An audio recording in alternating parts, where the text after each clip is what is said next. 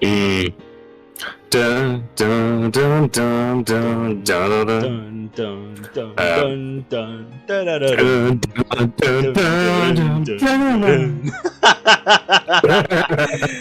Oh, we are live. Excellent. What a way to start. Yeah, just enjoying the music, which, holy shit, this might be the last time we fucking play this. Yeah, it very well could be. Tonight could be the last episode. Because if you recall from last time, we actually finished the game. Like, we finished the main story. You know, we saw Mayuri's ending. You know, we did that. And the credits rolled, and it's like, that's it. You know, there's nowhere to go from there. Or is there? Yes. For those who haven't been following along, well, realistically, if you haven't been following on, what the fuck are you doing? You need to go back to episode 1 because none of this shit's gonna make sense otherwise. Oh, not a for chance. those who have been following along, we have been following a guide through, requires us to play through 2 playthroughs, and the first one required us to just do the main things that we were doing, but here's the thing. That is required to get Mayuri's ending at the ending of the game. But, however, this time, we need to do a second playthrough back in the save that we created at Chapter 4 to get the true ending flags, which gets us to the true route, which is what, pretty much, as Imprudent says, is Chapter 11. Which is, well, when everything comes together.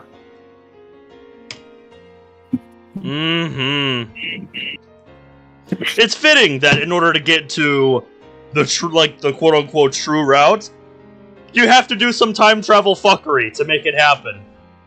It's only fitting, I'd say.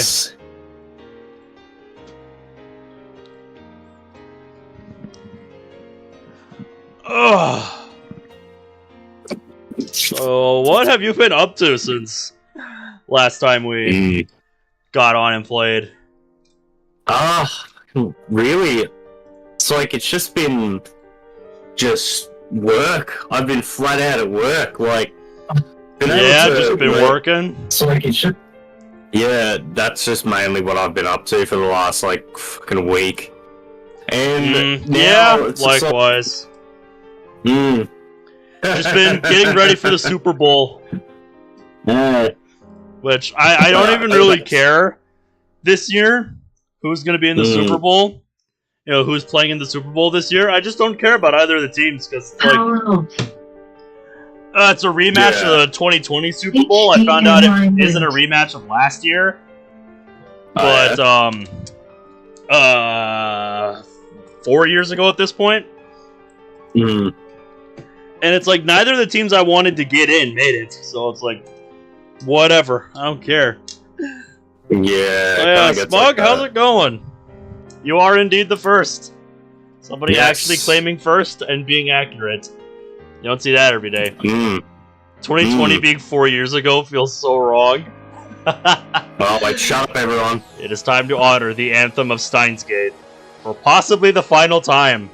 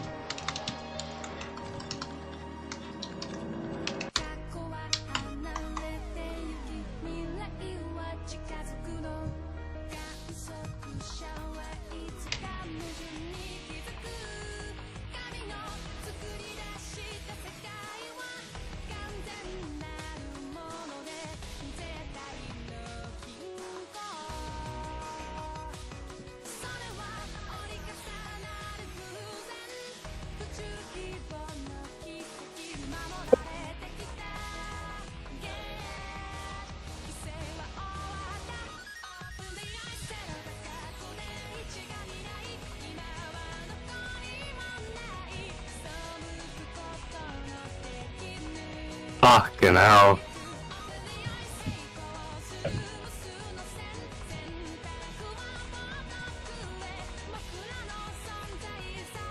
We've been on a fucking journey. Yep, just like with Devil, the longer we played that, the more the opening made sense.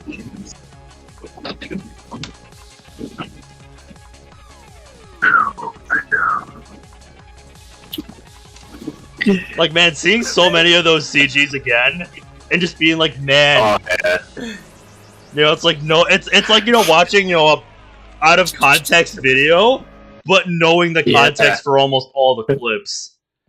Yeah, just, I will never look at CRT-TVs the same ever again.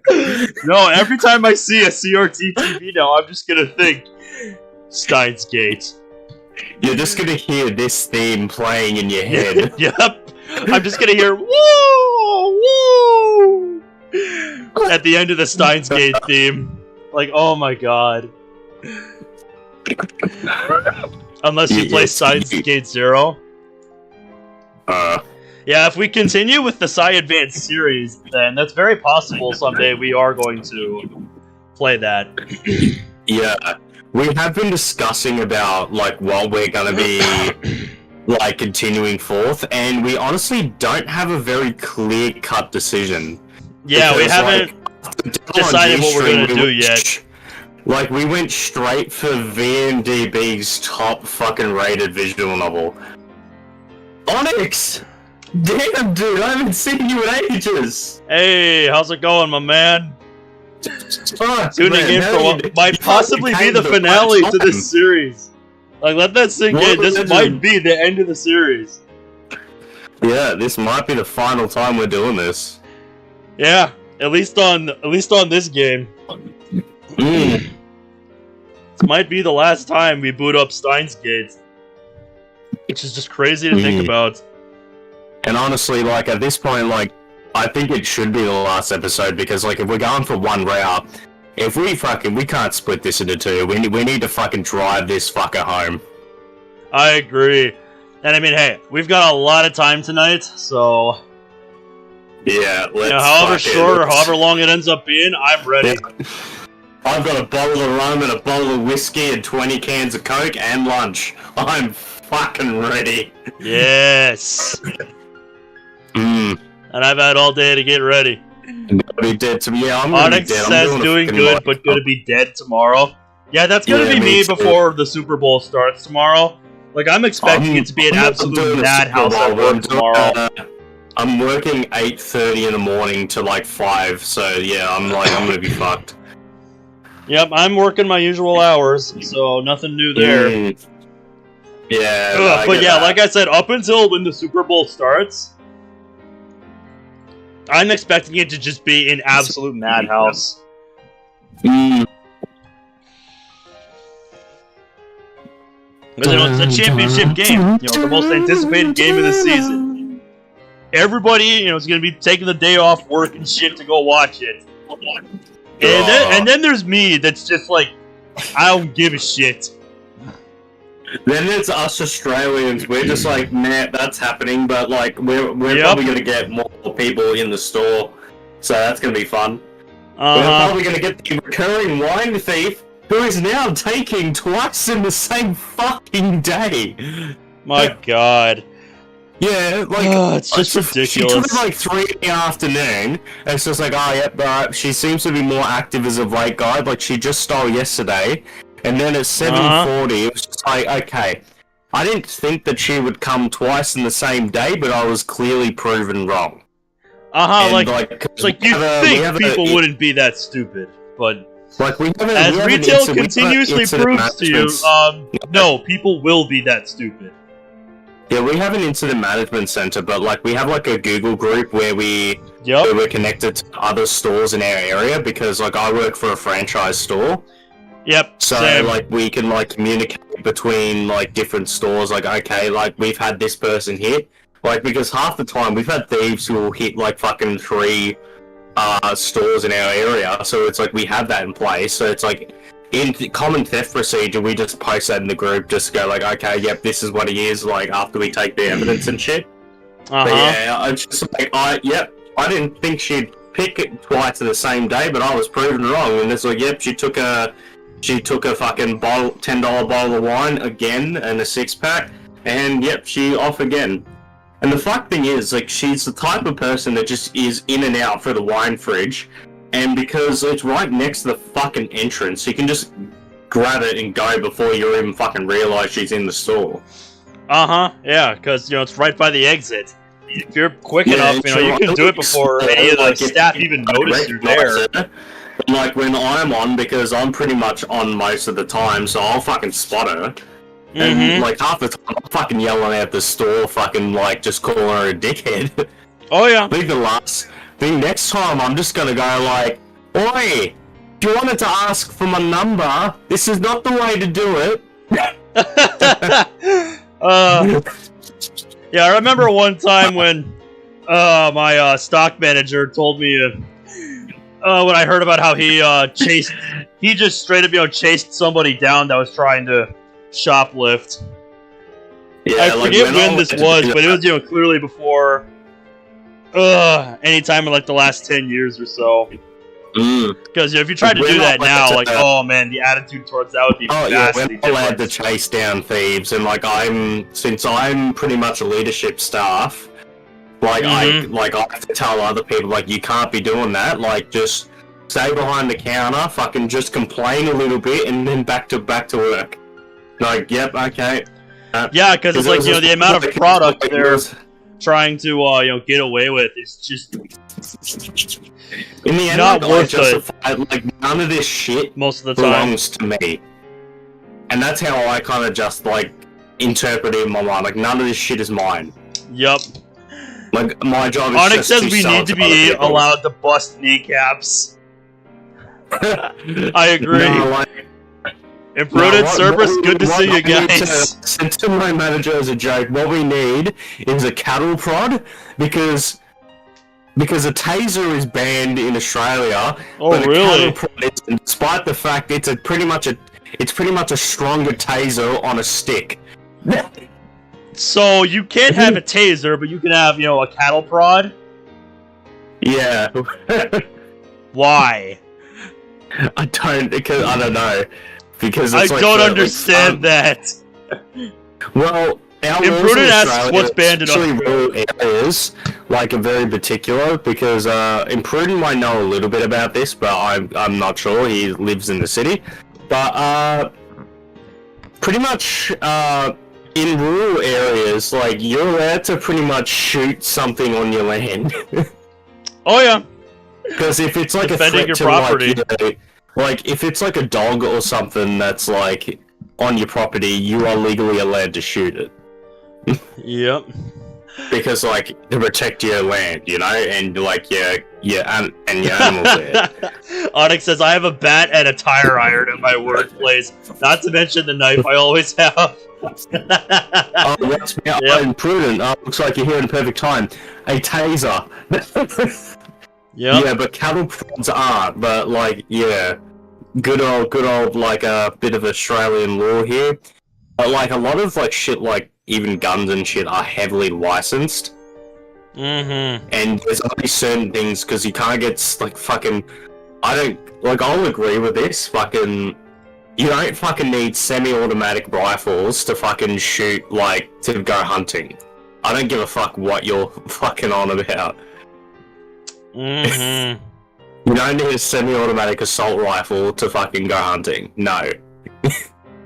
And I think hollow points are, like, banned, but, like, you can get standard rifles if you're licensed and you've got, like...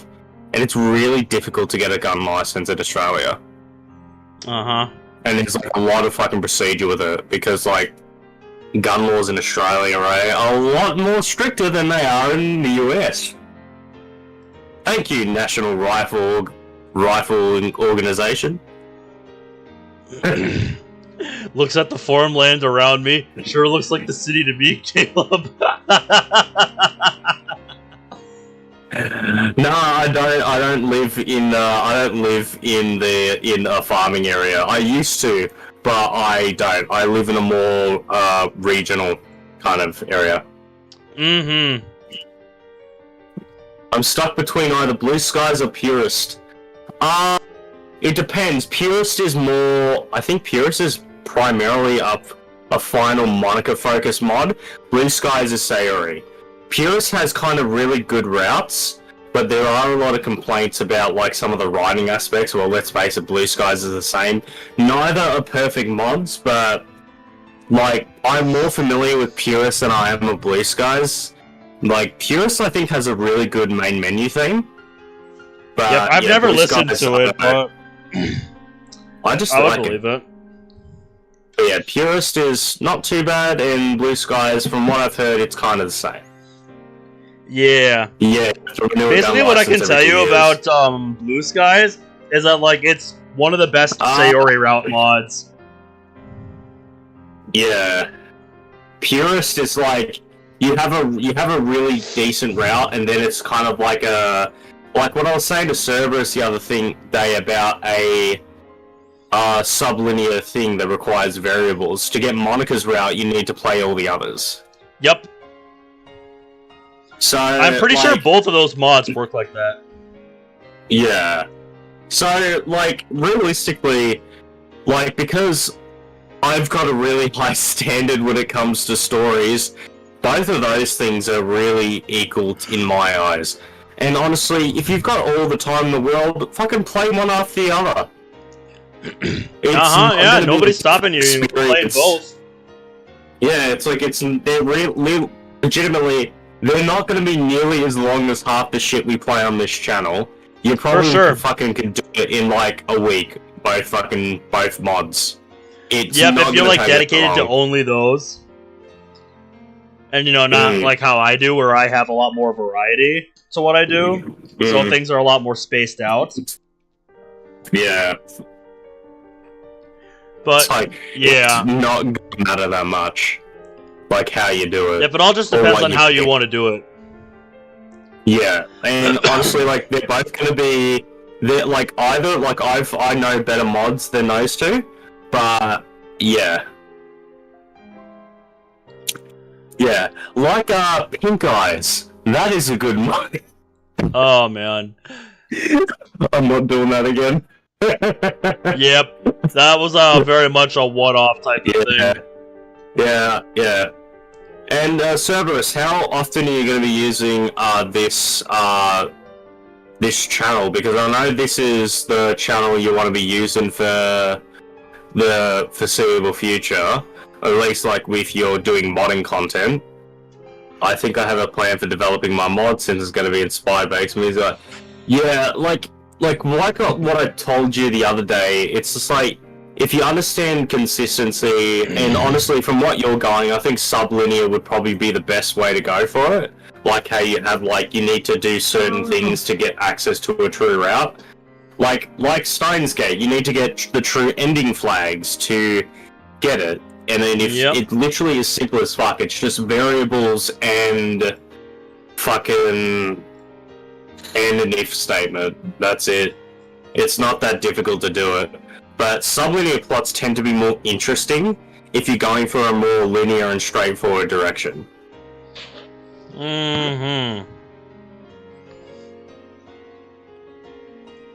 Anywho. Finally, time to chapter 4. Yeah, to go into these saves that we locked all those hours ago. Before we do that, can we fucking have a quick look at the settings? Because we're likely going to be skipping a lot of shit. So let's go into config, because I want to make sure, what's our skip? Skip release at phone trigger. Skip mode, read only, good. We don't want that as unseen, because... Yeah, we don't want to skip over stuff we haven't seen yet. Yeah. It's just music. And that's just voice. We've turned them all off. Yep. As was the vote in the initial episode. So sounds like we're good to go. So yeah, at the moment, chapter 4, it says, when you receive a text from Kurisu with the subject, did you write it? This should be the save that we made. Yep, let's go back to 6. Load this. Yeah. Here we go. Well, before we start this, I need to get myself another drink. with ice. Okay. Yeah, mate. I'm gonna enjoy this fucking stream. I don't give a fuck. That's not fair. Okay, Imprudent wants to do a vote. Imprudent wants to do a vote. Should we turn on voices for the true ending? You think we should put it to a vote? It'd be kind of daunting. Like, I'm probably gonna go for a no, because if we've done 16 episodes, like, over like 20 hours of content without voices, it would kind of be daunting to have them turned on. And we'd be like more focused on the voices, so honestly, I'm gonna go with a no. Like, if you want to put it to a vote, that's up to you, but like, I don't think, because we've experienced this entire game without it, if we do the voices, like, just for the second one, I think it would just be distracting. Yep, I think that's fair. Anyway, I'm gonna go get another drink. You can figure that all out. Yeah, we'll wait for you.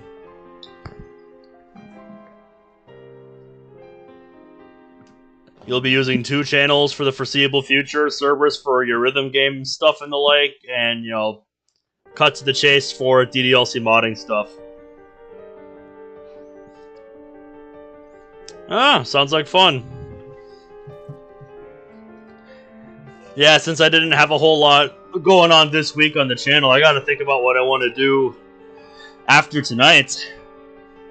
Gotta think about what I want to put on the schedule and all that.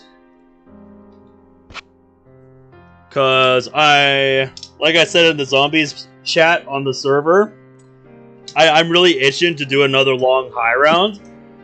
Like when I was working yesterday, like I can't explain it. I just started feeling this itch that's like, you know, just it might be because of the music I was listening to.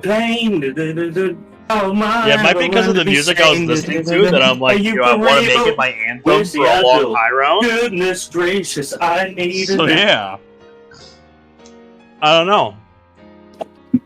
I'm back. You know, it's like I just want to do one. And what's up? Yeah. Just thinking about what I want to do for next week's schedule. Oh, yeah, fuck. What are we gonna do? Yeah. Gotta make some decisions. Alright, yep, let's load. Do we decide to see if we end the red, or do we decide it here? Okay, receiving mail. Okay, now, this is the time. We were told in Chapter 4, do not respond with scientist. But this time, we replied. So, this time around, when you received the text message, did you write it? Respond with scientist. And then in sequent messages with Kurisu, make the following choices.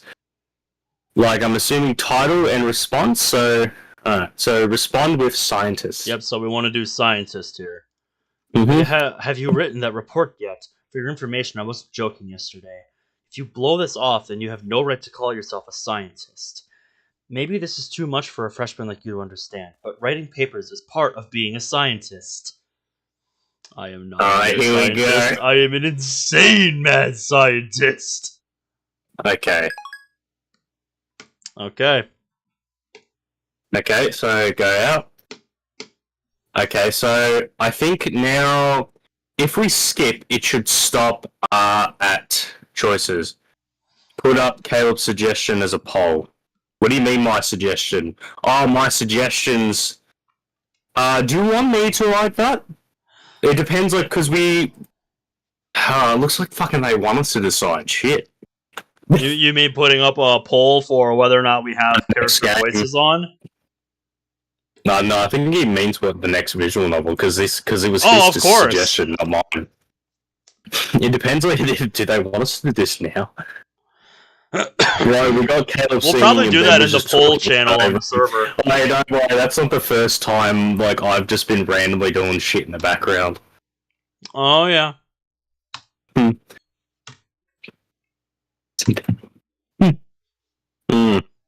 So all right, so we've responded. Now we just skip to the next choice.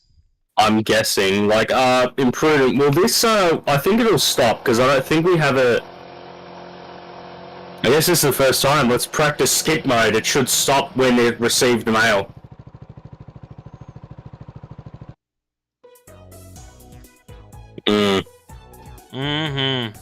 I think E is skip. E? It says E in the corner, or there's a skip button. Yeah, well, control also works, so I'm just gonna use that. Alright, well... Don't use control. Don't use control. Alright. Because in visual novels, control overwrites the rule of skip unread text in a lot of visual novels. I'll keep that in mind. So, just use a standard skip function. You got... Okay, it works. Okay, yep. You've got mail, so... The title should be... Assistant. Yep, what do you mean mad scientist? More like bad scientist, am I right? We want to go bottom one? Bad scientist, yep, here, what is the mad response? If you don't know what mad means in this context, I'll tell you. It's the insane definition. Yeah, God damn it, scientist. That's a great response. That's like a pun my grandpa would come up with. So it does. Bad scientist. Alright, so that's the next one there. Okay, so now we skip. Use the standard skip function. Yep, it's gonna be quite a bit of skipping around in this episode. Yeah. We're gonna be skipping through like 10 fucking chapters. Yep. Like you could do better. Do better. Aren't Americans supposed to be funny? What have they been teaching you over there? I'm not sure you want to know the answer to that, Okabe. You need to send it. You need to reply to it, mate. Yeah. We need all the true ending flags. Yep. More skipping. It's been so long since Chapter 4 happened. I know. Oh, it's Part-Time Warrior. That's right. Okay. That's right. Suzuha's back. Yeah. I don't think we need to do anything here. Like, if you want to reply, then sure. Yeah, but it's not significant. Yeah. It says, like... Akihabara is such a strange sequential messages with Kurisu, we need to make these choices. Yep. So everywhere I look, I see drawings of cute girls. Ah, yes, referring to the explosion of Moe. Yeah. Some of them even have their breasts fully exposed, which startled me. Coming here has been a real culture shock. It's amazing how peaceful Japan is now. Unfortunately, Moe has become the symbol of Akihabara and the chaos that rules here. Get used to it. Not after Faris' D-mail. Oh, yeah. I can imagine how that would shock someone who isn't prepared. Just imagine, like, I agree, it's all because of the organization's efforts to unify Japan. That sounds the most like Okabe. Yeah. I'm going with that one. I think that's great. What we picked last time too. Yep. So we're staying true. We're staying true to original me in this series. That's great. Onward. Oh. Yep, I was gonna say. Those interactions were forced. A new mail. Let's have a look. Hello. Does it just skip past Moika's message? Probably. That's probably what it was. Using control or the actual skip function? I was using E. So yeah, that's baked into the game. Moika's messages just get skipped, unless they're important. I don't think they are. Yep, I'm sorry, there's one more thing. I want to keep my message secret, she says. Why does she have to explain every little thing with a mail? What messages? Yep. We understand now, all these hours later. Alright, now we'll keep going. Moika just sending messages. Yeah, I was gonna say.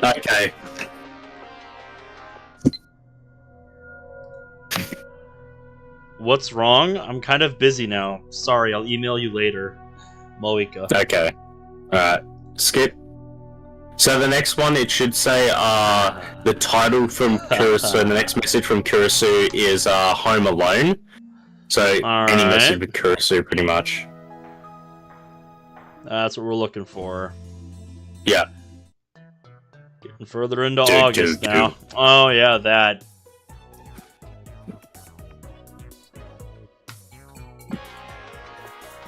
Let's have a look. Part-timer. Receive an unusual proposition from Suzuha. What? Now on TV? Just now I saw two guys fighting on TV. I think it was some kind of competition. It really got my blood pumping. Hey, mind if I come over and put you in a straight arm bar? It'll be fun. Mm. Doing some editing? Nice. Command Sembo? So you are an organization assassin! I'm sending that. Oh, that's great. Alright, now let's continue.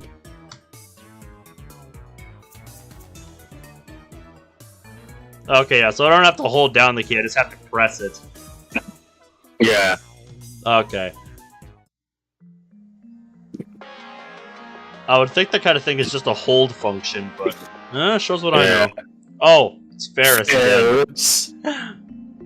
Signs of increasing misfortune, yep. Oh no, he escaped! Yeah, if we don't find him and kill him, misfortune will fall upon Akiba. Yeah, his name is, the end of, tutorial. He's small and nimble, and he cries, Choo-choo, nya! Come here quick, Faris needs your help, nyan! A rat? What kind of cat girl is afraid of rats? Disappoint me, Faris, nyan nyan!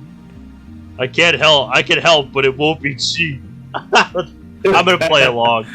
I can help, but it won't be cheap.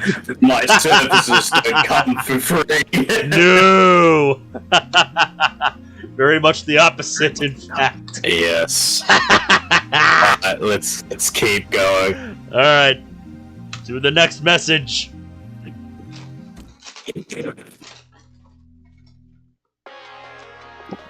Oh. Let's have a look. I like his reaction in conjunction with the timing of that. He's like, what do you want about Mayuri? Mayuri. Nah. Wait, assistant, check, go back. Huh? Check the assistant, like the last assistant one. One sec. Okay, looks like it's just... They're fine. Okay, no, they're fine. All good. Alright.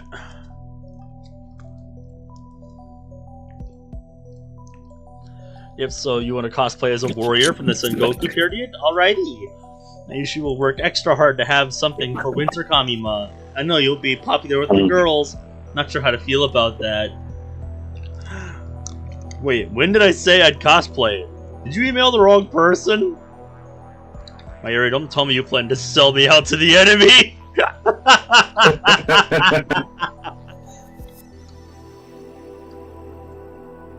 I'm genuinely curious. We're going with that one.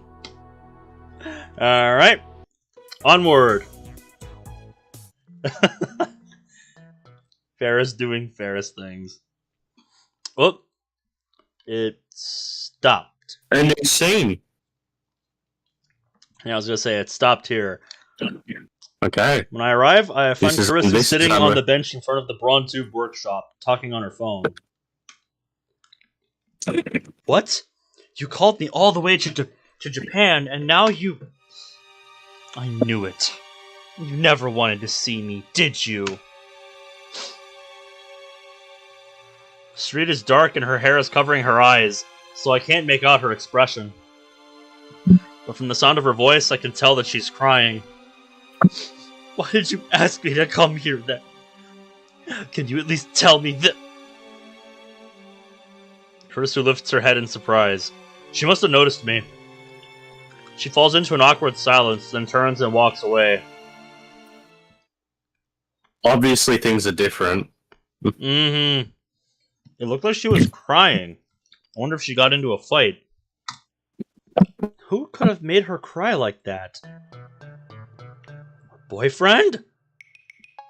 Okabe, stop it. Even a friendless, experiment-loving girl like her can get a boyfriend. No! There's no way such an arrogant, abusive girl can have a boyfriend! Then, who was it? Family? That's what I'm thinking. Sibling? Or maybe her father, who she hasn't seen in 7 years? Went to get milk. Never came back. Oh, I'm afraid to ask. Dick. Kurisu's scary when she snaps. Oh, She really is. Mm. You know, it's like she's Yeah, she'll already fucking- pretty cold as is. She'll put a nail in your hippocampus. Oh yeah, and she will not Yeah. even hesitate.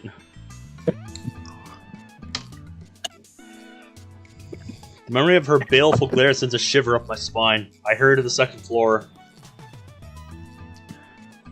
Check if you're able to skip yet. Okay. Nope.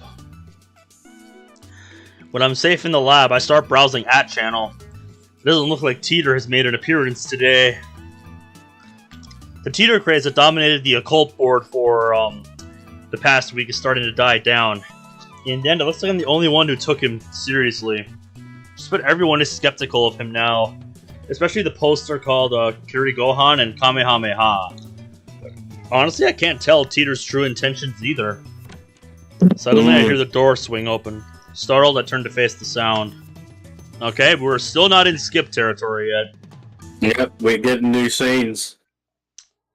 Fitting that you would be at the door, considering the focus of tonight's episode. Yes. Kurisu is standing there, glaring at me. Did we do something? Her eyes are red. So she was crying. That much was obvious. Why did It's not the 13th yet. Mayuri hasn't died yet, yes! It's the 6th! Yep, still got a ways to go. Yeah. I... The trauma hasn't ended yet. Yeah? I wasn't crying or anything, okay? No, you were definitely crying. Don't be ridiculous! Where's your proof? Your eyes are red. Ugh.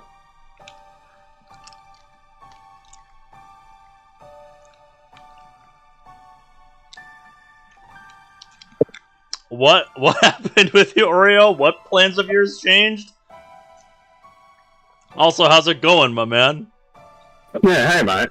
Her glare weakens for a second, but then returns at double the intensity. I wasn't crying, okay? You're not being very logical, Christina.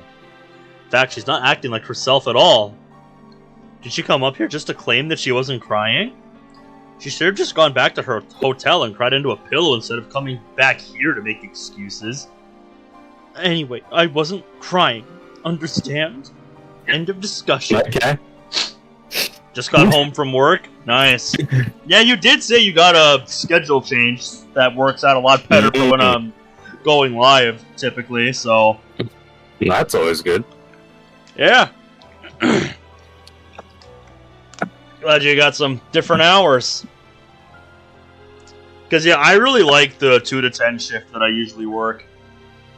You know, I don't have to wake up at the ass crack at dawn. And I can, you know, come home and just enjoy the night. Which is great. Because I'm much more of a night person compared to a day person. Mm. I'm not really a morning person. Nights are chill, relaxing, and then like day is just like, eh. Yeah, it's so much noisier. Yeah. Car salesmen are assholes. Mm-hmm. Anything in particular that makes you say that today, or are you just stating the obvious with them? Especially when you work at a dealership. It's probably just a collection of fucking experiences. Yeah. Like, for me, it's just like, me and Ben work in retail, and yet we can have completely different experiences. Like, Ben works at a supermarket, I work at a bottle shop. Yep. I would say a bottle shop is just, I sell alcohol. It's primarily it's a liquor licensed establishment. So like yep. I sell alcohol to drunks. Yeah, so we we have, can tell have one of those different connected to us, but we're not affiliated with them. They're their own entity. Well, not even. It's just like we live in different countries, but we work in retail. Yep. United by the retail experience. Yeah. Like, fuck. Like, I can give a story, like right now. This one bloke, like, he looks, like, young enough for me to ask, because we follow by an ID 25 policy. Yeah. So, like, if you look, like, our alcohol, like, the liquor licensing law, it's like you can't drink if you're under 18. Yeah. But if you look, so our policy is just like, if you look 25 or under, we ask you for your ID. Like, that's blasted everywhere. I've even got a fucking little pin that I've attached to my my jacket that I wear at work. It's just like, just a representation, like, we're gonna ask this. But, Yeah, it's like... this one bloke, for fuck's sake, like, I asked him for ID, and this is like, what? Like, he's fucking Asian or some shit. And he's just like, oh, I've got it. Pulls up his phone, which is already a red flag for me, for fuck's sake, because liquor licensing law, we can't accept a photo taken of a license or an ID because that can be photoshopped and altered. Oh, for sure. And it's just it's like, mate, you only have one side there. And even if you do have both sides, it can be manipulated. Try to get, like, her stuff. It's like, unless he has ID, it's like, I can't serve either of you. And it's like, oh, what? It's like, oh, they were talking about liquor lights. Like, yeah, it's liquor licensing law. Like, you can't, like, provide ID for him, because that's like, and I pointed, because I was already, like, 7 hours into this shift. I was annoyed. And I was like, oh, what, okay. That's, $23,000 of a fine? Yep. And then after all that argument, he pulls out a physical fucking license, and it's I'm like, why didn't you just do that to begin with? Yeah, I was just like, it's like the sheer stupidity on display. It's like, is it so hard to reach into your pocket and grab a physical card? And why fucking argue about it when you had the fucking valid ID to begin with? Yeah, it was just like, why didn't you just lead with that? It's like, we could have avoided all of this if you just led with that. Yeah, it was just like, I was just like, inside, because anyone who's worked in retail knows that, like, complete utter bullshit and casual, just smiling and lying to customers' faces is the center point of retail. Pretty much. Just smile and put up with it. As much as you want to bottle this cunt in the head, you just have to, like, okay, have a good day. Yeah, I don't know if I ever talked about this incident on stream, but yeah. Onyx, I hear you when you say common sense isn't so common anymore. Like, I distinctly remember this from, like, 2 or 3 weeks ago. We were just, breaking down pallets in the back like usual, getting the stock ready to be sent out onto the sales floor so that it can be worked and shit.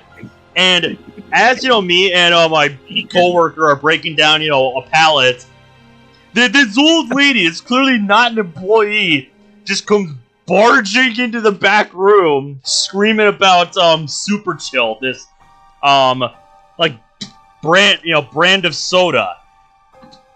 Asking for, like, 0 sugar, like, 2-liter, Super Chills. And, we're just looking at, me and him are just looking at her confused, like, what?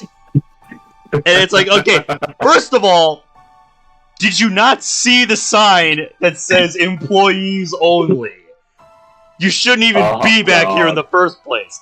And second, we are kind of busy here. Do you not understand that we are trying to work back here?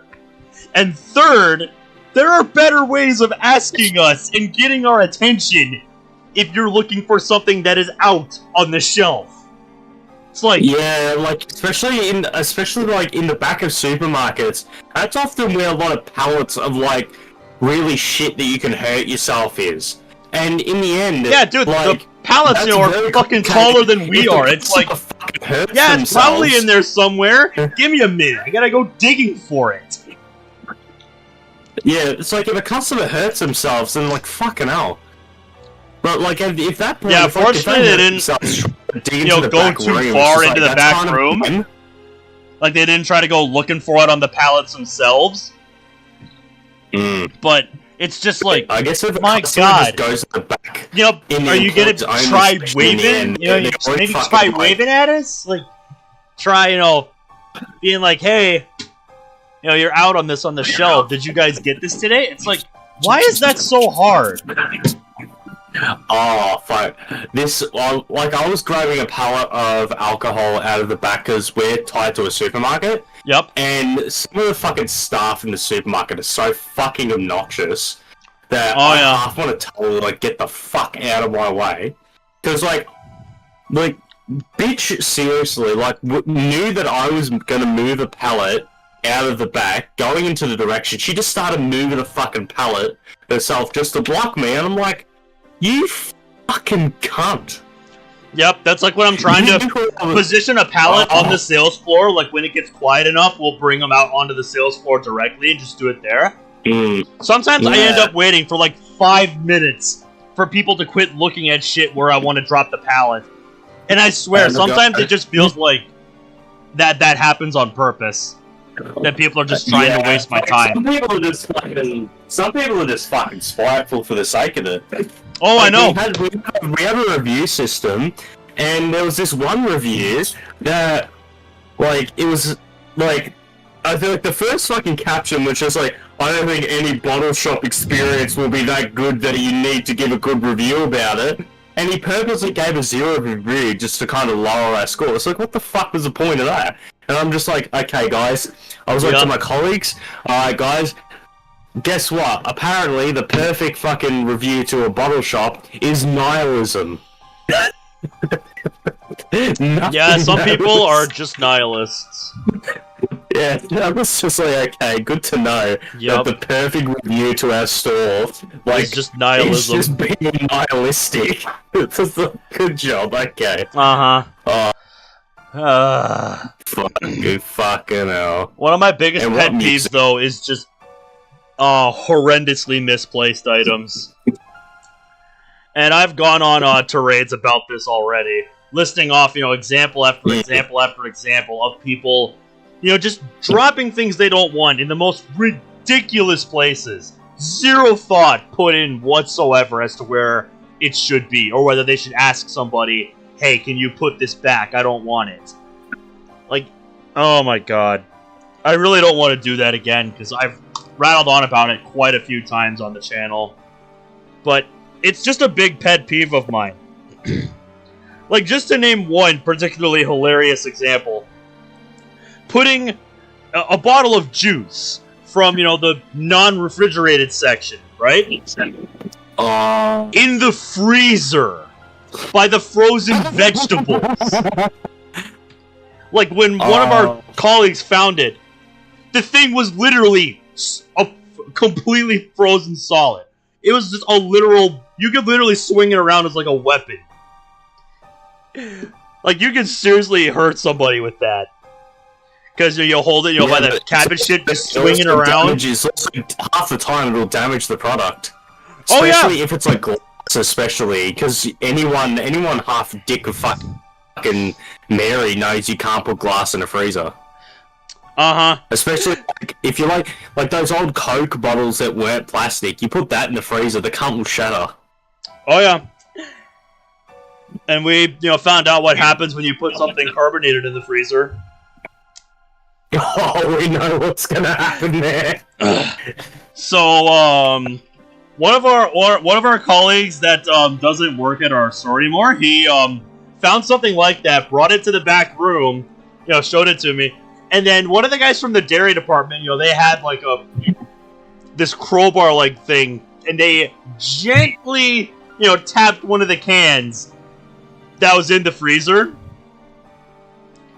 Because, you know, the guy was holding it in his hand. You know, he gently tapped one of the cans, and you know what happened? Oof.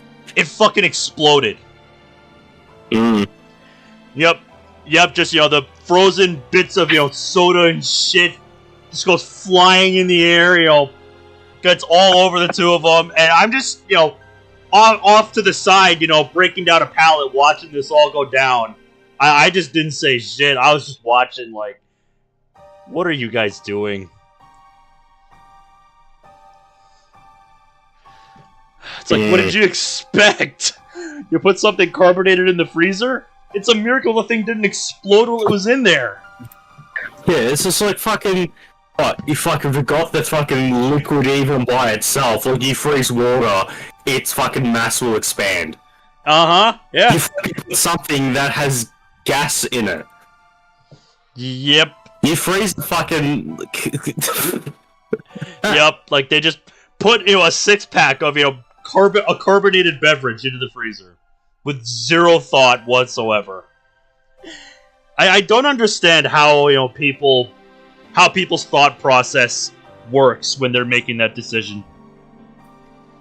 There's just... It baffles me. Also, Zach's back. That's who's back. Zach? By the way, you're an entire fucking series early, you fucking cunt.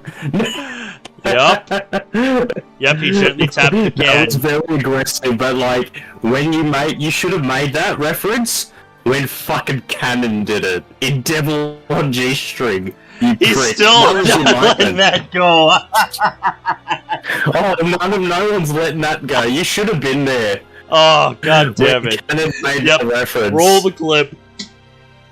Get the clip, guys. Bet 10 to 1 that Ben will never say that word with the hard R on stream. Nope, probably not. I know school exists, but guess what? We're in our 20s, motherfucker. We don't have to worry about school. We just have to worry about adult things like work. Yep, like all the adult thing I had to do the last few days. We get paid for it. We have to do work, and we do get paid for it.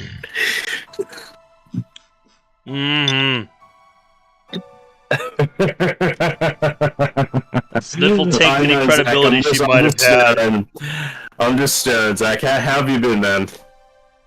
Yeah, it's good to see you again. Even now, instead of going back to her hotel, she flops onto the sofa and hugs Mayuri. This is the final episode. All the boys are here. Yep. For the next few minutes, she just sits there, pouting and staring at the wall. What happened to you, Kurisu? Who was that you were talking to? The TV were on, then we could have a little BGM for some distraction, but unfortunately, painful silence prevails. The only sounds are the whirring of the desktop's hard drive and Kurisu's occasional sniffle.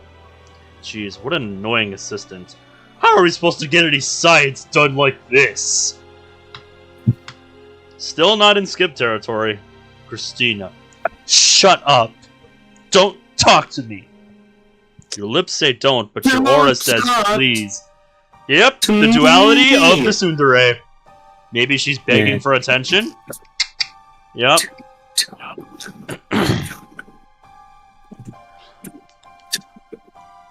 Remember Lei? The name sounds familiar. Yes, I do. I'm kind of friends with Lei. Like, I occasionally, check in and see how she's feeling. So yes, I do remember Lei. Listen, you don't have to talk. I talk to those guys occasionally. There's something troubling you? I'll do everything in my power to help you.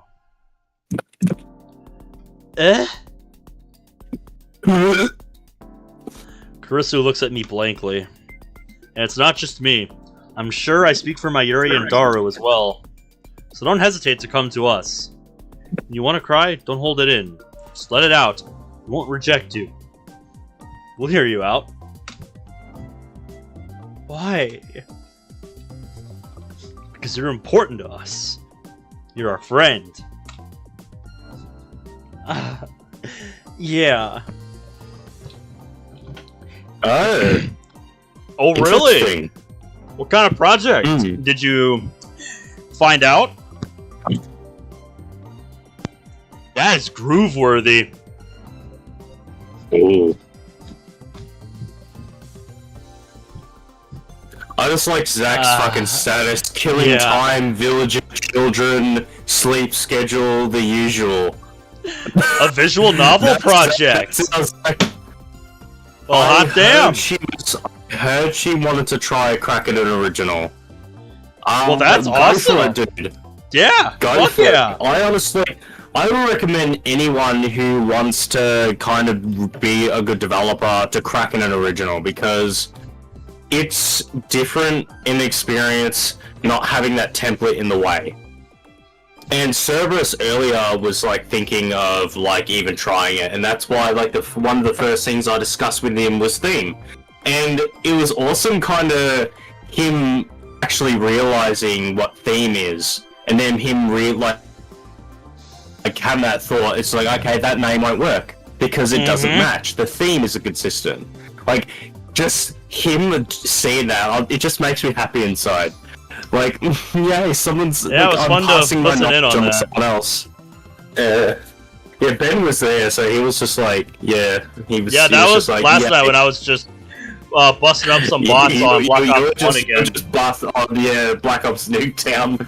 I gave a bit of a bust up on Black Ops 2 Nuketown, but yeah, I really need to. If I'm gonna get into that, I need to fucking not touch anything, so like my save doesn't crash again.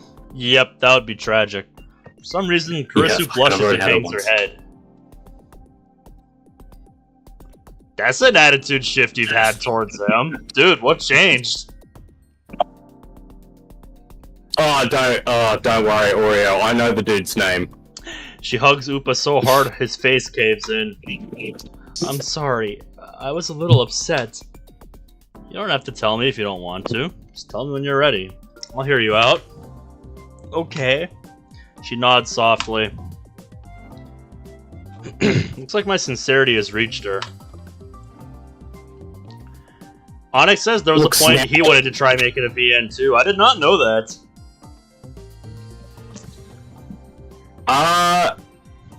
The thing about the first time I decided to branch out and try different things was, of course, when I first became a modder, I always wanted to create something new, so that's when the first edition of the Blood Cipher actually was created.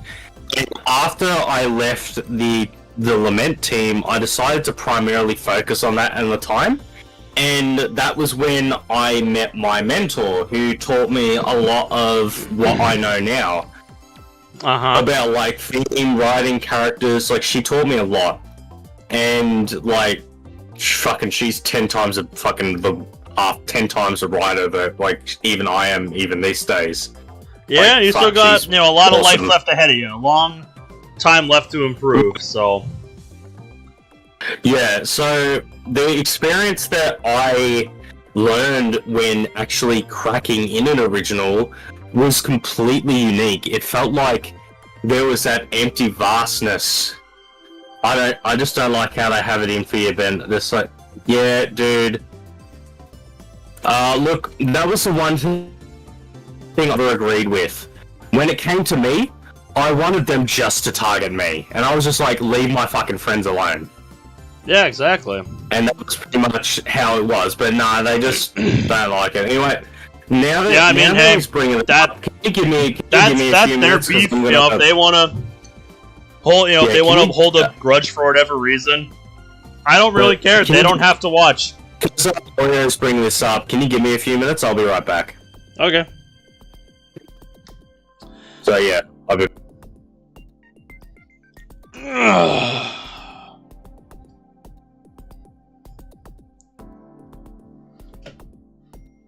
But yeah, if they want to just lump me in with them, just guilt by association. I don't really care.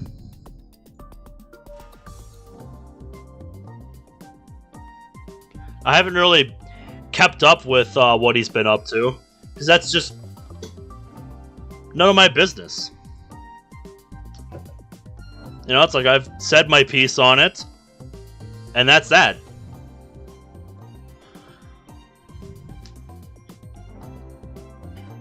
Yep, I know you do, dude.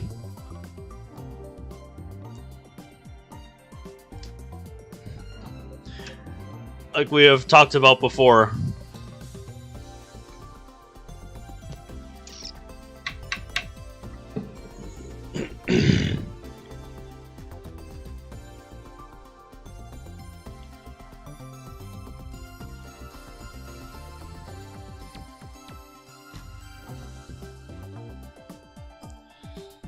All I'm really gonna say is, you know, he can dislike me,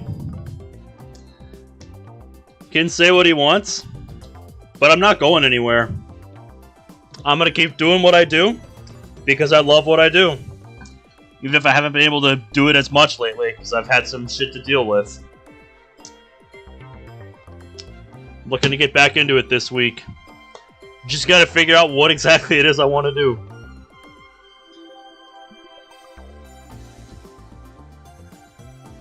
Yeah, that's probably the way to go about it, Onyx, if you ask me. I just never particularly cared for the guy.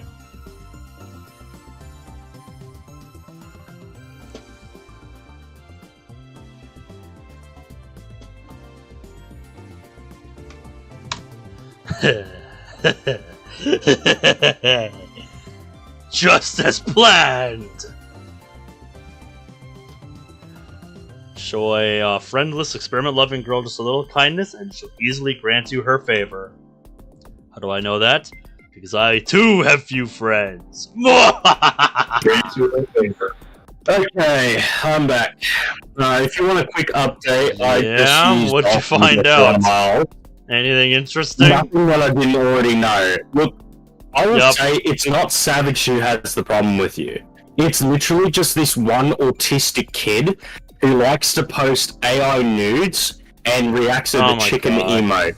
He is the only one, and he's like, this kid's autistic as fuck, to the point that anytime he mentions me, he calls me the shameless predator, and it's just like, dude. It's like how obsessed are you with his past content? Like, holy shit. Oh no, he's obsessed. And like, he tells Brenrick, like, oh, don't, like, he's mainly the one who's preaching about having you banned from the DogiTuber Awards, and I've spoken to Brenrick myself, and he says, like, he has no intention of, like, catering towards shit like that. So, like, Brenrick will do whatever like, he does. You can go either way on whether or not you want to remove me from that, because I don't even care about the DogiTuber Awards. Yeah, like literally, it means nothing to me if they remove me from that. I was brought into it the first time involuntarily anyway. Like, they pretty much just included me solely because I've made content on the game, you know, on the various mods for the game the past few years. Like, there was no heads up that I was going to be involved in it or anything. Like, I'm not even part of the DogiTuber server. Because I don't care to be. Like, I am just an outside presence in the community. Yeah. Like, I just play mods because I want to play mods. Not because I'm trying to be part of a larger community or anything. Like, I'm just me doing what I do. Like, that's what this channel is, that's what it always has been. Probably considered a DogiTuber anymore. Like, literally, majority of your content isn't even fucking Doki Literature Club anymore. Uh-huh. Like, yep, I think it's gonna be around on the channel for some time, but... You look at all the streams, and the last DDLC-related stream was 2 weeks ago. Yeah, that's in part because I didn't really stream a lot this week. Yeah, that was Blue Skies with Zach. You've got Steins Gate, like... You've got 4 Steins Gate streams, Undertale Yellow, Celeste, and Sonic. Uh-huh. Yep, and there's more stuff I want to do here. Yeah, it's just like, come on. There's a lot of stuff I want to do. But no, I just double checked, and like I looked into the Savage community server. It is literally just that one autistic kid. Savage himself, like, he kind of knows, but he just doesn't care. No, of course he doesn't. At first, where he was just like clowning, but it's just that obsessed kid who like really wants to like remind everyone, and I'm just like, look, dude. If you want to, like, I said this one thing, dude, I'm sorry that you are so hateful, that Yeah, you it's like- cannot possibly do anything else but be obsessed. And it's just like, and he makes like occasional jokes like, oh, the Jigsaw's on his redemption route. Like, oh, I don't believe in you anymore. And I'm like, yeah, sure you didn't, cunt. Uh-huh. Like, fucking like, I've picked apart him on fucking like comment sections in YouTube videos as well. It's just like, yeah, fuck off, idiot. But nah, like the only person who has made a fucking big deal about you is that kid. Yeah. So I mean, dude can believe Like- what he wants. You know, I have no contact with him, and I don't plan to change that. Yeah. I've more than happily well, not real happily, but I've been more than willing to speak publicly about the allegations surrounding me. And the first thing I did when a lot of the shit about me came out was I talked to the entire moderation staff of the Stream Zone, and I told them the truth. I told them exactly what happened from the beginning to the end, including everything related to my friends and how they were involved. And in the end, it was everyone else's decision to like how they wanted to see it. And like everyone thinks it's like I lied to I lied to them. It's just like I fucking told them more the truth than I have anyone else. It's just like, come on. But yeah, it's just like the one thing that I disliked and was that my friends were targeted. And like I grew like when that shit came out, I learned who my friends are, and this community has been so fucking welcoming, so like just all like really fucking good to me, and like I will fucking go to bat for these dickheads, and I will always say, fucking, if you're gonna fucking blame me for my shit, it's my shit. It's my burden to bear, my fuck up. That's on me. Just because my mates choose to be fucking friends with me, that has nothing to do with what I did. Yep, and that's the same kind of stance I have. You know, it's like, if you want to come after me, fine, but if you're gonna, if you're gonna go after my friends, that's another thing entirely. Then, despite the fact that you publicly said, "Come talk to me," if you've got something to say it. You left your DMs open and purposely said, "Come on, DM me." No one fucking did. Yeah. Instead, they attempted a server raid which has a firewall pretty much in place that no one could get past unless we let them in. Pretty much, yeah. They just bounced off the fucking initial entrance procedure, and it's just like, oh, 5 people are joining simultaneously. Let's just leave them for a while. Pretty much, yeah. Yes. It's this wonderful thing called security. Yeah. It's like, maybe you've heard of it. From all my experience in the DDMC, I know how spiteful some people could get at it. I just thought, you know, this is a good idea. And so far, we have been pretty consistent with it. We have had barely any issues with like new members joining just to fuck with us. Yep, and causing problems. Yeah, we can literally look at every member who joins us. It's like, oh, yep, you seem to be an account that it hasn't been touched for like years. You seem like an alt that has... Oh my god, this is an account that was made just a few fucking seconds ago. Yeah, it's like obvious red flags.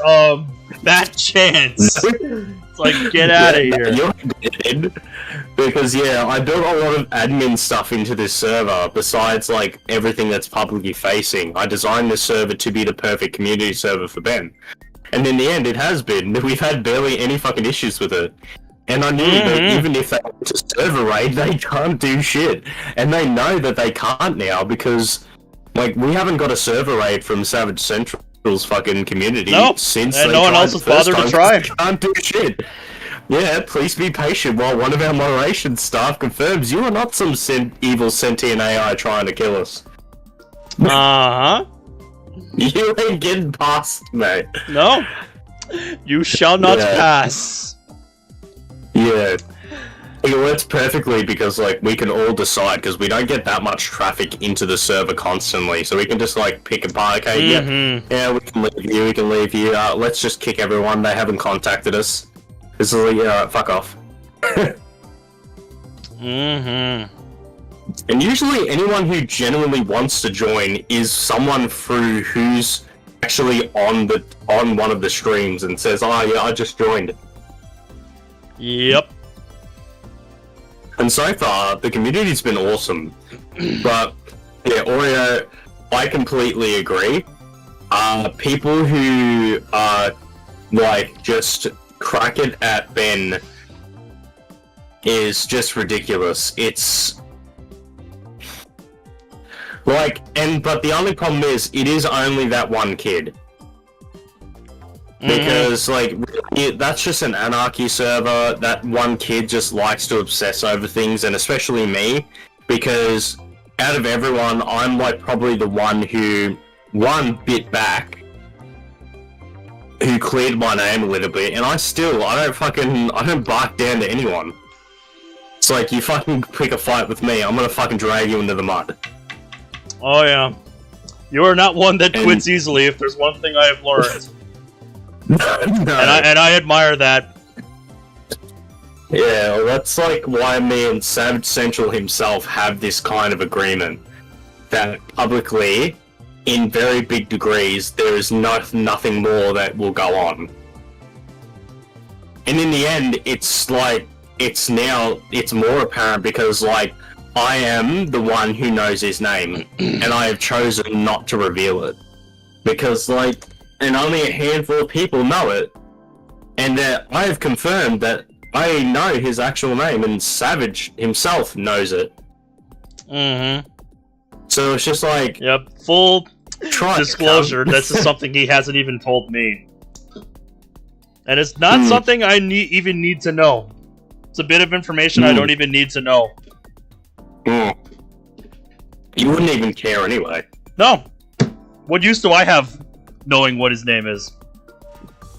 Yeah, but it's just like something that he hasn't intentionally revealed. It's just like, I know it. Mm-hmm. And out of everyone else who ever fucking got in the crosshairs of that community, I know his fucking name.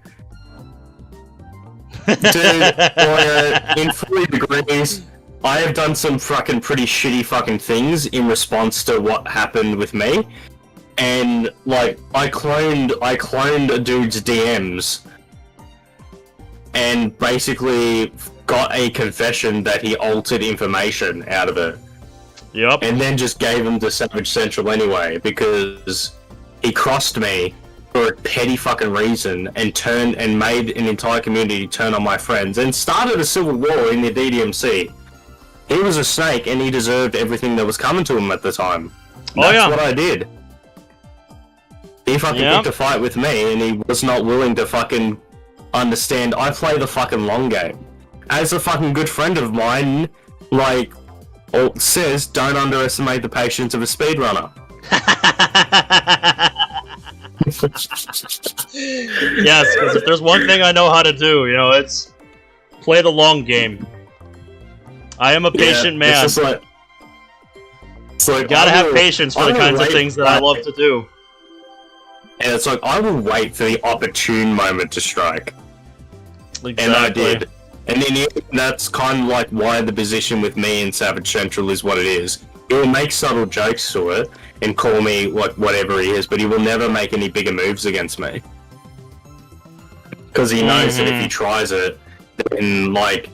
He knows what the repercussions are. Yeah, like he knows what I have done to people who have crossed me. Anyway, I'm gonna go to the bathroom. Shall we continue? Yep. I'm gonna keep going, see when we get to the next point where we can skip. We're still on new dialogue. Kurisu's help is critical to solving the mystery of the phone wave. It's subject to change. Ah, yes, before it became the time leap machine. Now that my plan has succeeded, her petty private matters shall no longer be an impediment to our science. Normally I, the great Hoenn Kiyoma, would not concern himself with the mental health of my minions. But if this is the price I must pay to bring my dream to fruition, so be it! With this, Kurisu's loyalty is assured. Soon the world will tremble before us! Alrighty. Yep, back into skip territory. So that was interesting. And it's been a while since we've seen that meetings CG. It has been a long time. Oh. And we've reached our next message.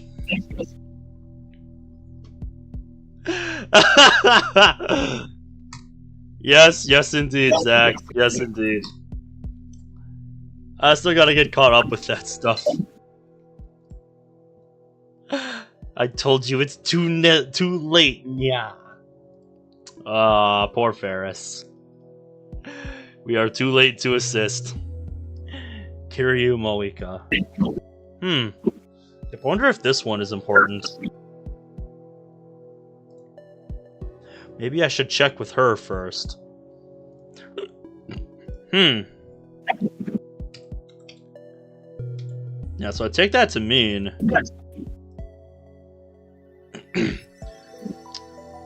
want to reach out. Hey,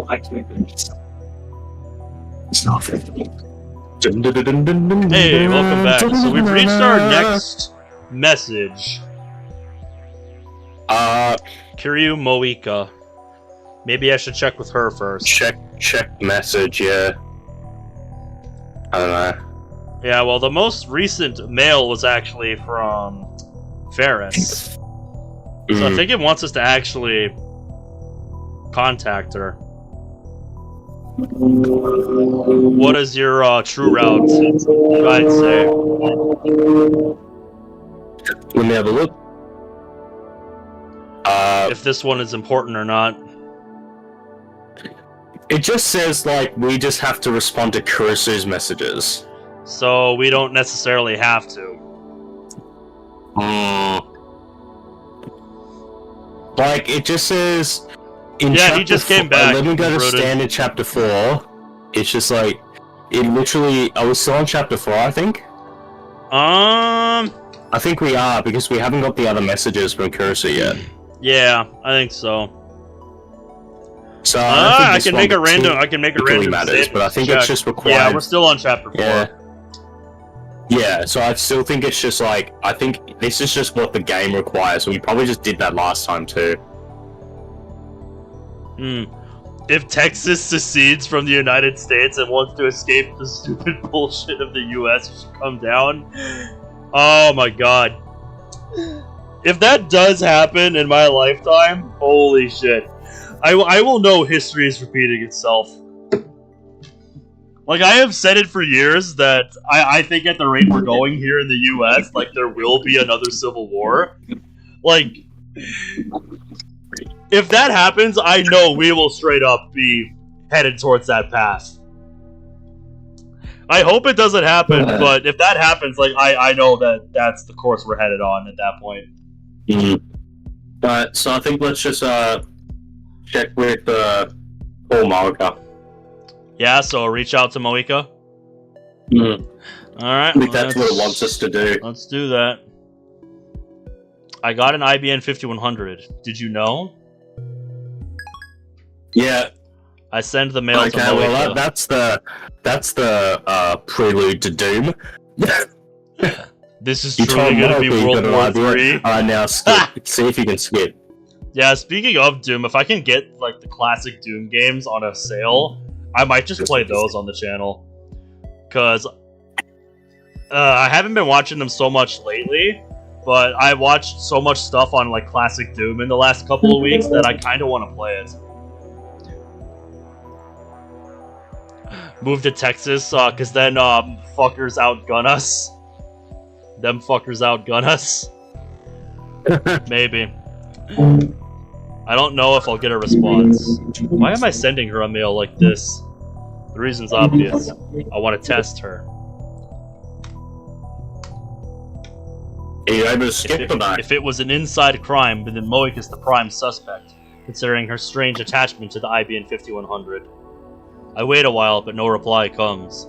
Of course, even if Moika were the culprit, she wouldn't just admit it. calm down. Tell us what Still happened. nothing? You don't have to be precise. Just say whatever comes to mind. We can work it out later. Yeah. I wet myself with a handkerchief, then slowly explained the purpose of the IBN 5100 and how I came to obtain one.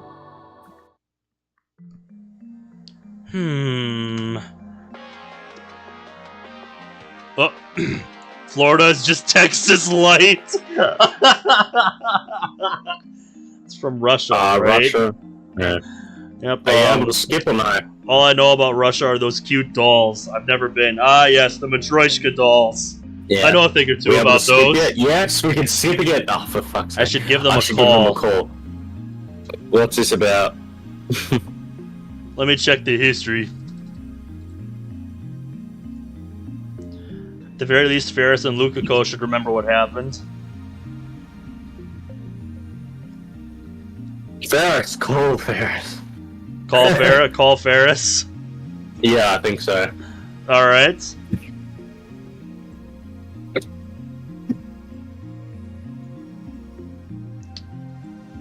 Oh, it wants us to call Lukako, actually. Alright, fair enough. Lukako it is. Alright then. Hello, Okabe-san. Please forget what you saw the other day. No, don't gotta tell me twice. I saw something. It's best you don't remember my cosplay. Oh, that?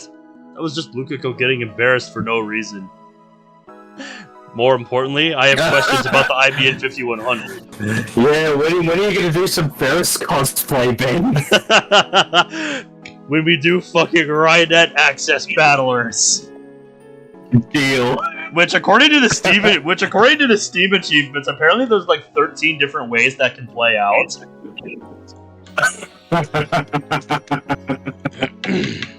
The like Ryonet thing. The IBM 5? IBN 5100. About 9 years ago, someone dedicated a retro PC to Yanabayashi Shrine. Are you able to skip now? Know anything? Yeah, I can. Okay. Oh, we've read all hi, this, there's no Faris. point. Faris. Yeah, no. Oh, God. Okay, what's this? Yep, we're still skipping. There was a mail, let's check. It was just Moika.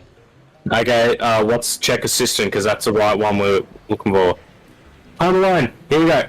Yep, is it okay to leave me alone here? Outsider. I'm an outsider, remember? I could steal all your precious future gadgets.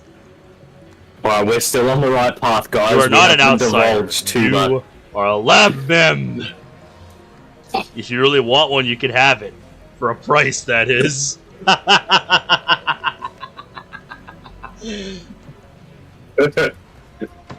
at what cost? Your soul! I can see him doing that. So which way are we supposed to go with this one? Outsider we reply with. Outsider? Yep. Tractor, you'll need to find a wig separately. Oh, I'm sure. Did we get the wrong address? Faris's place. Oh, God. Alright, let's check. Faris didn't want to be so introspective. It's a disgrace to be thought of as your partner. People will start doubting my character. Anyway, finish your errand and get back. With whatever's their disgrace. Then why do you keep coming to the lab? In truth, you're so happy to be a lab mem that you can't help it. Isn't that right? Yep. I love that. Oh, god damn it! Improvement! Okay, let me see cosplay as Daru then.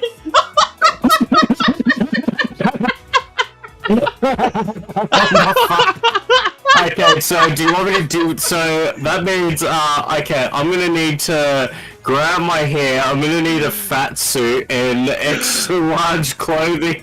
Oh my god, yep. And a pair of glasses. Yep. And I need to watch like 2 terabytes worth of hentai. Then I'll be truly then Daru. You'll be truly in character.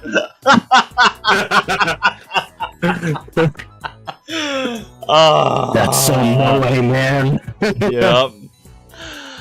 Yeah. Fucking hell. So yeah, wait, no, I forgot. I need to fucking like, I need to get a computer programming course. I need to be a super hacker. Well, who were we supposed to call again? I guess I'm just gonna click names until I can click something. Oh, we're supposed to call Kurisu apparently.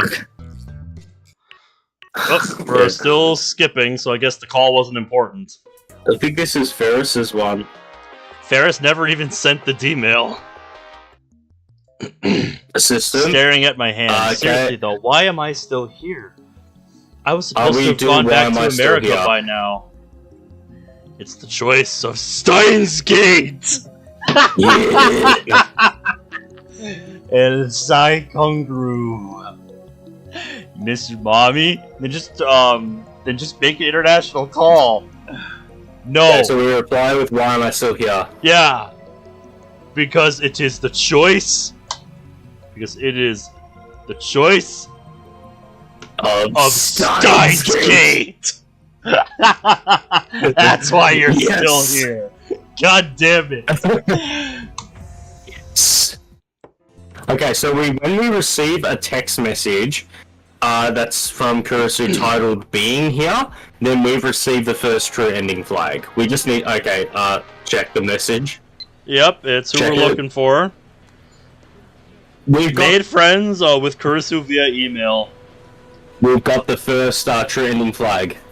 I don't know about this Steins Gate thing.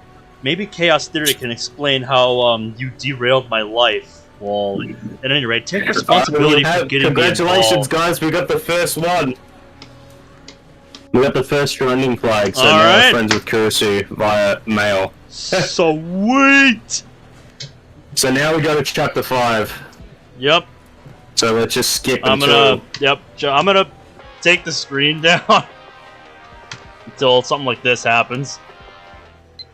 Oh, we got this one. Oh fuck! Who remembers We're this? watching you. I remember this. Oh. Yep. Now skip. The fucking jelly men. Yeah. Well, who here remembers that? The fucking CERN experiments with the particle accelerator, or whatever the hell that was. And what the fuck are you on about? That is the real of Steins gas. Alright. Time to do some skipping. Oh, God. Yep. Since we're gonna be skipping for a while, I'm not gonna make you guys see that. Yep, just a message from Mayuri. Alright, back to skipping. We've got a lot of that up ahead here. Difficulties. We apologize for absolutely fucking nothing. Oh, new scene. It skipped right past the mail we received. Okay. Oh, it's just from part-timer. Awesome. Going to infiltrate now. What should I do? I'm so nervous. I can't see in my own heart like peeking through frosted glass. Wish me luck. Over and out. Anyway. New scene. Kurisu scratches her cheek in what could be taken for a bashful gesture. I hope Amane-san finds her father. Yeah. That would be nice. Come to think of it, she has father issues too, doesn't she? Steins, yeah. Why? Maybe she sympathizes with Suzuha. I don't know. Hey, Okabe? Suddenly, Kurisu starts fidgeting for some reason. I'm sorry about before. Before? When I hit you with my book. I thought you were just being a pervert. Wow, we actually got her to change her tune on that? But when I thought about it later, I realized you were being completely serious. But I acted on impulse without even considering what you had to say. Forget it. Regardless of my intentions, the fact of the matter is that I made Mukiko cry. Just to make sure, you're not a perverted scumbag, are you? Make sure my ass! Are you trying to apologize or what? I just don't want you to use science as an excuse to be a pervert! Not while I'm helping, at least. Oh, I see. I see how it is. What do you take me for? My friends are precious to me. I may be an insane mad scientist with an IQ of 170, but even I have my limits. The phone wave, name subject to change, wouldn't have come this far without you and Daru at my side. Okabe. I am Lab Mem 001, the founder of the lab. If my friends are in danger, I'll rush to their aid, and I would tear my own limbs off before I knowingly brought harm to any of you. What the fuck? What's so funny? I'm looking Has to be the fucking cheesiest chat, thing and you've I'm ever like, said. Ben's, what the fuck? Wait, I don't know what's going on in chat right now. Ben switches out for the Rizzler. Caleb. So Kurisu likes a bit of cheese, huh? Who else do I know that likes a bit of cheese? Still, it's nice to hear. The research institute I work at in America is full of talented people from all over the world. But it's not a friendly place. Yeah, I've heard that about just universities in general here in the US. Everyone thinks he or she is the best.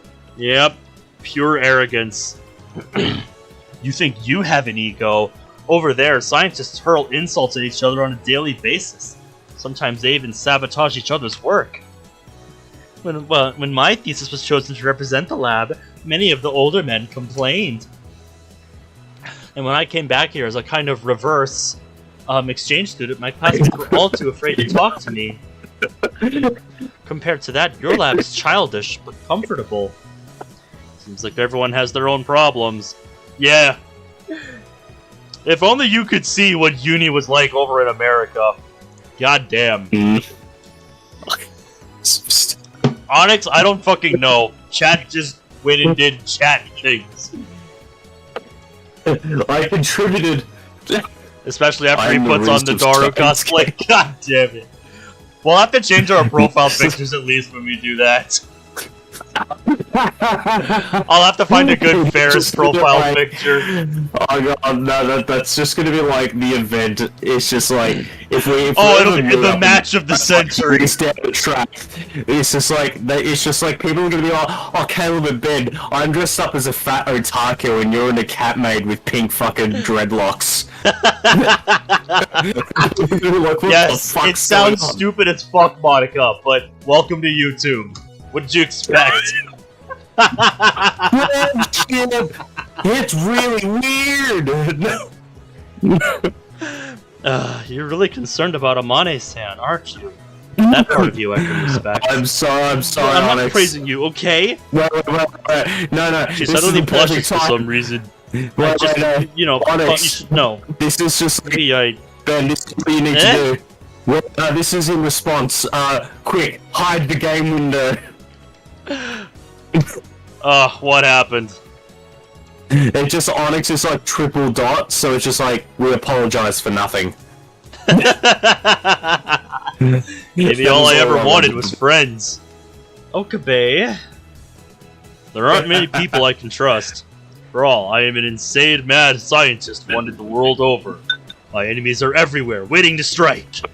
Curse this incredible genius brain of mine. I think of you as a friend too. What? Oh god, the scenario vibes. You said I was your friend, remember? You said I was important to you. That made me really happy, I guess. Ugh, excuse me. Do you have a fever? No! What the hell? Here I am trying to find something decent about you. I don't care anymore. Stupid! You're really stupid. Kurisu squares her shoulders and quickly walks ahead. I give chase. What exactly happened just now? Is this girl planning something? Maybe she really is plotting to take over the lab. No, wait. Maybe she's trying to sabotage the party because she doesn't like Suzuha. No mere assistant is going to pull one over on the great Houin Kiyoma. Anyway, time to get my head in the game. I must prepare for the Last Supper. Operation Eldrimnir.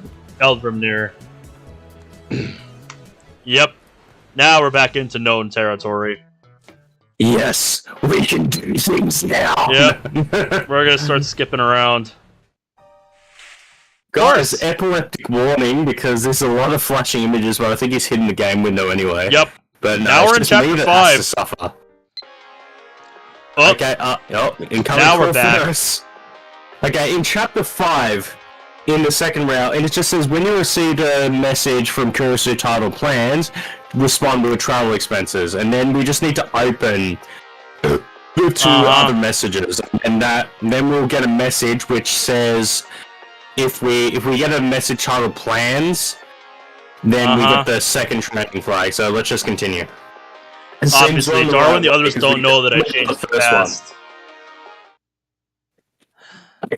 Alright. Call with Faris. We've already seen this, so we're just gonna advance. As much as I'd love to reenact that, for the sake of time, we're gonna keep skipping around. Prudent, did you think I was playing this entire time? Nope. Nope.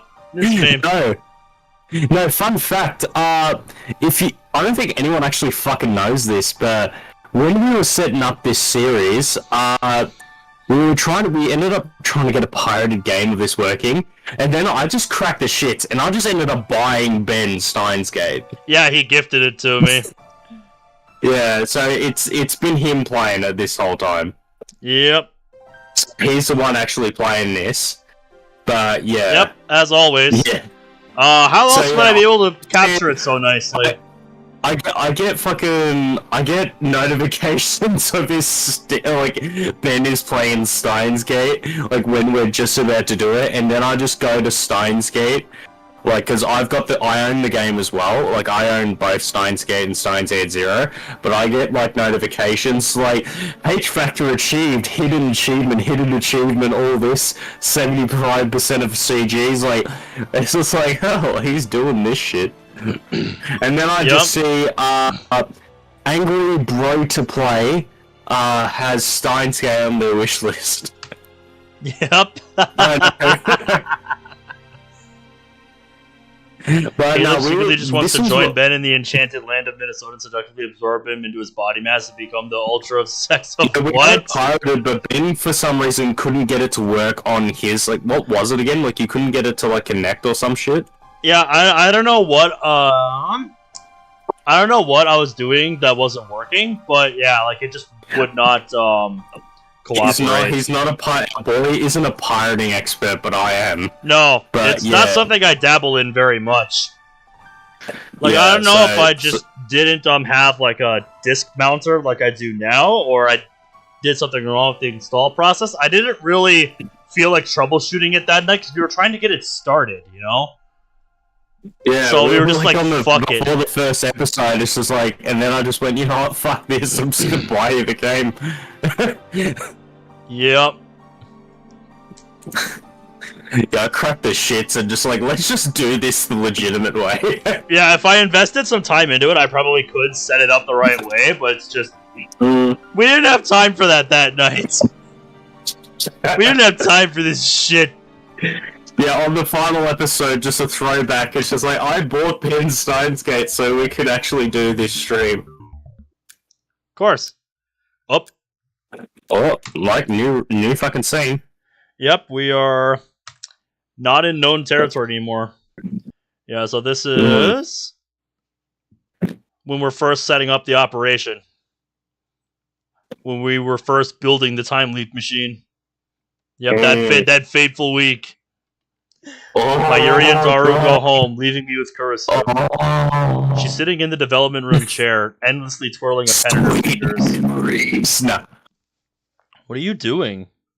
Thinking about the time leap machine. I know we can make it, but I'm wondering what will happen if we actually use it. She hasn't even started working on the time machine, and she's already worried about what comes afterwards. That takes confidence, alright? Are all geniuses like this? Well, yeah, because they're thinking about what comes after. You know, they're thinking more than just the present. You foolish fourth-dimensional being. What will happen when we use it? I doubt we can find an answer to that question, not without testing it live. Kurisu knows that. What she's really wondering is whether it's worth the risk. That's why I avoid arguing with her. You're thinking too hard. Finish the machine, then worry about it. You're so pompous. No shit. Oh damn, here we go again with that icy gaze. Mate, Onyx, I've got booze. I'm ready. Sometimes I feel like I do too. Kurisu groans and flops down on the bed. It's strange to see her like this. She's usually so cool and collected. It's a fun but fact maybe for that's an everyone act, to know and this is that who I'm she really is. 100% more or less not sober when we're doing any of these streams. It's just I'm getting a drink ready for this. We're going to enjoy ourselves. Hey, Okabe. Can I talk to you about something completely unrelated? I'd rather talk about something related. You told me before that I could ask you anything. Remember? I did. I don't remember that. You did, though. I think my father hates me. Oh. So that's what she wants to talk about. Well, damn. Shit's about to get real. A conundrum. This isn't like before, when she was merely an advisor. The Time Leap project depends on Kurisu to succeed. It is clear, however, that she will be unable to focus as long as these petty concerns distract her. In that case, it falls to me, the great Hoin Kiyoma, to solve her problem once and for all! Only then can she devote herself fully to the future of the lab. The trueness of friendship, ulterior motive. Very well. Speak! You really are pompous. We've actually included, not gonna lie, we've actually talked about that. Oh yeah. Like, if we're gonna get on a stream and drink. But well, you have fun with Halo, man. We don't actually have any idea what we would do it for. Yeah, that's because I don't drink very often. I like to do it more on like special occasions and stuff. You know, save it for the right moment. Like, I like to drink on stream, and honestly, like, I'll only have maybe a couple, like, after work. Like, usually it's the streams like this where I will drink a bit, but, like, realistically, beyond this, it's like, I don't drink that much. Didn't you? Yeah, he did. I did. I did that for episode 2 of, what is it, Spark of Hope? Because the first episode of that mod literally made me want to bash my skull against the desk. Savior of souls. Oh, you did that with me, didn't you? Yeah, I did. I took you through that. Oh god, that was fucked. It is. It is a hilariously stupid mod. Look, we gotta find a fucking, like, if we ever do a drunk stream, it has to be the perfect kind of thing. You know what we should do? What? Were you there when I did Doki Doki Google Translate Edition? No. That would be the perfect fucking thing to do, fucking wasted. Because it is supremely stupid. Just base DDLC, but ran through Google Translate. How about this? For a special event, I'm going to put in the server, because this might give us time to actually decide what the fuck we're going to do after Steins Gate. How about I'll put into announcements, notification king, because this will be our last episode of Stone Gate.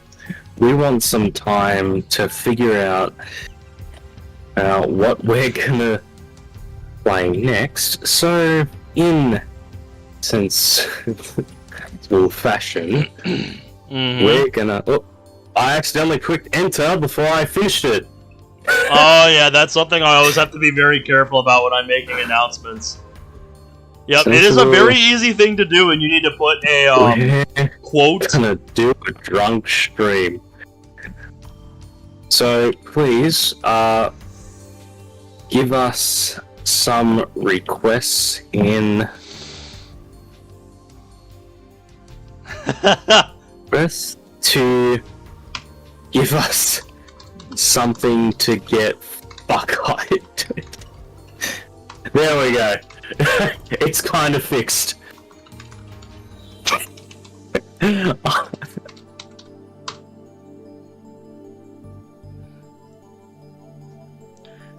Yep.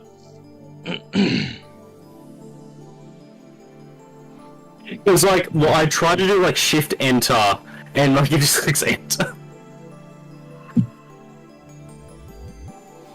So, Well, you know the channel to put it in.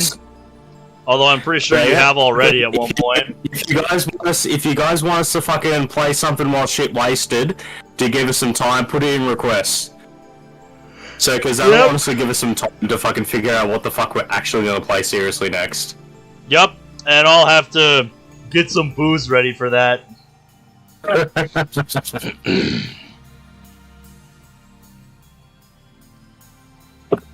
It's already in the request chat.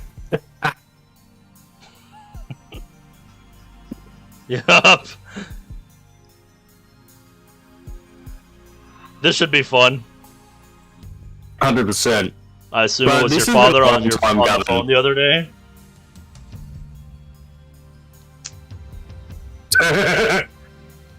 Confident Andy and Lily, oh god. Yep, he's talked to me about that game quite a bit.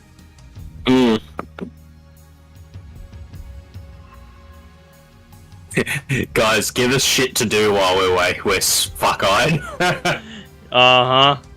I am speaking, of course, of when I found Kurisu outside the lab crying into her phone. The mood was delicate. Yeah. I don't remember the last time he had a kind word for me. Even when we were living together, before I went to America. Okay, Imprudence Request is actually kind of fun. We're supposed to be family, aren't we? Imprudent wants us to play the fucking romance visual novel based on KFC. Oh my god. I love you, Colonel Sanders. Ah, yeah, he's putting zombie in there. Yeah, fucking, I love you, Colonel Sanders, a finger-licking good dating simulator.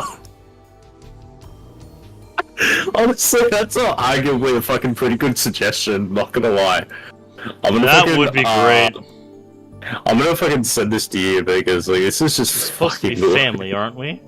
And you, how did you treat your father? I was Daddy's little girl growing up. You practically had to drag me away from him.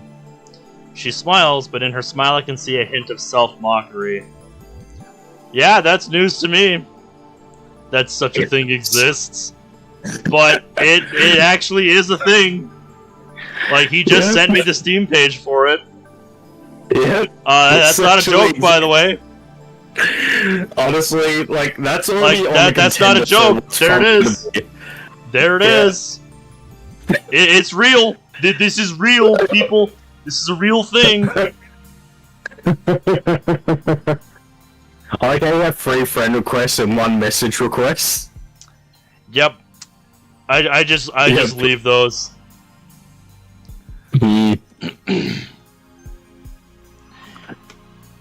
My father's a physicist.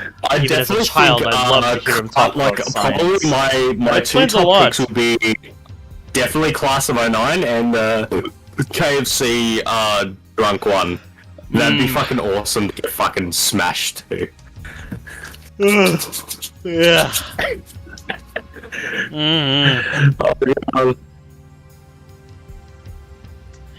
I couldn't understand a word of it, but I always begged him to explain.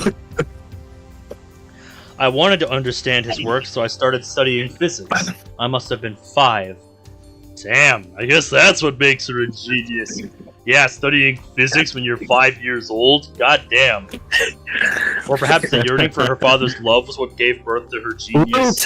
Perhaps. I put 200 racks on this car, and I'm only 5 years old. I got the keys to this car. Thanks to that, I always got perfect grades in math. I ignored all the other subjects, though, so my grades were a little skewed. Yeah, very interesting. I even read my father's papers. I was a little girl trying to comprehend theoretical physics, but I gave it everything I had. I needed to understand. By 6th grade, I had learned enough that I could discuss my father's theories with him. I was so happy that I could talk to my father on his level, you know? We used to argue all night long. And then I started winning those arguments. All of them. Yeah, I can definitely see how that would make him hate you. A tragedy fitting for a girl genius. What kind of scientist loses to a grade school girl anyway? Seriously. You really think that's why? I'm absolutely certain that's why. Yeah, man's ego was bruised and he never recovered.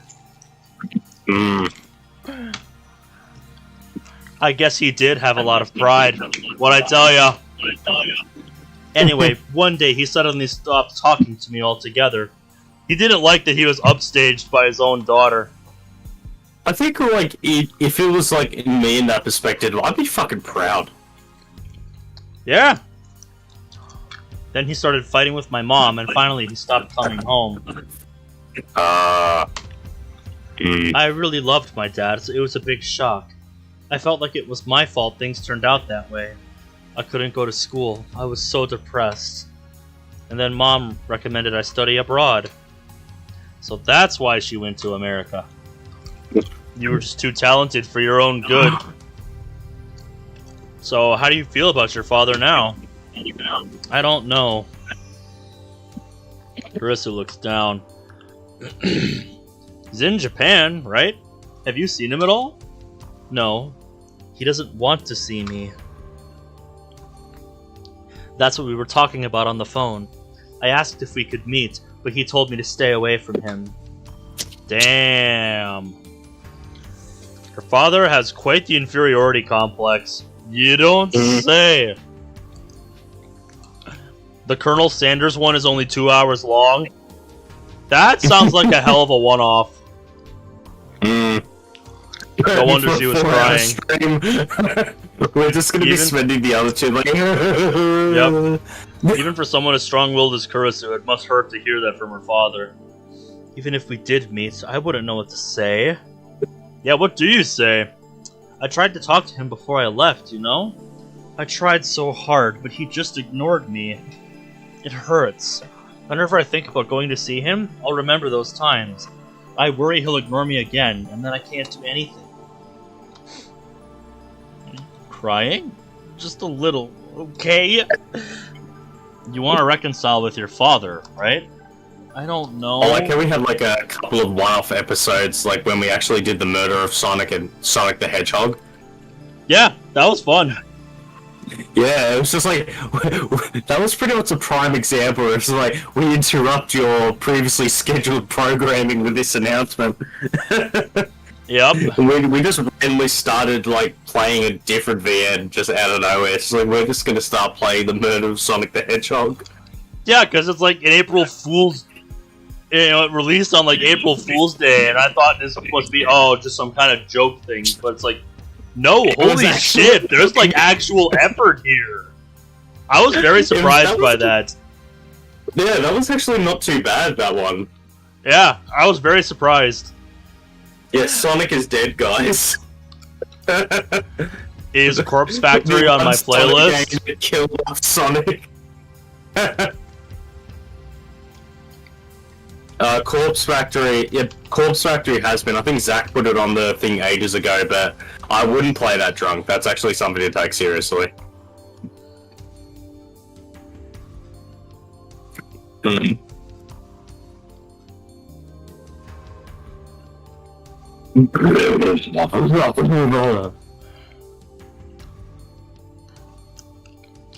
searched for it on the server, but I'm not seeing it in the request channel. I think it's one of the first ones, realistically, as the list. But I know Zach wanted us to play Corpse Factory. I searched it on the server, but I'm not seeing it in the request channel. Fair enough. Ah, here he goes. Of course, now that I've said that, somebody's gonna go into the server and fix that. That's imprudent. Because that's how YouTube works. Factory. Not drunk. If you didn't, then you wouldn't have confided in me. You wouldn't be crying, would you? True.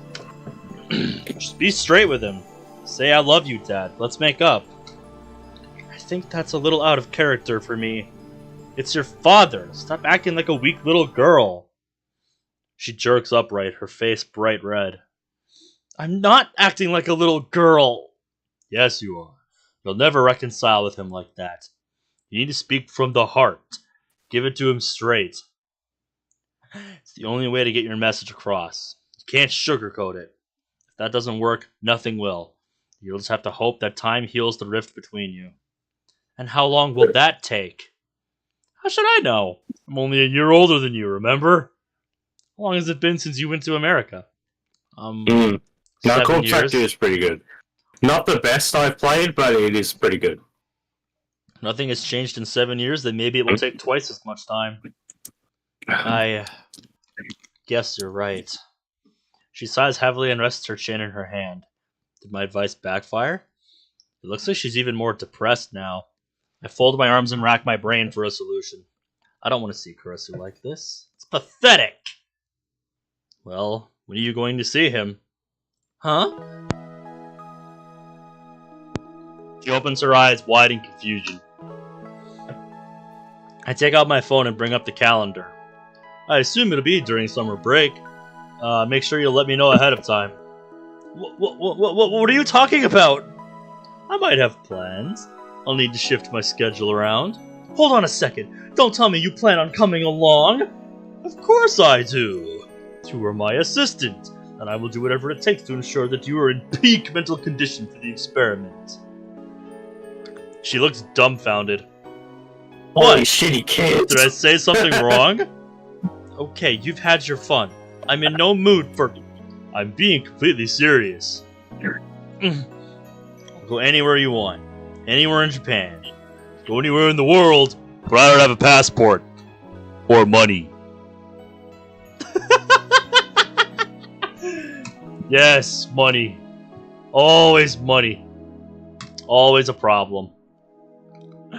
Okabe, you're afraid you won't know what to say, right? Yeah.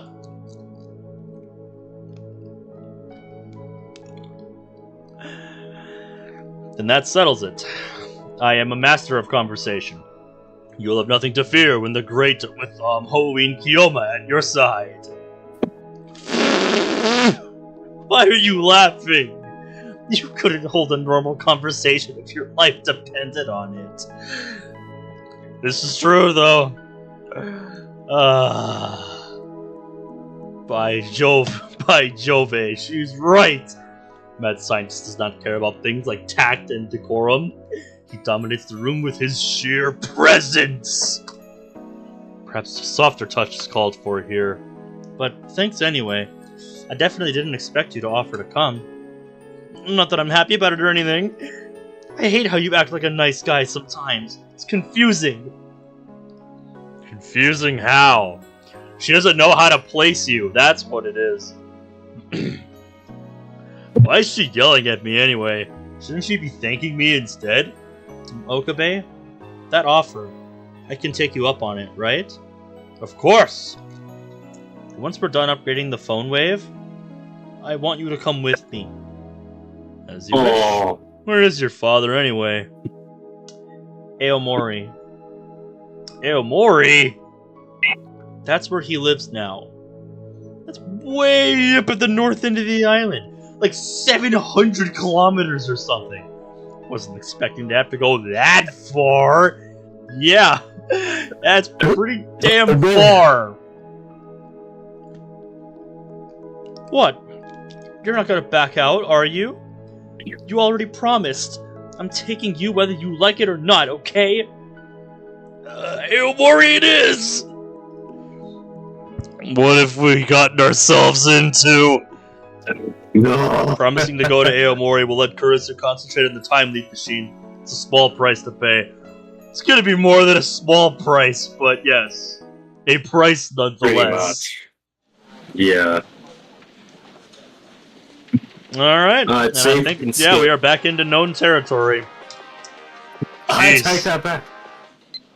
Oh, Let's have a look. plans. Plans. Hold Yep, on, let here me we have a go. look, let This me is have the a one you were look. talking about. Going Yeah, we from received Tokyo to this. Aomori by We bullet train is received over this one. 15,000 yen per person. But the overnight bus is only 5,000 yen. Which do you prefer? I want to cover the traveling expenses, but I don't have that much on hand. I'm staying at a hotel, but I'm not a celeb. Mama's pretty strict on money. Not to mention she'd kill me if she knew I was going to see my father. Travel expenses. So maybe we should go by overnight bus to fit our budget? So, yeah, reply with traveling expenses. Yep, I'm just gonna see what the other response is. I'm fine either way, he says. Yeah, real helpful. What is this nonsense? Don't forget your duty as a lab mem.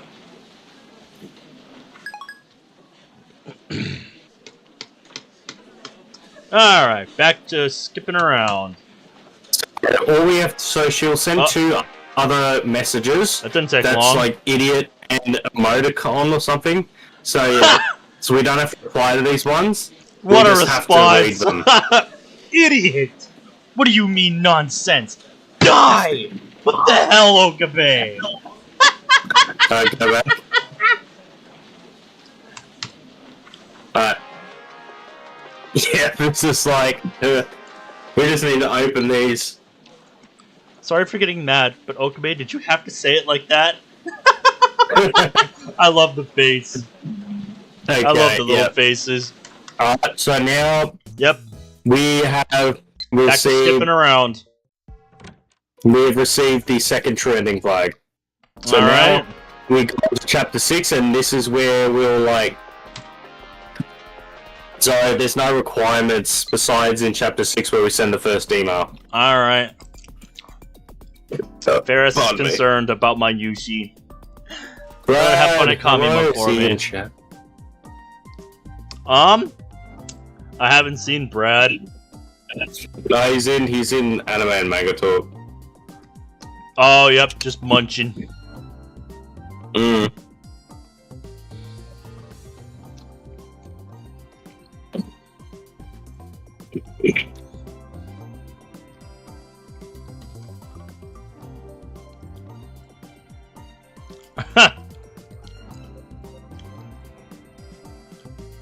Continue the munch train.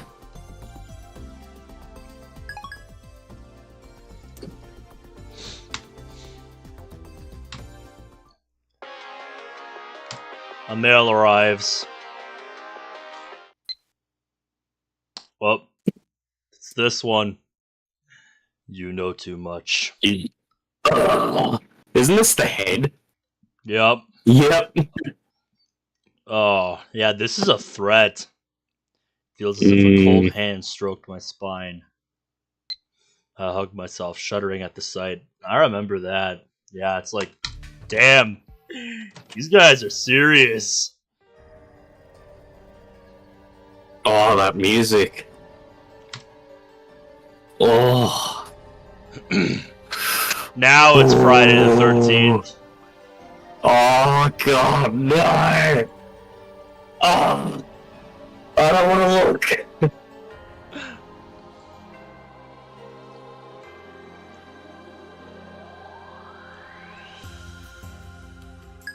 Oh, that music. Yep, variation of the menu theme. Alright. Yep, skip it.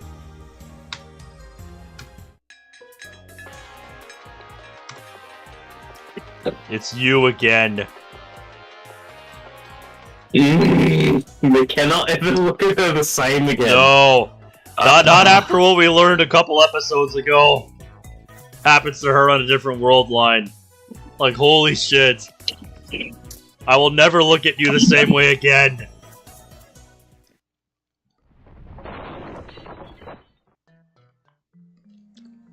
More experiments.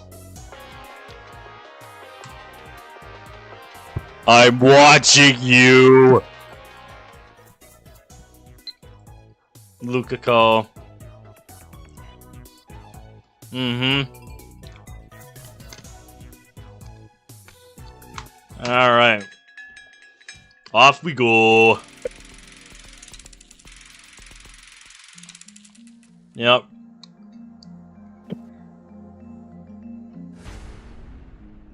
Just waiting for the moment.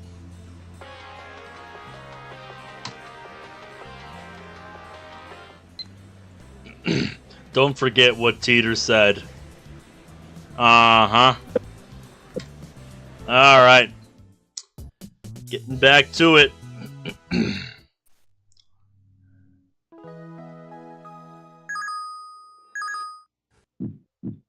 Diggity.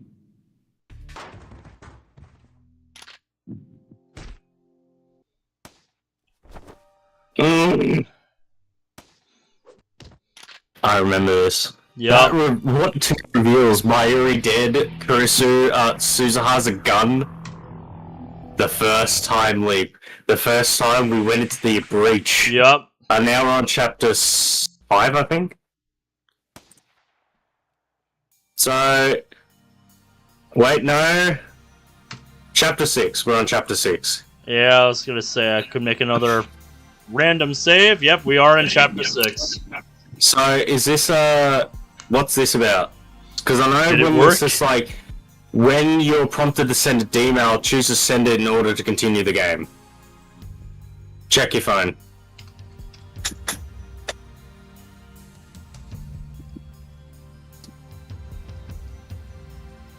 I forget what we're supposed to check. I don't know. Check history, maybe?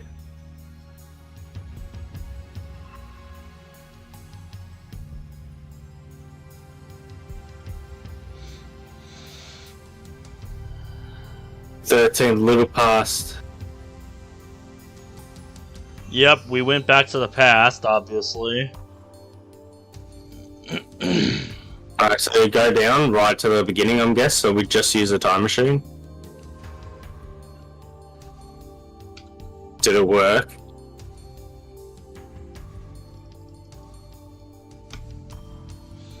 Did I manage to time leap in the middle of all that chaos? I'm guessing we did.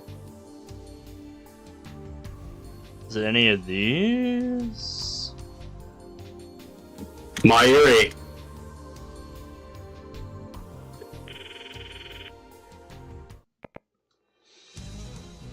Mayuri here. Mayuri, where are? I think skip now. Yep. But I can't answer the phone right yet. Oof. Into Oh, voicemail? God. Well, that's not good. That's not what we want. Off we go. Oh, I can just remember those sounds. Yep. Into the breach once more. You're a beta male, Sonic. Should call or send a mail. Yep, no new mails. Call Mayuri again. Yes, you did. That's the point we're at. Mm-hmm.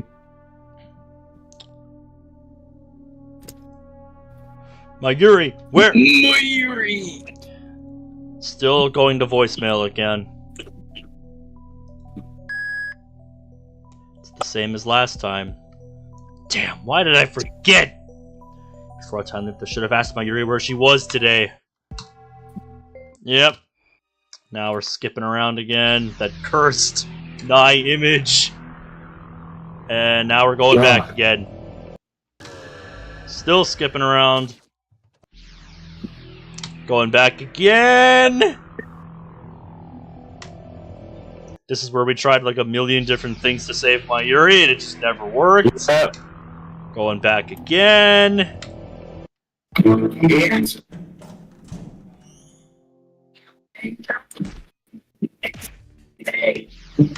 back again. We interrogated Moika.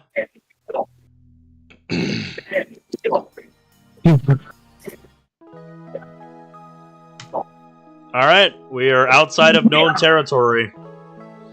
This was where we reached thumbnail achieved, interrogating us on a bridge. All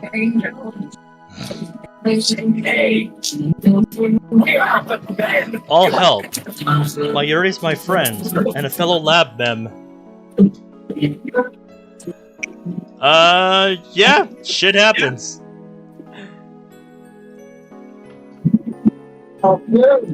Just like what's happening to my freaking KBs right now. Oh god. That should balance out at some point. I'll keep an eye on it. Besides, I don't want to see you in such pain. Bro, you have been streaming for 2 hours and you haven't made... Hey, don't fucking underestimate... Don't apologize. Us being able to derail and talk about something else. Yep, that's what we do. That's just what we do here, you know? Like, that's part of the that's part of the journey. 20 minutes or half an hour talking about retail. Oh yeah. Remember when I told you about my father? You really helped me out back then. Yeah, it has been a little while. How have you been, man? Good to hear from you again. Hey, I don't think I've seen you before. Hello. Yep, the dev that made the Blue Seas mods and the other ones related to it that I've played. Hello, my name is Caleb, or otherwise known as Legixel. Nice to meet you. I usually play Steins with this bro right here. Yeah, but soon I think we might be moving on to something else if you finish this tonight. Yeah, fuck. Just crazy to think about. We thought it was going to be a lot longer than this. Yeah. Now it's my turn to return the favor. 27 episodes, I think? Yeah, fuck. I want to be your strength. I'll be right back. I just gotta duck to the bathroom. Okay. Yeah, YouTube, you don't have to keep reminding me that my KBs are sketchy right now. They are not staying consistent.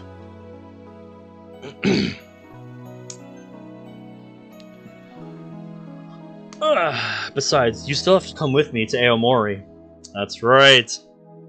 She smiles a wry but gentle smile, as if I were her mischievous younger brother. I know you're going to leave no matter what I say. You are a mad scientist after all, and mad scientists play by their own rules. Mm-hmm. Yep, that they do. So what have you been up to, man?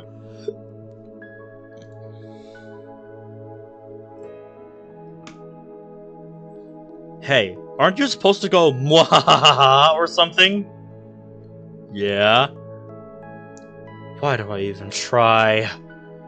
Kurisu is right. I'll do anything to save Mayuri. Kurisu stands up and looks at her watch. Are we in known territory again? So that was another... Yep, that was another route scene. So we're working on reaching the true ending, quote-unquote, the quote-unquote Chapter 11. That's what we've been working towards here. Just kind of derailing and talking about random shit along the way. Well, it is decide time. Ah, you've been one of the many folks playing Persona 3 Reload. Yeah, I've heard a lot about that from a couple of my mates at work. Everybody I've talked to says it is an amazing game. I already got requests to play it, like before it even came out.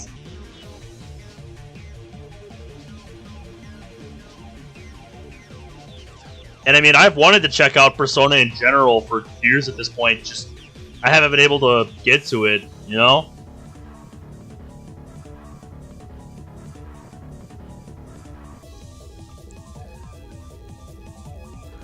Wonder if her phone's on. What was the...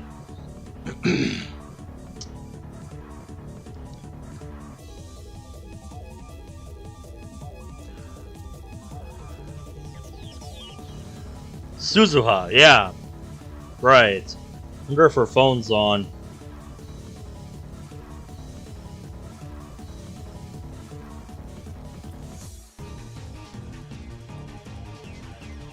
Yeah. Played the PS2 version, and the reload just made it better. That's what I've heard. Like, it's like an actual good remake. She's a rarity. Suzuha, I need to talk to you! I'm sorry. It's all my fault. Well, yeah, we're not in known territory. This is new. What?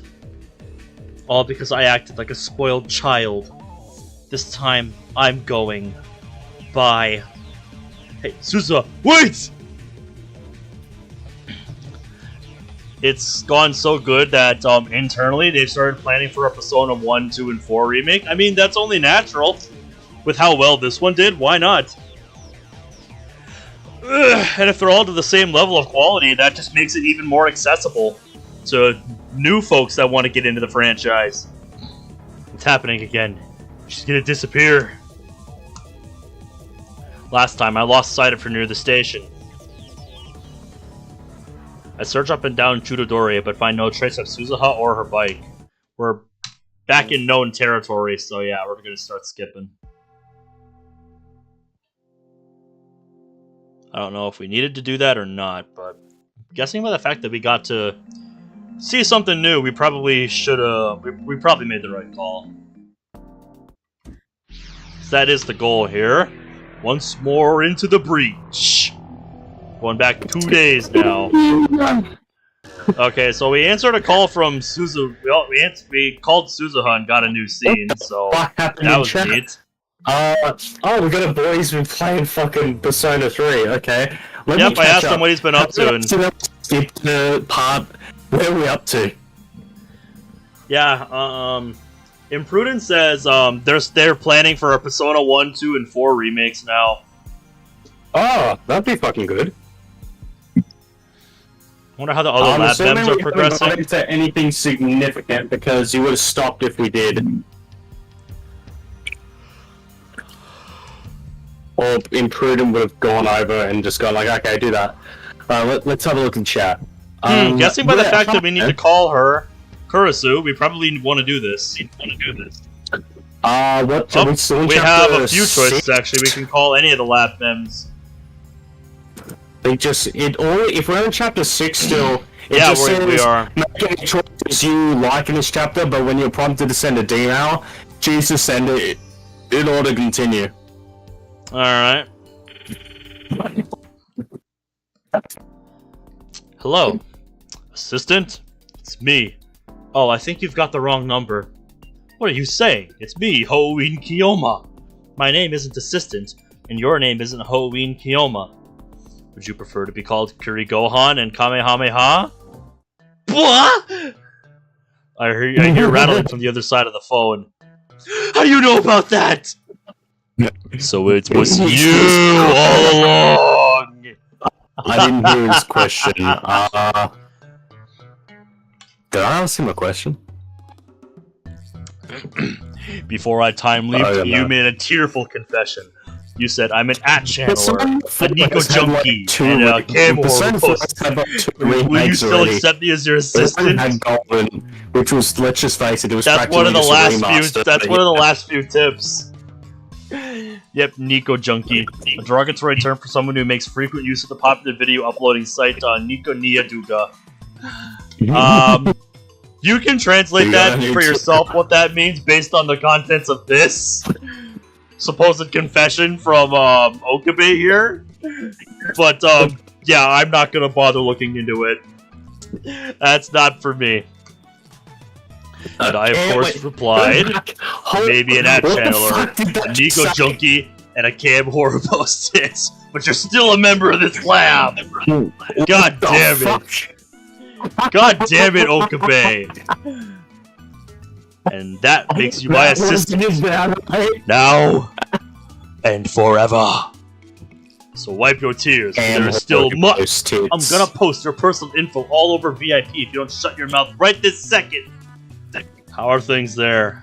Fine, you called at the right time. We need to talk. Just like that, we're back to normal conversation. I'll be right there.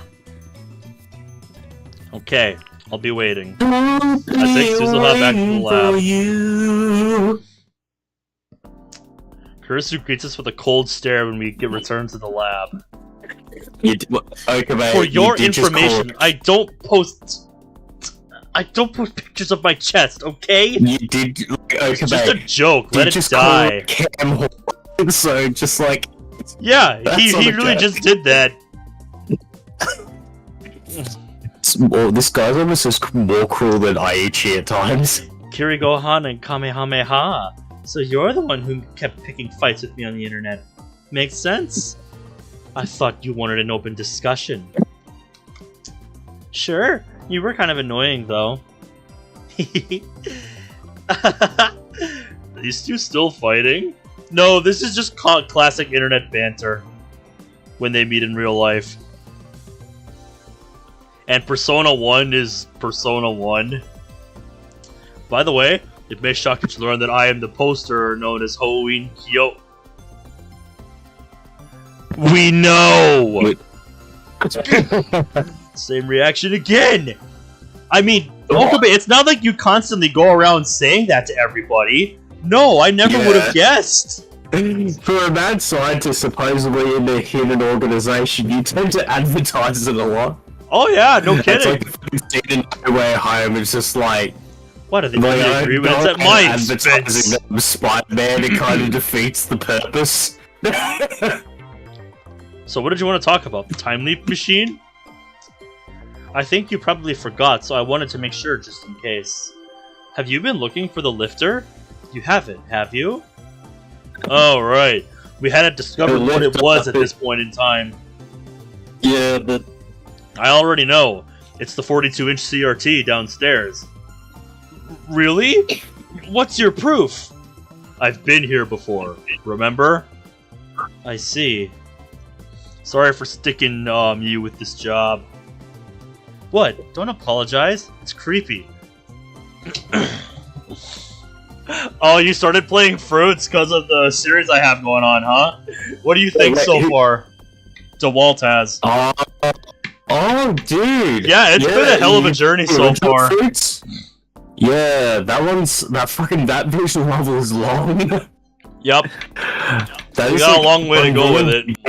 Which is usually an efficient playthrough, which most of the common route, it's like fucking, all of it's like 70 hours. It's fucked. Uh-huh. I know you're not a fan of time travel research, but here you are building a time machine. I was worried that maybe you were feeling conflicted. How rude. Kurisu scowls. I'm sure I've said this before, but I've always accepted time travel as a theory. Kurisu's scowls. Pretty sure that's a typo. I just don't trust people who claim it can be done despite how unrealistic it is. Yeah, it is.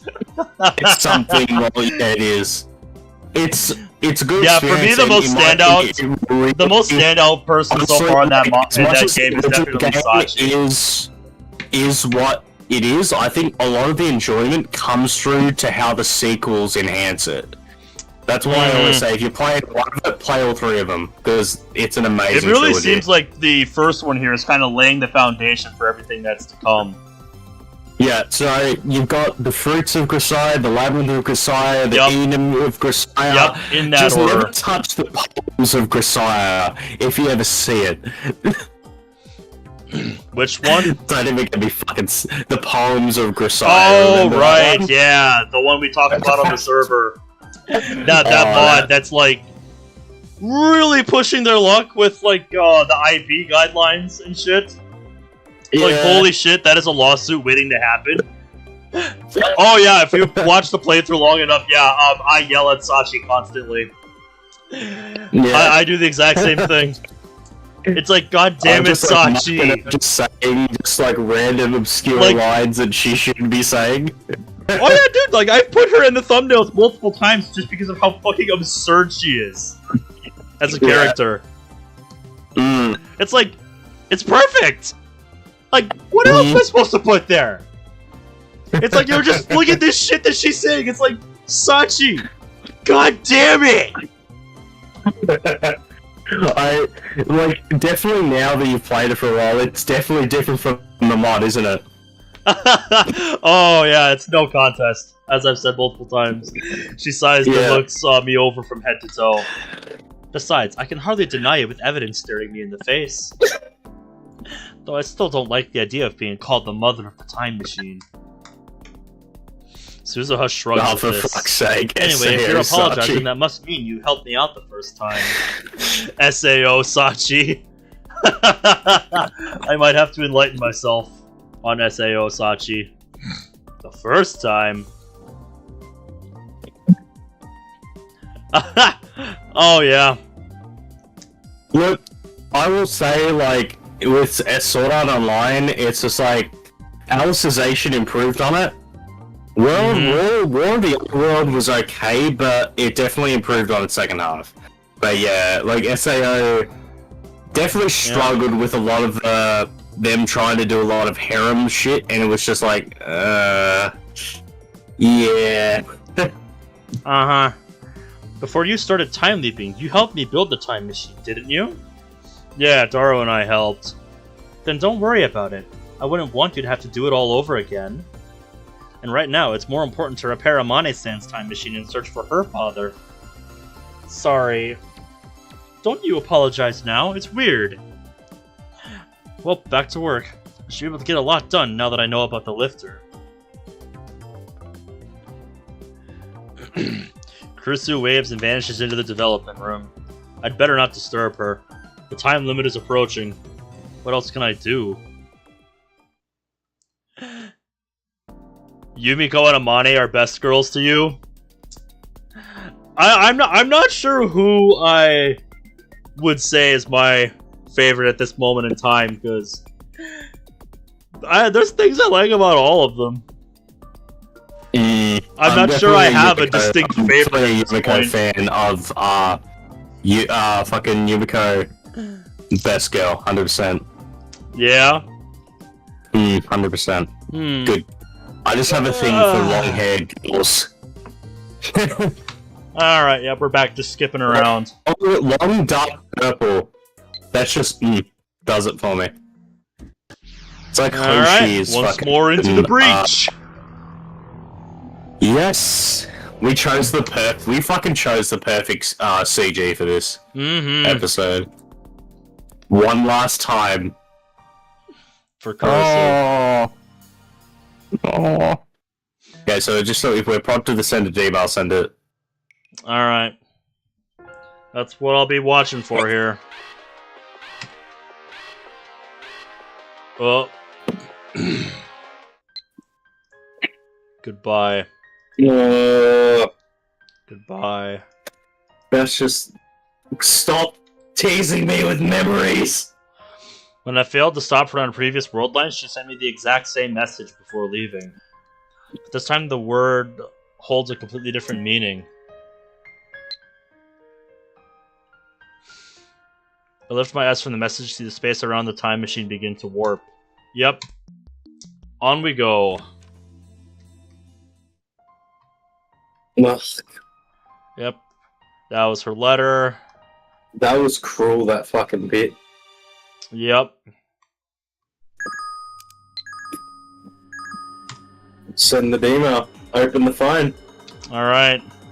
Stop pursuit, last mail is CERN Trap. I start up the microwave. The discharge begins immediately. I place my thumb on the send button. Are you sure? Mayuri's voice is choked with tears. And memories with Suzusa will disappear. Is that really okay? Memories flash through my head. Being with you guys, even for just a little while, is great. I'm going to finish what you started, Dad. I promise. Well, see you in 35 years. Though I guess it'll only be a few hours for you guys. Because that's how time works. Change the future. Please. Suzuha, I've made my choice. I won't ask for your forgiveness. Ultimately, I'm doing this to save Mayuri. But at the same time, the words you spoke on that rooftop are still strong in my heart. You entrusted to me your hope for the future. If I am to honor that wish and fulfill mine, then the time we spent together can never have happened.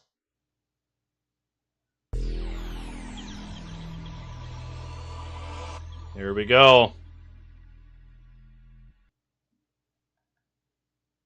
Chapter Alright. 7. Chapter 7. Yep. Chapter 7. When you receive a message titled "The Key" with an emoticon, reply with "I don't have a key," and then, of course, more messages. Alright, so let's just use skip.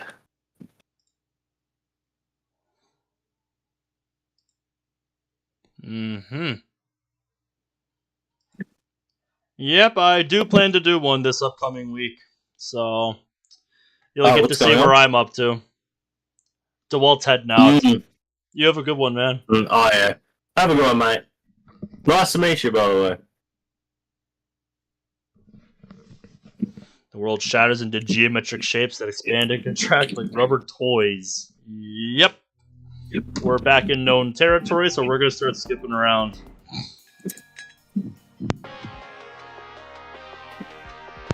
Alright. Alright, receiving mail, let's see what we got. What do we got here? Assistant, this is the one. Okay. So we reply with... I don't have a key. Chapter 7, we reply with "I don't have a key." Yep, so I can't get in. When are you coming over? I just assumed you'd be here, like usual. It kind of feels like I'm visiting your home. Not that I want to visit your home or anything. Quit it. My room is a dead sea. Take one step inside and it's too late. Use the one hidden in the switchboard next to the door. That's what we want. Yep. Okay, so the next one we will receive is titled just an emote. Just like or what this story's emotes are. Yep. That's the one. I found the key easily enough. Security. Don't you think your security should be tighter? Should have thought about that before picking a fight with CERN. Lol. Also, what's this frog that's been left with the key? Somebody's bad taste? Only a maniac would put something that gross there. Actually, it scared the crap out of me. Keep that a secret, lol. Okay. Quite a few options here. You're right. I was careless. I should have known better. I know I screwed up. It's all my fault. That's Garo Froggy. That thing's popularity exploded last year. I'm sure the organization was involved. I don't need any of your frail girl appeal. Your strength has helped me more than you know. Alright, does it matter what one we choose? We need to reply with security.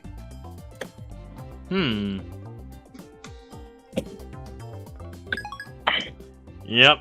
If I were just picking one, I would probably pick secret. Yeah.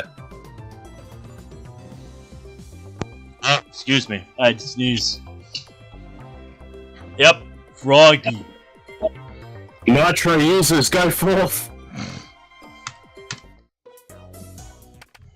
Yep. Back to skipping around. So when we get the next one... More time leaping. Yep. Now we're back on the 14th. Just running over everything that happened. Backing up. Farther. I should get in touch with her. Faris's D-mail. Uh-huh.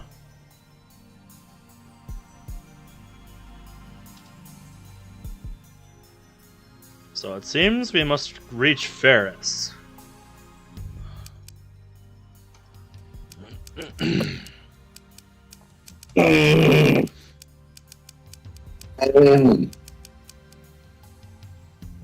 Just give it to her straight. Oof. Yeah, I'm pretty sure if you call, nothing happens. Afterwards, I sit and stare at the screen, waiting. Yep. Darn. I just poured rum on myself. If anyone knows where Faris is, it'll be that stalker of hers. True though, true. Yes.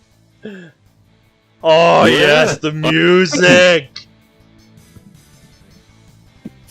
Oh, fuck. I'm turning up volume for this. Oh. Yeah. Oh my god. Oh. Yeah, dude. This music. This is Faris's route 100%. Mm-hmm. This is the music we should have on when we're doing the fucking Rhinet thing. Mm. I think this played when, like, Faris got the upper hand against those weird fuckers. The viral attackers. Yeah. Oh, we gotta have What? that then. It's too perfect. Yeah. Awfully God. noisy on the other end of the phone. I don't care about that. Daro, do you happen to know where Faris is right now?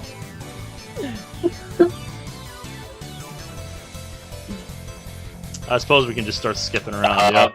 We're still in known territory. Maybe I should try calling Faris again. The match should be over.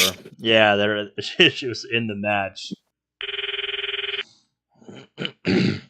She pick up! My frustration peaks. I tell myself to calm down, but it doesn't work. It's just one obstacle after another. On the verge of losing it. I pace back and forth as I watch the exiting crowd. I try calling Daru again, but now even he's not answering. Looks like I don't have a choice. Excuse me. Is this new? No. Okay. It's just the viral attackers bit. It's this dickhead again. Yep. Those guys. Going back. Wait, we accidentally got him into Faris's round. What is it? Okay. Yep. You're You're delusional, I know. We'll reply with reality. Are you seriously considering electronic locks and car keys? Who has that kind of money? You're being ridiculous. We need to face reality for a change. I never said anything about electronic locks and car keys. Where did that come from? Oh, I get it. It must be an effect of time leaping. Yes, money is a problem. Sponsor our lab with your thesis publication money. Seriously, I'm desperate here.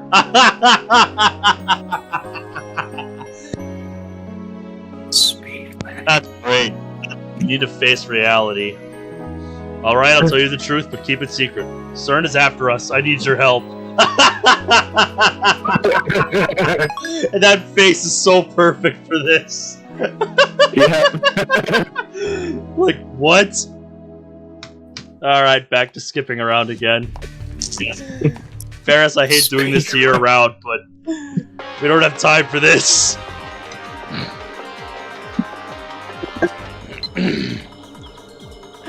Yep. I can't tell if this is true or just more of your usual bullshit. Okabe, this is a serious situation. You're turning into the boy who cried wolf. So only tell me the truth from now on, please. Alright. Is this So that's the one that we... There's no, response. There's no responses to it. Let me just check. When you, after you open, you receive the third, after opening the text title reality, you will receive the third true ending flag. Yep, when you're prompted to send the email, send it. Okay, yep, we're good. Alright then. Yep, now they have the match. Yep, this is the Rhinet one. This is the one where they... Yep, that's the one where she turns it around. And then this happens.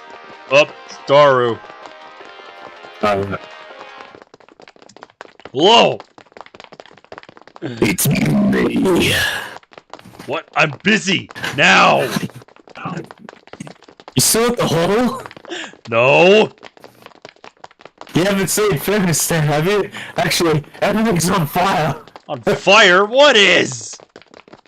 The blogs and van sites. The viral attackers just viral attackers will be flooding the net with false accusations. Yep, we'll start skipping around again. Yeah, we remember. Where are you? I think you can skip again. Yep.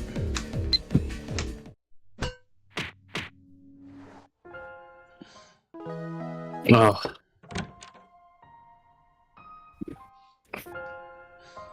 The saddest.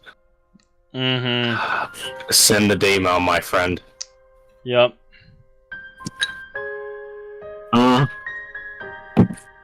This is just fucking sad. Okay, so we are... Alright, now we're in chapter 8.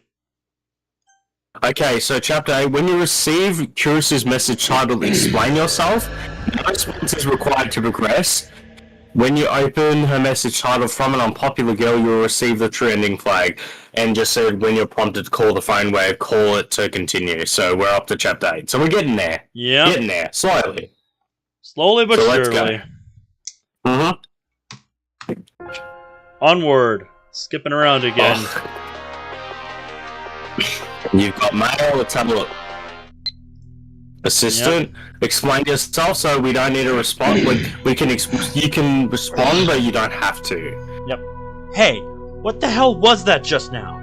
That was some loving hug. I'm seriously jealous. No, not about getting hugged by you, but about having someone of the opposite sex to lovingly hug.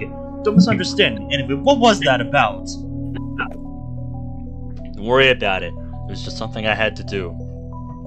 You needed to do it, my friend. It was the choice of Steins Gate. Alright. Moving right along. So we were bragging, okay. Lies, she says.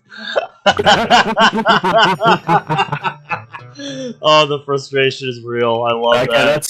That's not a required one, but it's just like nope. It just says if we receive the message from unpopular girl, like the message titled from an unpopular girl, we will receive an extra ending flag, which at the moment we're on progress.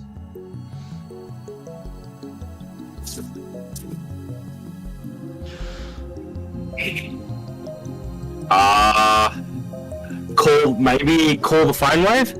Yep. We're being asked to time. But it says it says that we still have that other message to get to.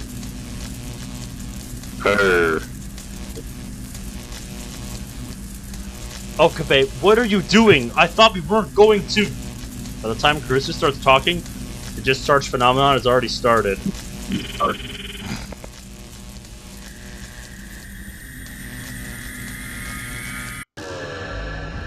Because I know we didn't get the other one, so I don't know. Maybe it's like this one isn't what it was. I don't know. I don't know. We'll find out. Well, yeah. An unpleasant sound pierces my ears. We're in new territory. Let's go. Okay. My vision ripples. My flesh and my soul momentarily feel separate. I grab my right wrist. I close my eyes, take deep breaths, wait for my pulse to return to normal. I took 2 time leaps, traveling a total of 57 hours into the past. Whew. The worst is over. All that's left is a headache. I need to cancel Lukako's D-mail on this world line. I sit down in a pipe chair and try to come up with a plan. Nothing. Yep, so now we're back on track. So a very brief additional scene. Yeah. Well, you tripped the romance flag, so... And yeah, it stopped here, so we're in new territory here. Okay, at the moment, I think we're on the right track. We've been following the guide and we've been getting the flags as necessary, but yeah. Yep. Kurisu ponders this for a while. And she blushes for some reason and turns away. By the way, Okabe, is there someone you like? Why aren't you answering? Not really. For a second, Mayuri's face floated through my mind, but I feel more of a need to protect her rather than romantic love for her. Oh, Okay. Why do you ask? No, I'm just wondering. There's no hidden meaning, okay? Yes, there is. Why are you mad? Also, your face is red. It's not. Anyway, you should go out with Urushibara-san. Seriously? You don't like anyone else, right? And then answer her feelings, you dummy. What did I do to deserve this name-calling? Arca. Mayuri dies in 2 days. I don't have time to play boyfriend. Suddenly, her expression turns grave. And I think, yep, shit, that's the transition back into known territory. What? Check that message. Stop. It was forced by the game. I don't think it was anything important. Okay.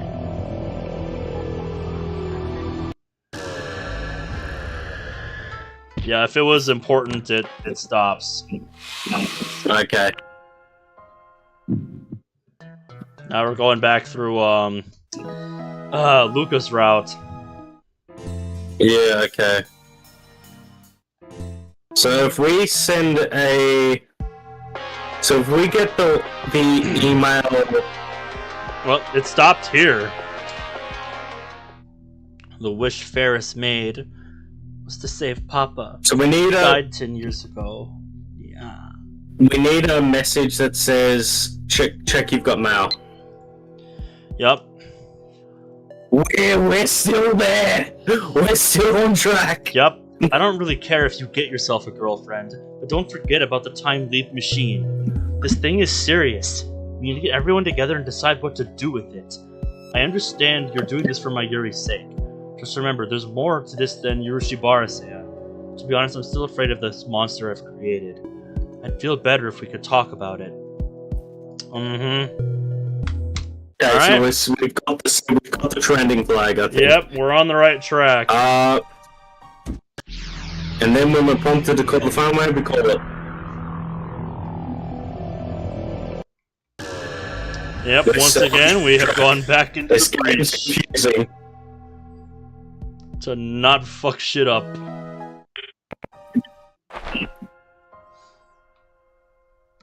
Oh, here we go. I forgot. Call the phone wave, yeah. Yep. I forgot how, I didn't forget, but it's just like, now we're going back to all this. It's just like... Yep, and doing things differently. Yeah, it's just like... Farewell, Luca.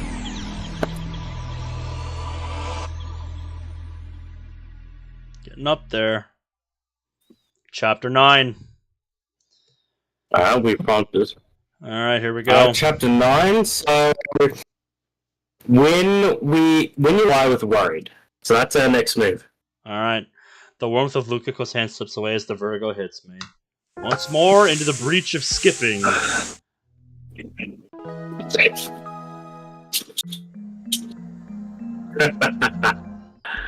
Oh god. Yeah, this is a trip, fast forwarding through all this shit again. Yeah, so it's like all the receiving mail, what does it say? We've got 3. Oh, thank god. It says... Joined up with Mayuri. Yep.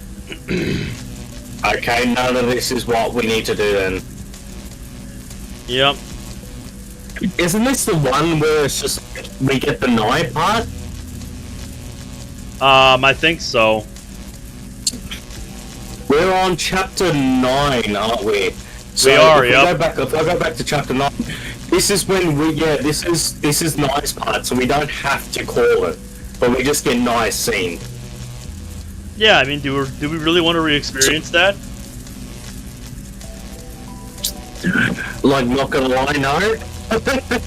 That was terrifying enough. Yeah, as the first time. I don't really want to go through that again. I'm gonna take this. Of course I should. Just a little more, and I can save Mayuri once and for all. I know what will happen if I don't leave now. Mayuri will die, and I will taste that pain and despair once again. What's gonna happen when you do leave, though? You don't want to see it. Should we do it?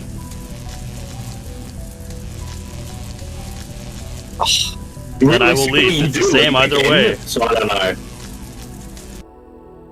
I closed my phone. Oh. So this will be new. Okay. Yep, this was the confirmation. Yeah. So this yep, is we're just still in sketch known back territory. to- I must obtain Moika's phone no matter what it takes. So yeah, call. Yep, do this your one's thing. forced.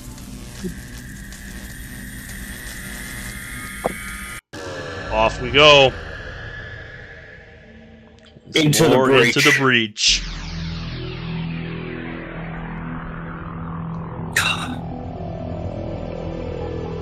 Back 5 days.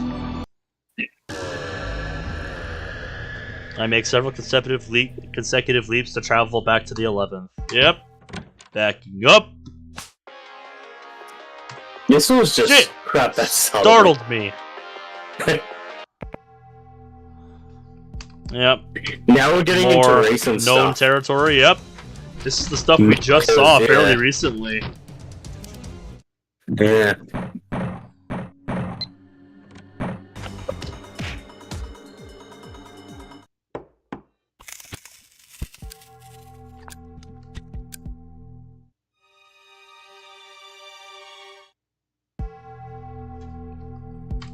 Alright. You got mail. Contact me, idiot. Yep, this is the one. Okay, contact everything me. all Idiot. right? Reply with worried. With what happened with that Kurisu lady? At least let me know if you're still alive. Don't say anything stupid like you're dead, okay? Please just reply. Even an email will do. I'm so worried I can't even eat. Reply. I'm sorry for making you worry. I appreciate these emails, I really do. They remind me that I'm not alone. Don't worry, I won't die. Not until I've fulfilled my promise to go to Aomori with you. Either way.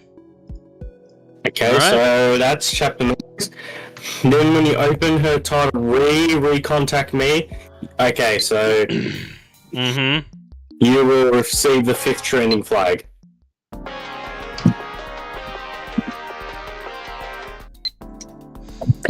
Yep. Maybe this isn't what you want to hear, but I need you to listen. I don't care about Aomori anymore. I just want you to be safe, Okabe. When you ran out without saying anything yesterday, it felt like my head was going to explode. So hurry back. Please. Aww. Aww. That's precious. Back to skipping around. Going back in time. Now we should be getting A little to bit. chapter 10. Where after this is if you receive a message titled William Else.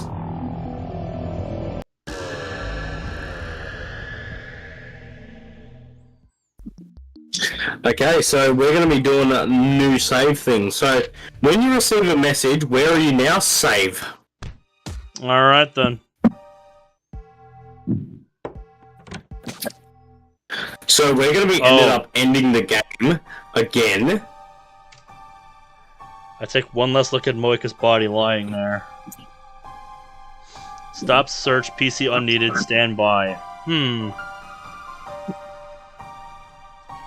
I don't think this one. I think it's we're just. Yeah, send. Yeah.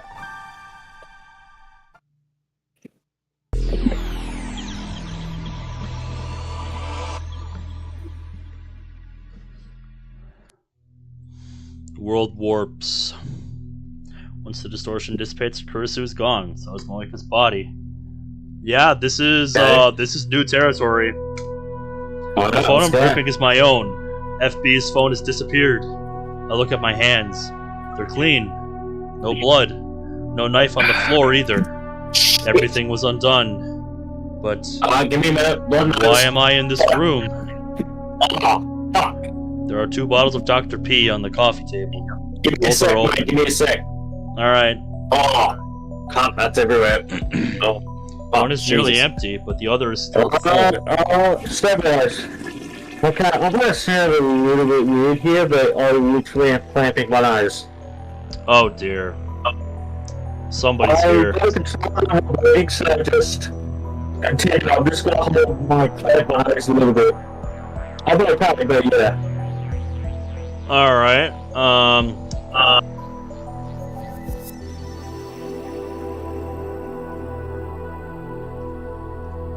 Just continue. I'm still watching. I just needed to get a clamp on my nose. Gotcha.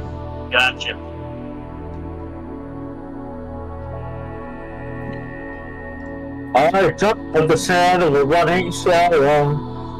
After a few minutes, Moika comes out of the bathroom, expressionless. We're alive. Her reaction is just utter confusion. Pretty much. Moika sits down on the tatami mats, not questioning why I'm here. She takes out her purple phone and begins typing a mail. Feels like forever since I've seen her lightning speed typing. This mail doesn't make sense. Reads like Moika and I were discussing the IBM 5100 just moments ago. Of course. That's exactly what happened on this world line. That explains why I'm here. What do you mean? My supervisor told me to stop looking. Moika. Supervisor? You mean FB? That raised some eyebrows. How do you know about FB? Where did you get that information? So FB's still alive. I feel relief but also fear. I mustn't forget that he is my enemy. For now, however, I'm more interested in what Moika just said. FB cancelled her mission to retrieve the IBM 5100? Mm-hmm. Indeed, Tanuji. I recall his last words. Perhaps he cancels her mission so that they wouldn't be eliminated. But I don't think that will prevent their deaths.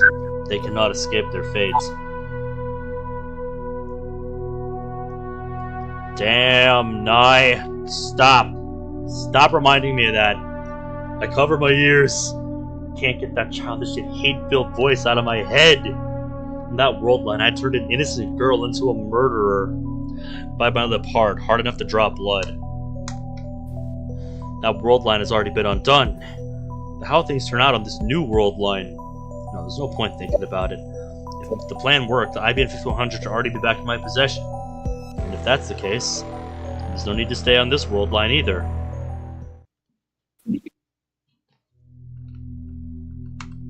Yep, now we're back in known territory, so we're gonna start skipping around.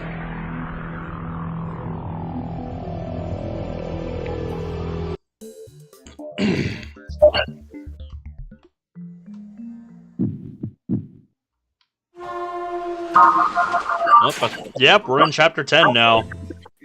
It went by really fast, but now we're in chapter 10.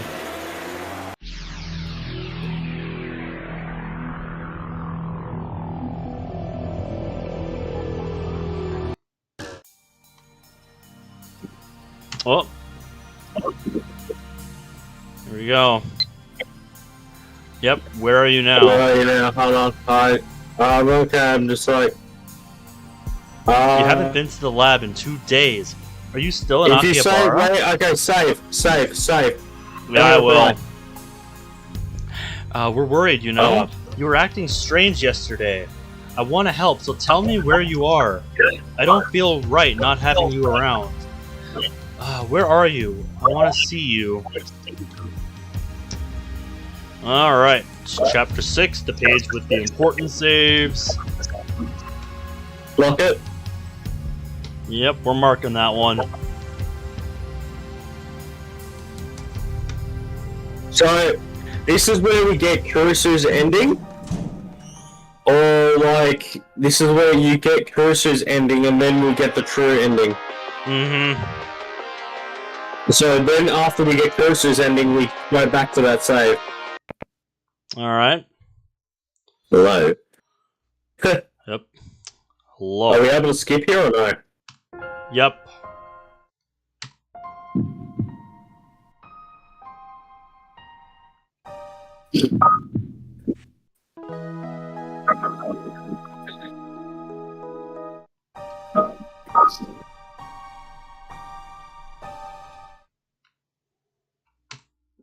Now we're outside of known territory.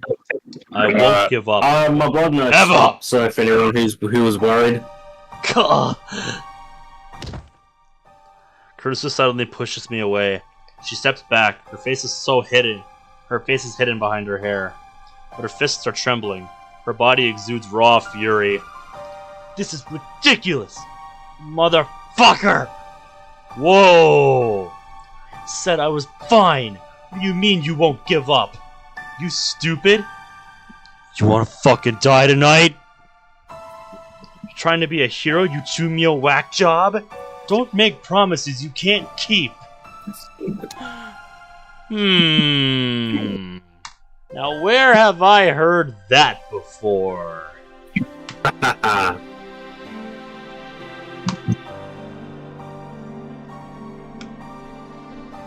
Your stupidity is infuriating! Why can't you just do as I say? What's the problem, huh? If you weigh the options logically, saving Mayuri is the only... Fuck logic! Fuck logic, yeah. Damn! Kurisu stares at me in shock. I'm not God! Maybe I got close, but that's not me! Can't decide who lives and who dies anymore! Suzuha, Faris, Lukako. I sacrificed their happiness to save Mayuri. And the whole time, a voice in the back of my head was asking, is this really okay? What gives me the right? This time I want to save both of them, without sacrificing anyone. Kurisu turns away with a frown, then starts tapping her foot in a clear gesture of displeasure. There's nothing you can do! I'll be right back. I'm just gonna Steins clean my face a little and get a drink, is that alright? Yep, sounds good. Isn't that what you always say? The equation is proven, Okabe. Just as a point, there's no escape. Realistically, at this point, we'll reach Kurisu's ending, so don't go too far at me, because this should all be new content. But then, after we go back to that last save and then reply with a certain message, then we get the final trending flag. Alright then. Yeah, this is getting good. Took us a little while. We're finally here.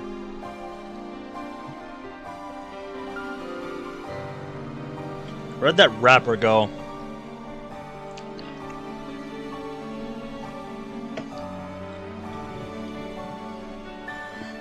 Here we go.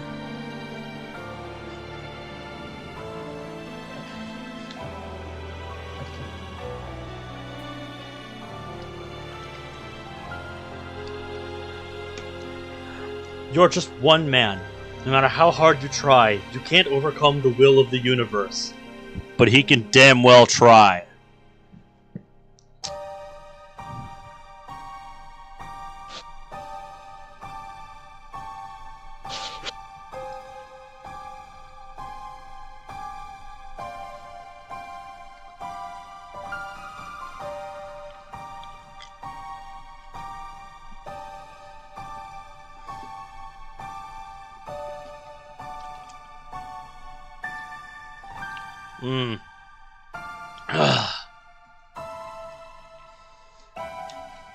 Right now, I'm just waiting for the next raid event, because it'll be one where I can get some freaking Scarlet version exclusives without having to own Scarlet.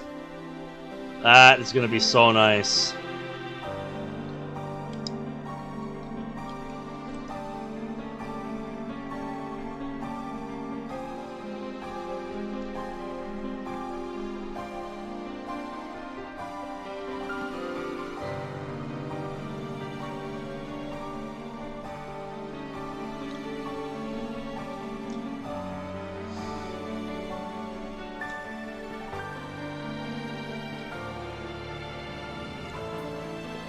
And I think I've talked about this site that I play on quite a bit, or rather I should say I used to.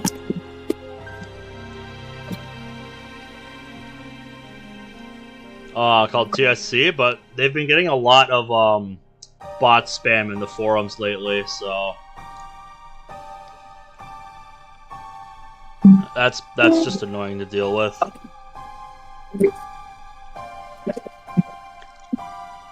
So yeah, we can't overcome the will of the universe, according to Kurisu. I am the greatest human in the world. Yep, God, we're gonna try, I goddammit. do stuff with guitar. God damn. I know, but I'm still gonna try. That's the Okabe, I know. I won't lose my Yuri or Back, by the Kurisu. way, if you couldn't tell by the serenade that I did. Yep, Oh shit. I hear Kurisu grinding her teeth. Then she turns her back to me. Have it your way, but I'm not helping. I'm going back to America, and that's that. Goodbye. Don't expect we'll meet again, Ho-Ween Kiyoma. Ugh. Can't believe this. How I'm stupid real can you gentle be? with my things when I'm So drunk. Can you guys hear me, by the way? I can't tell. What? Okay, yeah, you said what, so you definitely can hear me. Yeah. I'm back, by the way. Kurisu disappears down the stairs, muttering insults until I can no longer hear her. Now alone, I sigh into the darkness. Yep, so our boy's gonna try, goddammit. Kurisu is absolutely right. I can't think of a single way to save them both. I'm a fool. And yet I have to try. Yeah. This time I won't have Kurisu's help. I have to fight the universe alone. I don't care. Go. How do I save both Kurisu and Mayuri? Listen to you serenade with guitar. I can't use D-mail. Too much could go wrong. I don't want to make the same mistakes again. In the end, all I can do is time leap. Time leaping can't save Mayuri, but at least it can delay her It's sad death. as a moderator, I can't make a poll. I can't make a poll of whether you guys want me to actually serenade with the guitar. Mayuri dies at 7:30 on the night of August 17th. That's about 26 hours from now. My battle has no end in sight. If only Suzuha were here, I could have asked her for advice. But even alone, I must find a way. So resolved, I start time leaping again to save Mayuri. I've done this before. When Mayuri died the first time at Moika's hands, I tried time leaping to prevent her death. Dude, Yeah, that's what we're working Sergey towards, here. Sergey. Yep, that's Hey, man. what we're doing. But yeah, how have you You're been? not pushing me for that one. You remember the only reason I would ever be doing a rock cover for that is if we pass World of Dreams fucking server boost status. I've done this before. When Only Mayuri way I'm died the ever first gonna time at agree to Moika's that. hands, I tried time Only to prevent reason. her death. But I only tried running away that time. This time I try every approach I can think of. I try hiring bodyguards to protect Mayuri. I tried taking Mayuri to South America, an entire world away from Japan. I tried crippling CERN with attacks on their servers, the ones that don't need the IBM 5100. I tried getting Mayuri admitted to a hospital. It's hard, given Mayuri's perfect health, but I manage. My goal is to keep her from dying by a heart attack. I try everything I could possibly imagine. However, every plan fails. Mayuri dies. Again. And again. And again! Sometimes it's murder, sometimes it's an accident, but every time I leap, Mayuri dies. Maybe it really is impossible to resist fate. As long as I remain on this world line, Mayuri can't be saved. Fate will kill her, every time. From Mayuri's perspective, she only dies once. But I have seen her die dozens of times at this point. All because of me. And yet it no longer affects me as it used to. Desensitized. Little by little, I have grown desensitized to her death. In the beginning, I felt unbearable pain every time I saw her die, and murderous rage towards the ones responsible. Now I feel nothing. The realization stuns me. After dozens of leaps, I finally realized what I should have been obvious from the beginning. I never leaped back more than the 26 hours. Why? I could go back as far as August 11th, a whole week in the past. yet I never do. Why? Because I know that even if I do, nothing will change. I don't believe that anything will change. Every time Mayuri dies, I find myself thinking, another failure. What went wrong this time? I calmly analyze Mayuri's death, then take my data and head for the time leap machine with a sigh, like a gamer forced for the umpteenth time to restart a particularly difficult stage. Ah, yes. Something I know all too well, unfortunately. I'm just going through the motions. I didn't even realize until this moment how routine it had all become. Now that I have, my actions suddenly seem meaningless. I can't take another step. And that's how I find myself here, sitting motionless in front of the time leap machine. I've been staring at it for hours. When we got caught in that evening shower on the Radicon rooftop, my clothes got soaked, but now they're completely dry. It'll turn off your noise suppression. I don't know how. My microphone has a natural fucking thing where it only supports like My body temperature's dropped. I don't have the energy to warm myself in the shower. Louder and captures more of kind of everything. Sluggishly get to my feet and pick up the headset. See if it actually, if I up my game, we'll actually play it. Resignation. That's all. No. Yep, he's resigned to his fate. There's no desperate drive to save Mayuri, and no hope that this time I might succeed. Those emotions are long gone. In truth, they have been gone since my argument with Kurisu. Deep down, I always knew that she was right. I pretended not to see it. I told myself that the time leap machine could solve everything. But that was just an excuse, a last attempt to satisfy my ego. In the end, all I'm doing is running away.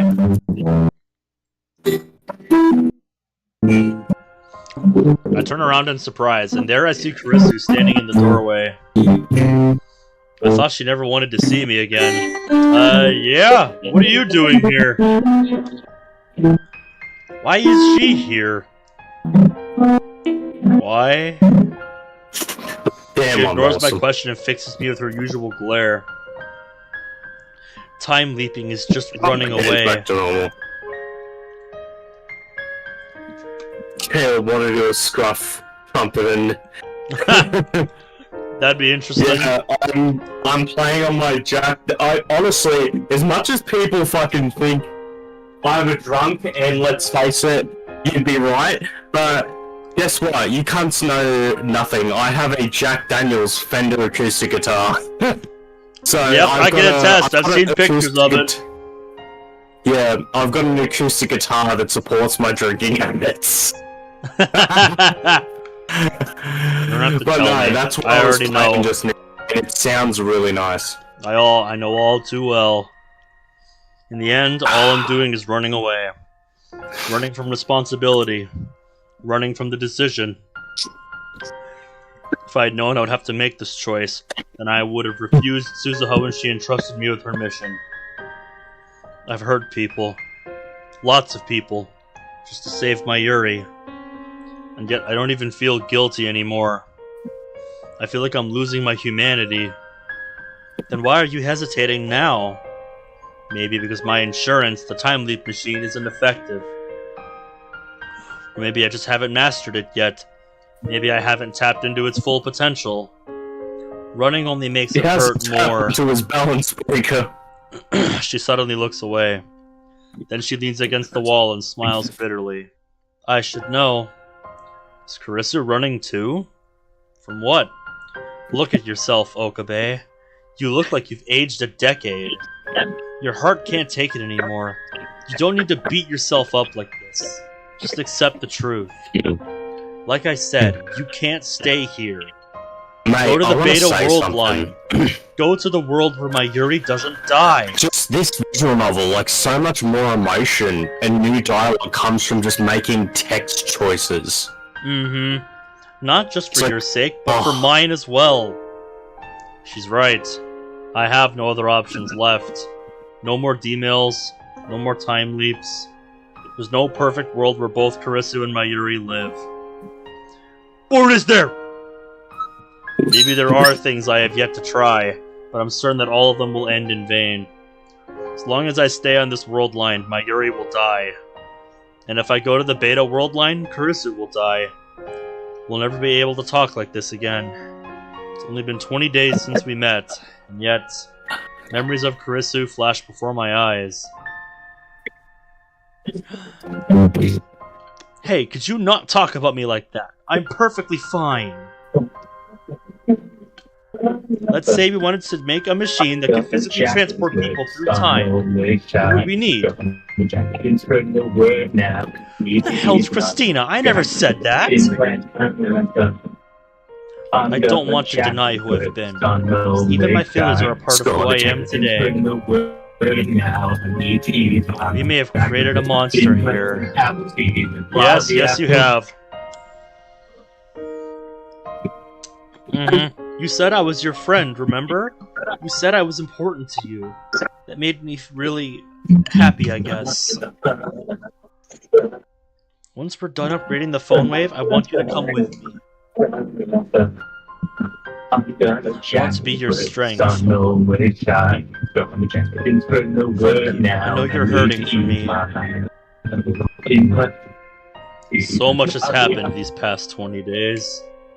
We argued, we exchanged insults, we made incredible discoveries together, and when confronted with the implications, we shared our fears. Whenever I hit a dead end in my struggle to save Mayuri, I always turned to Kurisu for help. She always listened. She always believed me.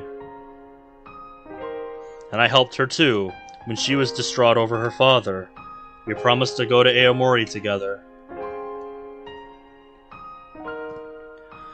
Without this girl genius on our side, we would not have the time leap machine. Proud, passionate Makisei Kurisu. Always strong, or at least pretending to be. A little nosy too, and serious to a fault. Yep. Before I knew it, she had become the center of the lab. In the very beginning, I was attracted to her radiant confidence. I found myself mesmerized by her every gesture, hanging on her every word. I listened enraptured whenever she presented her latest theory. At the end of the day, the reason I never called her by her name was because I was too embarrassed. I admired her, I longed for her, and I didn't want to admit it to myself. Only now do I realize the truth. That's why it's so hard to make this choice. I love her. And that is why I so desperately want to save her. Yeah.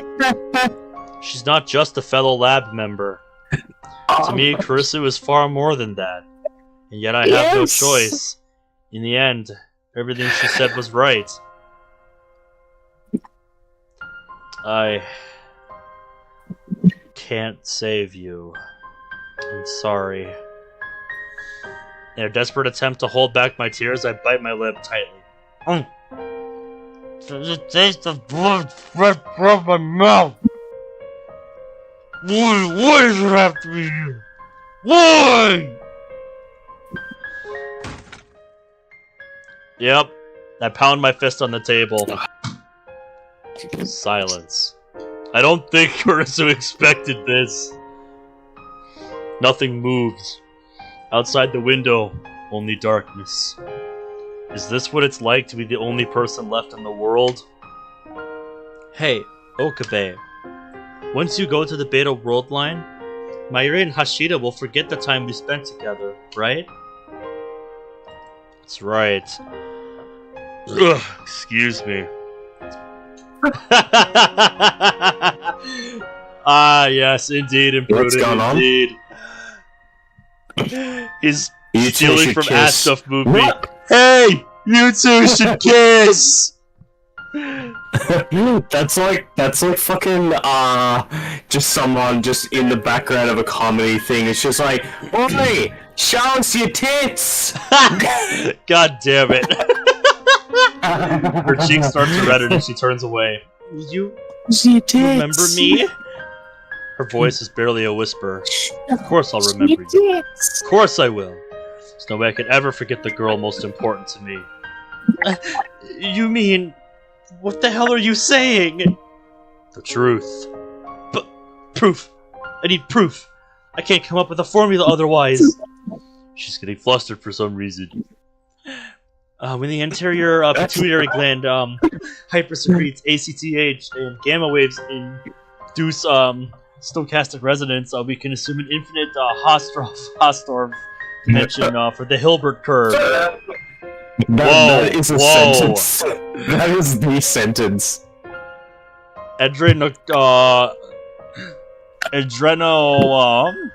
Cortiotropic hormones secreted in response to stress. Fascinating. That is the screenshot. That is the sentence of all time. Yes. This is the sentence of all time. Yep, she's just... I don't even know what's going on.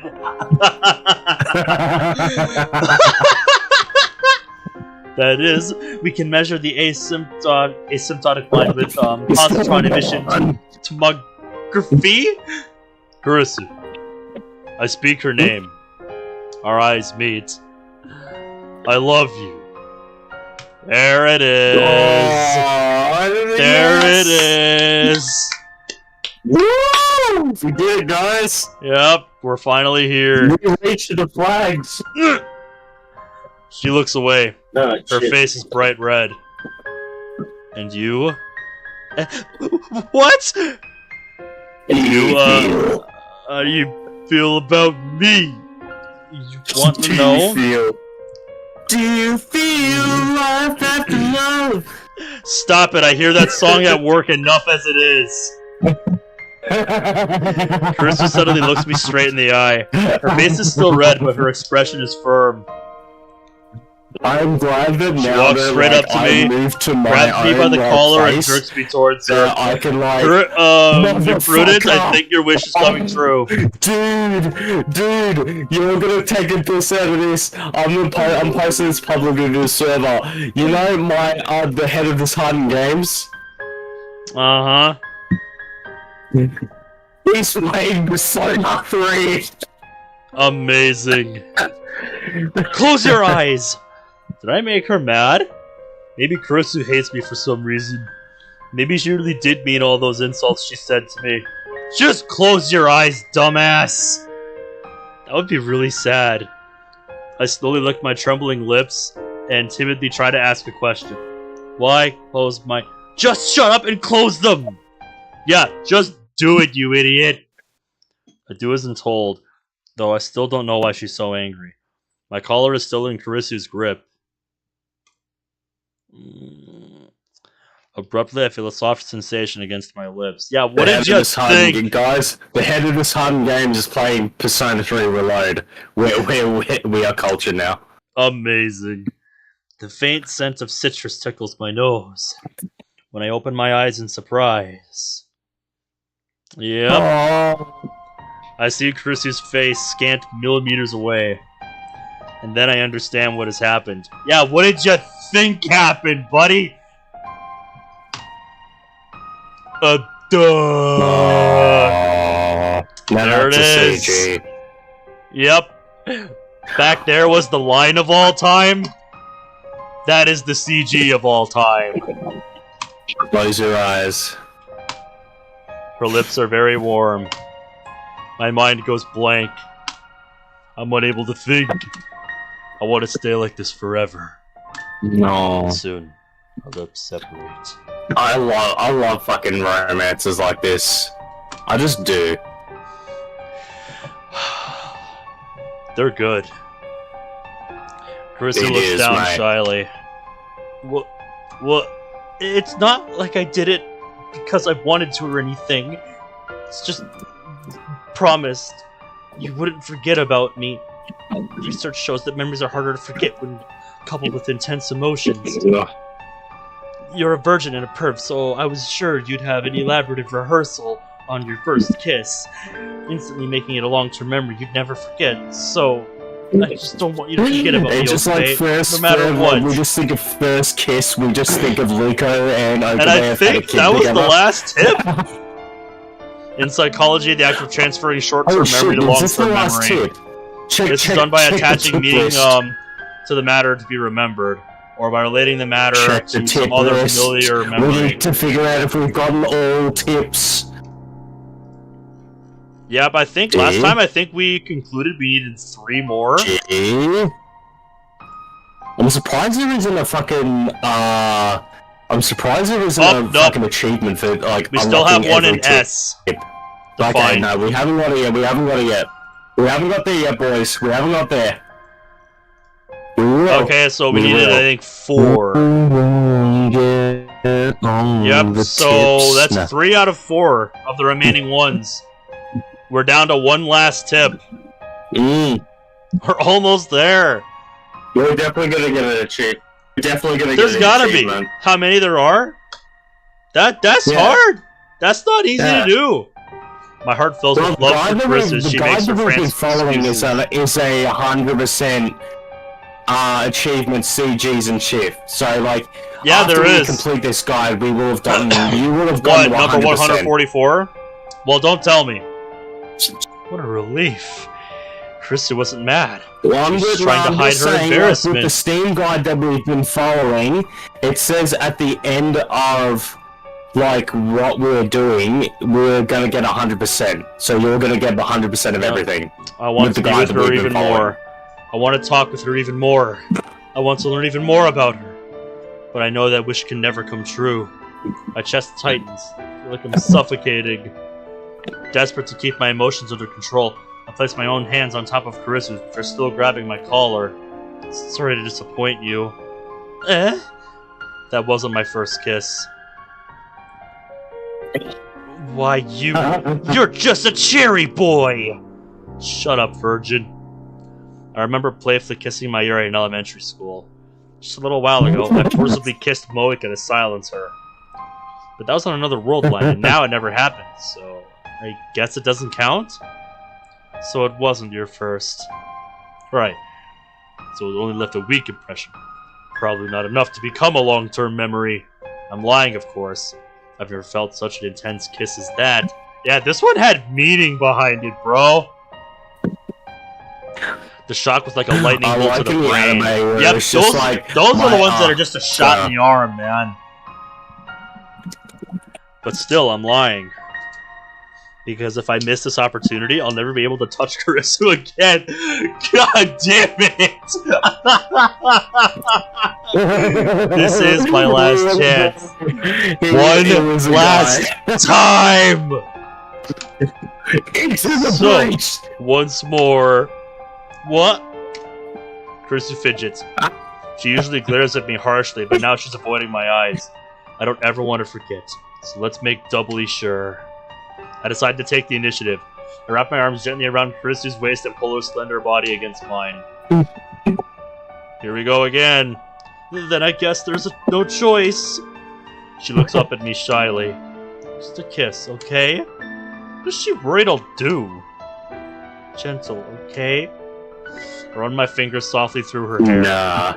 Then I slowly bend down. Okabe. Aww. We're both shy, so end up pecking at each other's lips like two small birds. Then we draw back and look at each other. Kurisu's eyes are wet. Tears are running down her cheeks. I kiss them away. Oh, they're salty. Don't forget me. We press our lips together again. Stronger than the first time. Longer than the first time. I never want to let go. We embrace each other tightly. Our feelings too powerful to contain. We seek each other's warmth again and again. Well, I think they'll be at this for a while. Locked in our embrace, we feel each other's breath. We feel each other's scent. We feel each other's taste.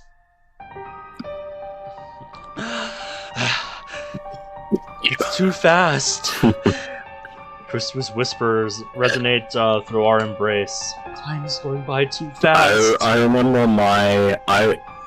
my first real kiss. It was like a lot of like, it's just like brain just shut off.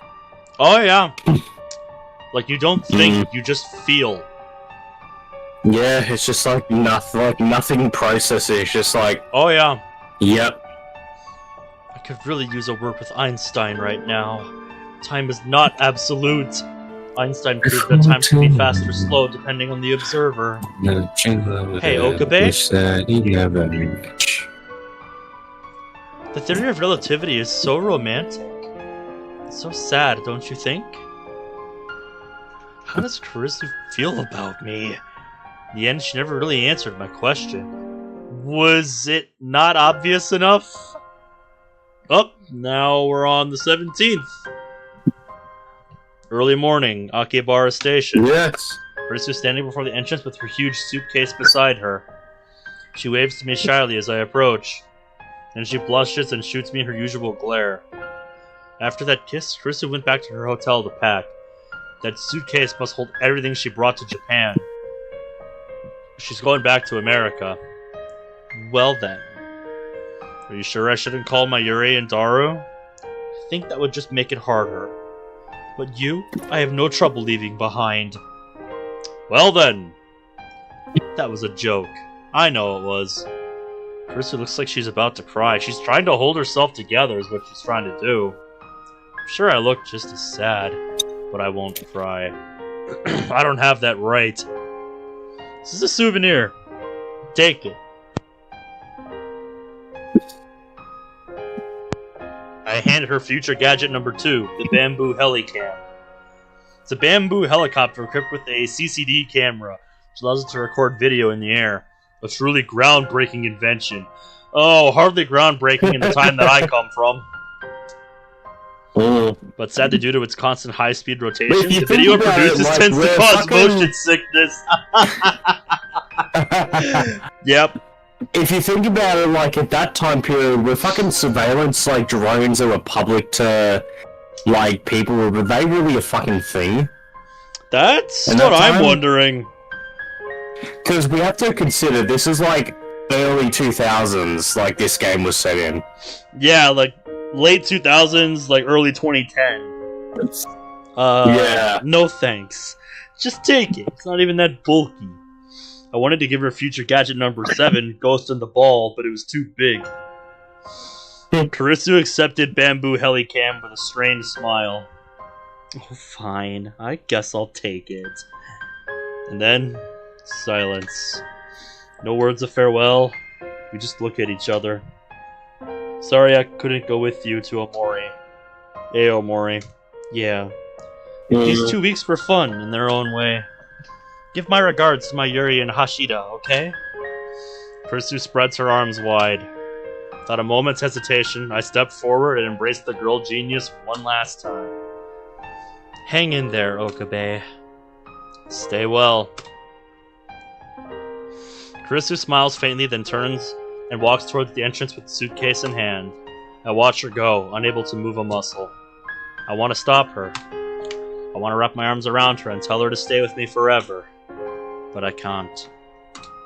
This is what we decided. To save Mayuri. To save the future. I'm sorry, Kurisu. I can't save you. Kurisu will disappear. She'll be left behind on this world line. There is no place for her in the coming world. I will remember you, Makise Kurisu. So in 2010, yeah, that makes sense. I will never forget! I don't know whether Kurisu hears my words. She just keeps walking. Stride steady. Back straight. Long silky hair fluttering in the wind. She's quickly fading into the distance. But I can tell. I see her shoulders trembling. We will never meet again. Our world lines will never cross again. I'm glad I met you, Kurisu. I would have been lost without you. I love you. Goodbye. I stand there in the entrance as commuters file past, until long after she has vanished from sight, afraid that any motion, any thought, might cause the tears to fall.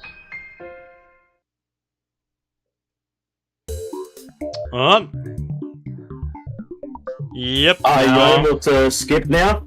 Right, okay. Nope. The time has come. We will now commence the final phase of Operation Verdandie. Mayuri and Daru turn to me and nod. Today is the last day of Kamima. Daru wanted to attend, of course, but a little begging convinced him to prioritize the operation. I take a look around the lab. These 20 days have been madness. It's incredible to think that at one point this lab had a whole 8 members, and now we're back to 3. The memories we made, the experiences we shared. To save Mayuri, I will undo them all. There is sorrow in me, and guilt. I engraved them deep inside my heart. I'll never forget. I mustn't forget these long yet short summer days. But still, I choose to erase our memories. I choose to return everything back to normal. Suzuha's mission is irrelevant. I'm not doing this for the future. As long as Mayuri lives, nothing else matters. Daru, you may begin.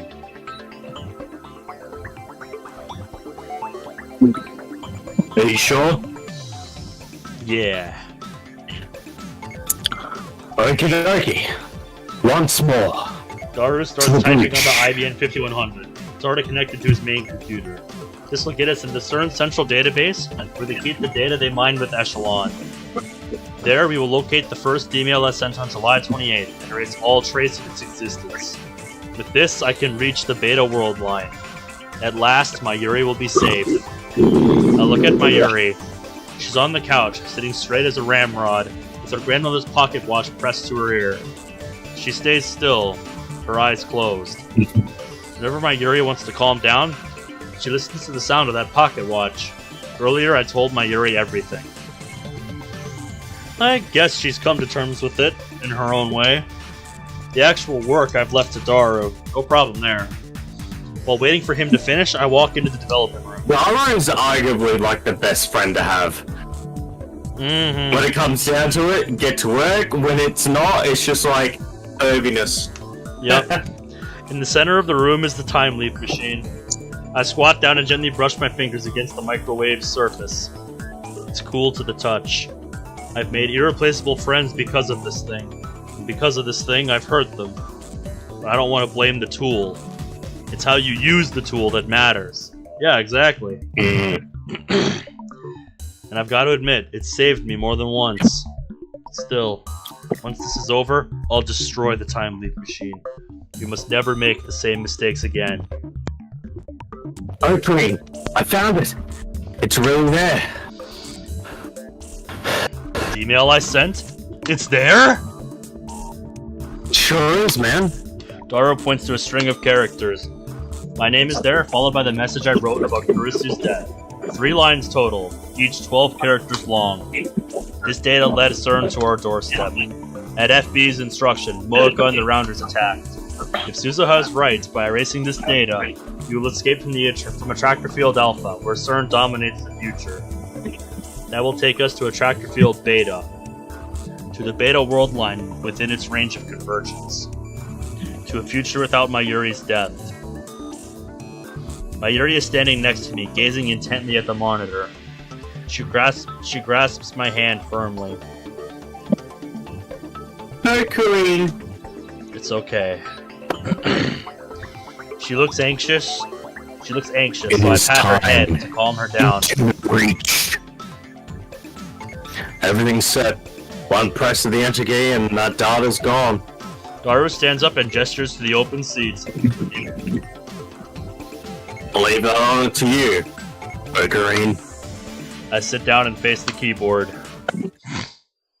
This time it ends. Kurisu's face floats through my mind. Face floats through my mind. I close my eyes and take a deep breath. Goodbye, Kurisu. Slowly I raise my right hand and extend my index finger. Victory is at hand! Daru twitches at my cry. With unimaginable brilliance and unwavering conviction, I defeated our vast and powerful enemy, and now stand triumphant on the field of Ragnarok. I give thanks to the comrades whose sacrifice made this victory possible. One press of this key and Kurisu will die. I firmly gripped my coat at the shoulder, where it had been stitched together with jagged pink thread. The coming world is the world I wished for! Wished for Mayuri to live and Kurisu to die. That is the truth, and I must never forget it. This is the choice of Steins Gate! This is the choice of Okabe Rintaro. The world be reborn! It is time! And at the exact same time, I hear the lab door open. My eyes dart towards the sound.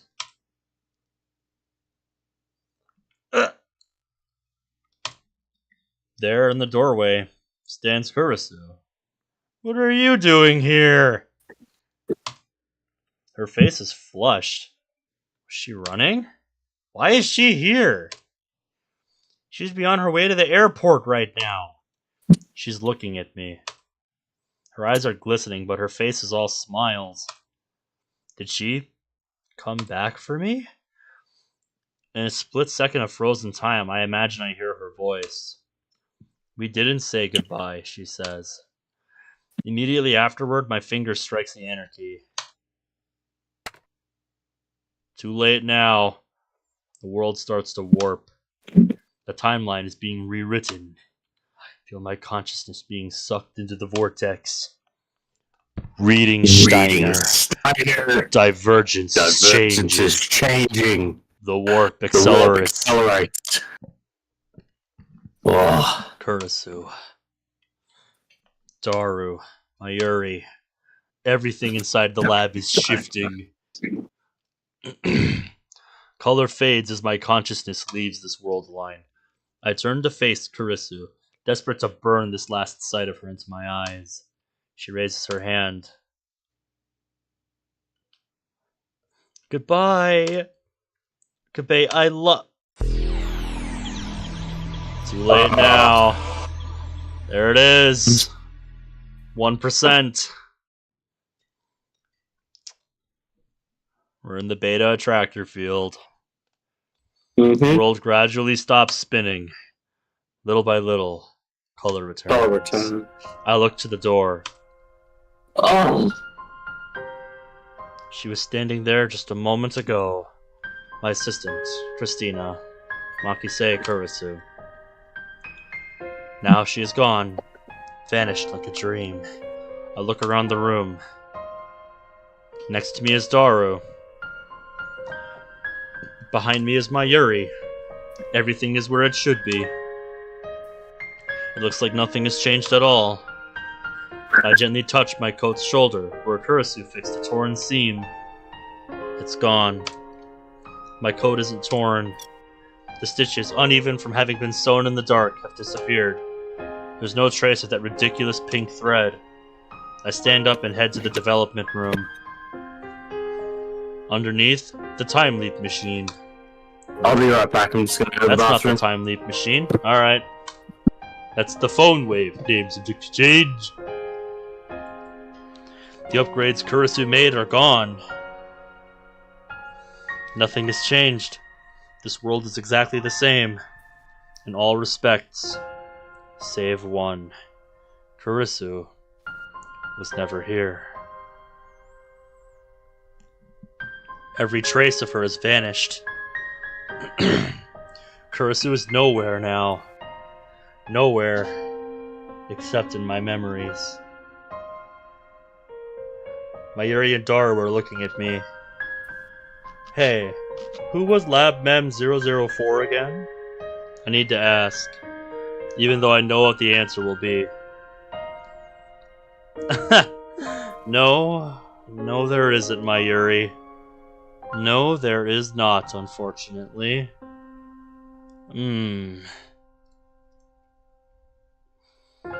It hurts.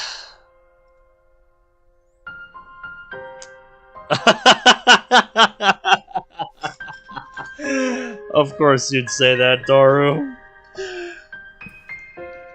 Oh, that's perfect. That is perfect. I'm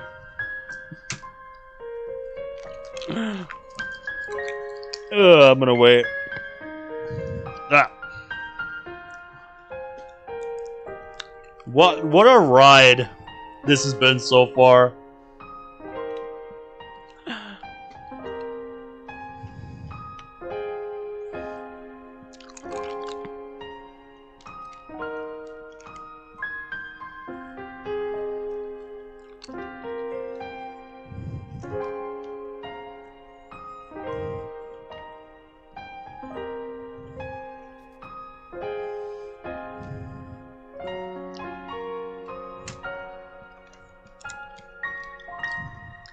No. I knew that it would be like this. But the fact that they forgot her existence is so saddening. So frightening. I am the only person in the world who remembers Makise Kurisu as lab member 004. So I won't forget. I alone will live with her memory engraved upon my heart. Now, time to proclaim my triumph. There are still things that must be done.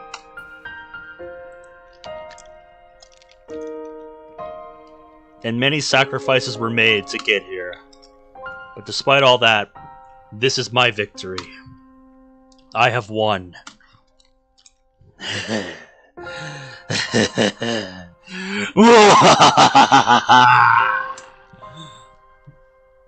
Mayuri and Daru stared at me in wonder at my abrupt laughter. The last battle of Ragnarok is won! I, the insane mad scientist, Hoin Kiyoma, with an IQ rivaling that of Einstein himself, have thwarted the organization, outsmarted CERN, and conquered the whole of space and time!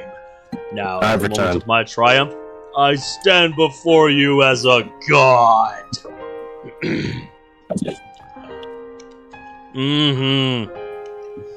This brave new world is the fruit of my ambition!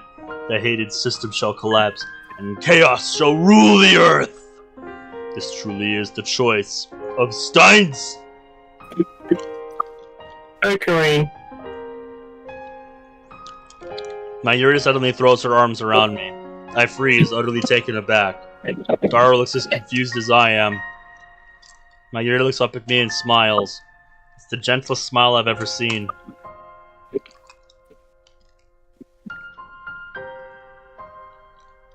It's okay now. What are you saying? I must proclaim our glorious victory, that all may...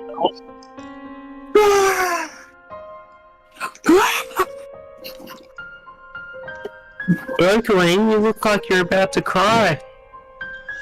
Man, he doesn't even realize it. I'll be right back because of something that's going on with this fucked up housemate of mine. I'm gonna make a Steins Gate reference out loud, so I'll be right back. Okay.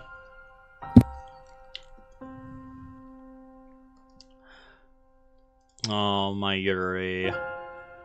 We went over this on your ending. You're not a burden, no matter what anybody says about you. Don't you go feeling like that. All the head pats for Mayuri, everybody. I'm giving her all the head pats.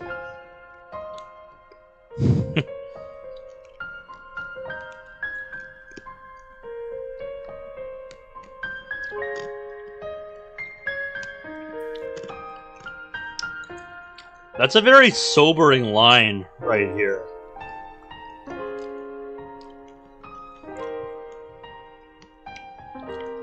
You know, like, his long journey is over. You got what he wanted.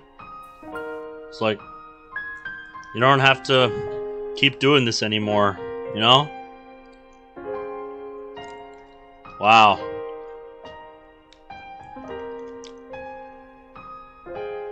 Mayuri. Man, this is hard-hitting stuff. Mayuri. Wow. Incredible. But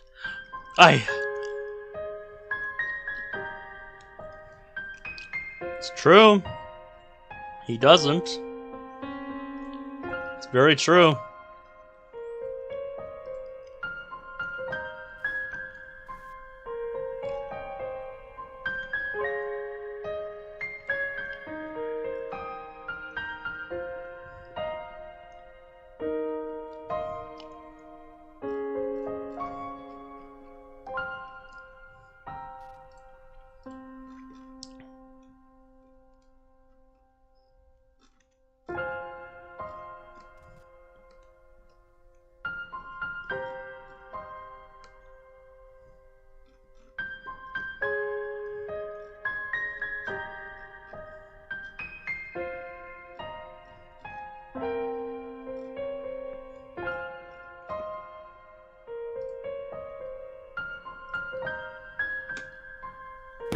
Okay, guys, get this. Ben, you there? Yeah, tell me. Oh my god, this is the funniest shit. So we have this housemate who's kind of who's new, and she's a bit of she's been kind of really been fucking around. And first off, like within a week of being here, she used my pot and my housemate's spoon without asking us and leaving it in the sink, and it's like, what the fuck? And she burnt it, and then she apparently has had like a few guys over just to like fuck with them. So when I heard, apparently I saw this station wagon out front, and I'm like to my housemate, like, what the fuck's this? Who the fuck is this anyway? It's like, you guess you know. So I just went like, you know what? I'm gonna scream out in the middle of the classroom, acting like Homer and Kiana. So I started going like, wow, the organization is going on a plot. And then literally a few minutes later, they exit the room and the guy leaves. Oh wow. It's like, if you fucking like, we don't like this chick because she seems to be like fucking a bit, how you going? But it's so I have no quarrel with fucking with her. I do not care in the slightest. Uh-huh. Yeah, it's like, clean after yourself, fucking dirty pig. So, and like, I told her off, like, fucking, if you're gonna use our shit, fucking at least ask, and fucking have the decency to clean it. Cause like, I asked her to clean my fucking pot, and it took her fucking over a day, and she didn't fucking do it. And I ended up having to fucking clean it, because, you know, I needed to fucking use it, despite the fact that I asked her. And if she has the time to fucking fuck Tinder dates or whatever it is, she has time to clean my fucking pot. Right. Fucking slag. Fucking cunt. So you would think. Dirty fucking dog. Use my shit and fucking don't even bother cleaning it. Fucking cunt, you're not gonna last here long. Anyway, sorry, I'm just a bit upset. Just that's why I decided just to fuck them a little. And me and my housemate were just laughing after he left. Yes. Well, I 100% knew that my Okabe impression fucking made him leave. Don't fucking test me.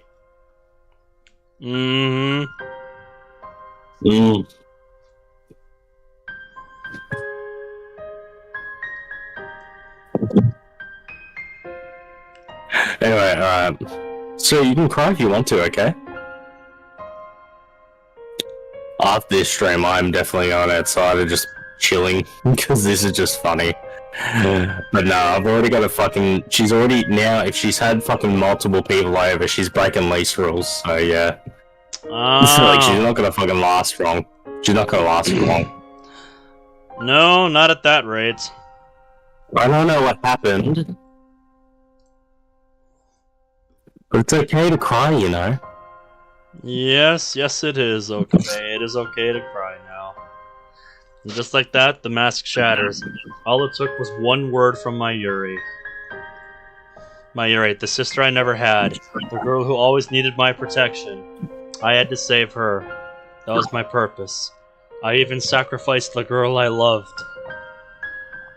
But now, I finally realize that it's over. Mayuri is safe. I'm free. Once more, I see Kurisu's face in my mind's eye.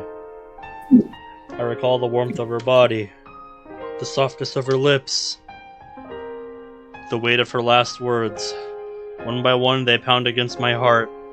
Can't bear it anymore. Yeah, he is. What, man? Are you really crying? Yep. My vision blurs. Tears run down my cheeks. A tidal wave of emotion crashes over me. Nothing remains to hold it back. I'll never see Kurisu again. That knowledge shreds my heart. I can't hold back my sobs. I can't stop my tears. This is the world I've been searching for. A world where Mayuri does not die. Yet it's missing the person most precious to me. It's too much. It's too cruel. Why did it have to be Kurisu? Why was I forced to choose? Why did she send me off with a smile? I cling to Mayuri. She strokes my hair gently. Oh, God. I surrender to my grief. We thought the last ending was emotional, but then this. 3 days have passed since then, and Mayuri is still alive. Yep, our inbox is completely empty, save for one empty message, with one attachment of just static.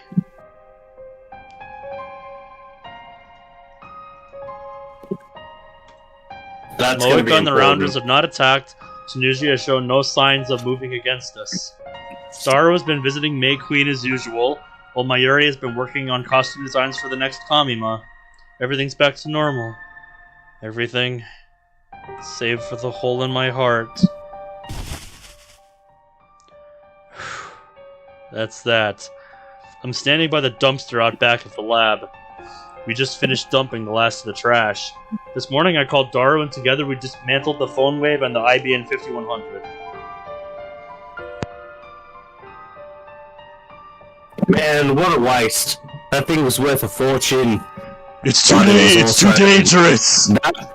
A fortune is not worth the cost. Believe me. No! It is not worth it. That computer alone put a fucking target on your backs. Now we don't have a microwave.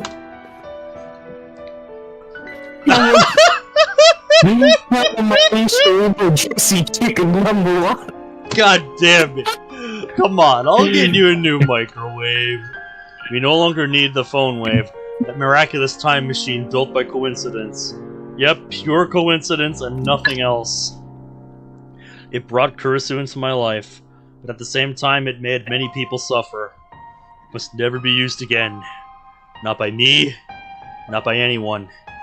It's time for the phone wave to die, and with it, the insane mad scientist Hououin Kiyoma, Lord of Space and Time. I recall what Kurisu once said. I don't want to deny who I've been, because even my failures are a part of who I am today. I gaze once more upon the scrap heap that was Future Gadget number 8. We stripped it down to the last bolt and circuit board. Surely no one can rebuild it now. Time travel is too much power for any human to wield. We don't need D-mails or time leaps. Even if nothing in the future is guaranteed, even though I may die tomorrow, life was never meant to be redone. And that's fine by me.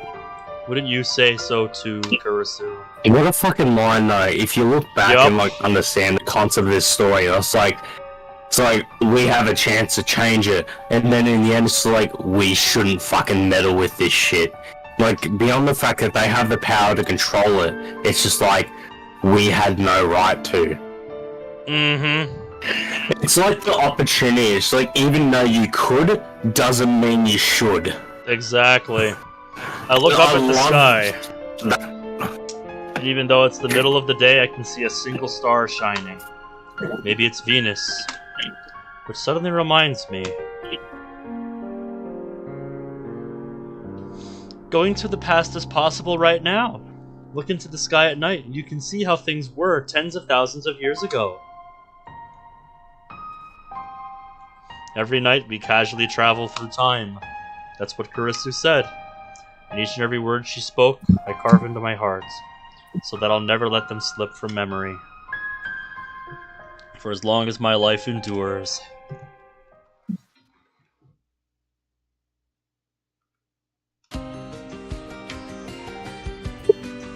And that was Kurisu's ending. But guess what, guys? Yeah, what an ending. We're not done. Nope. There is still more. Yep. We didn't find what we were looking for this time. Once again. Yep, we still have work to do. Gate.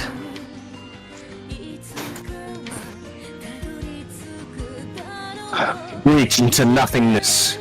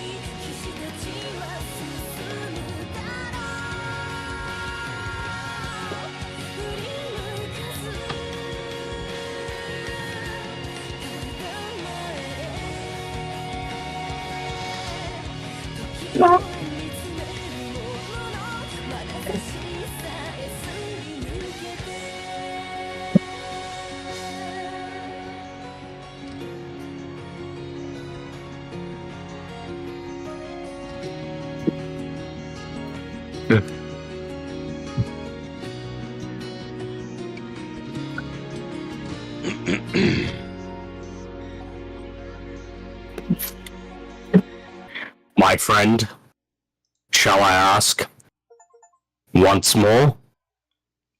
Kurisu's ending cleared someone's mail without reading it. Paradox meltdown completed. Are you ready? For once more? Ready as I'll ever be. Into the breach, my friends, let's go! Alright. Yep, where to now? Yep. We go back here. Sergey, you've said it right. Once more, into the breach. Yes. Make sure not to skip the credits. Let the truth be revealed.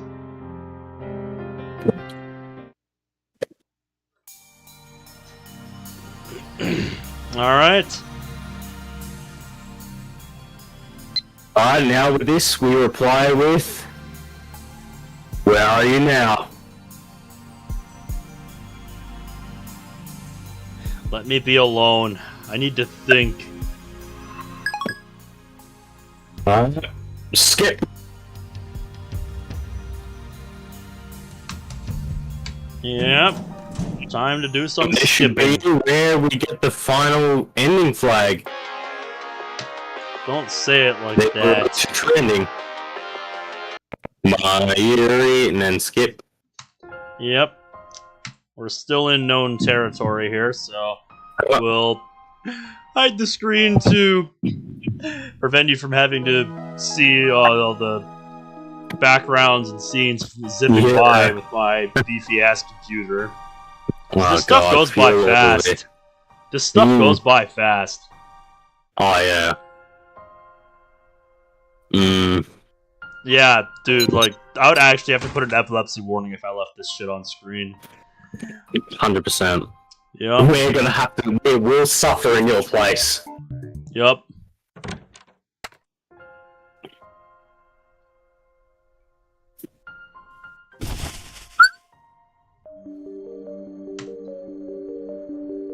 Leave it. Yeah, this is different. This is normally where the credits played. But yeah, something is different. So according to Sergey, we'll leave it. And they're going much slower this time. What is happening? Is this? Are we gonna get interrupted here? Mate, my friend, this is where shit gets real. Well, I'm gonna do what every good person should in this situation. Hold on to their butt. Hold on to your butts, ladies and gentlemen. We're not finished yet. Yep, let the truth be revealed, Sergey says. Here goes.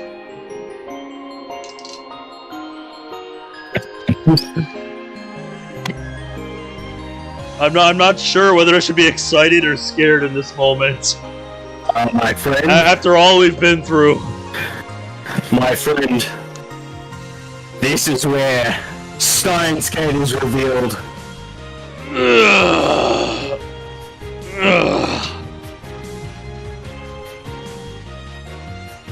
I love this credits music though. Oh, there's a phone. Who goes there? Uh-oh. Yep, it's getting louder. What's going on here? Hello. Oh, we get the... Who? Dad?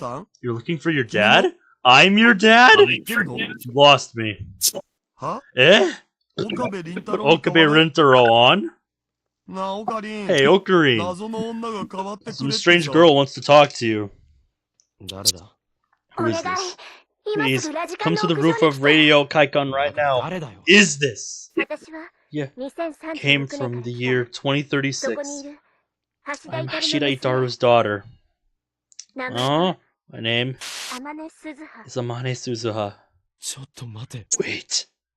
Suzuha? Are you here?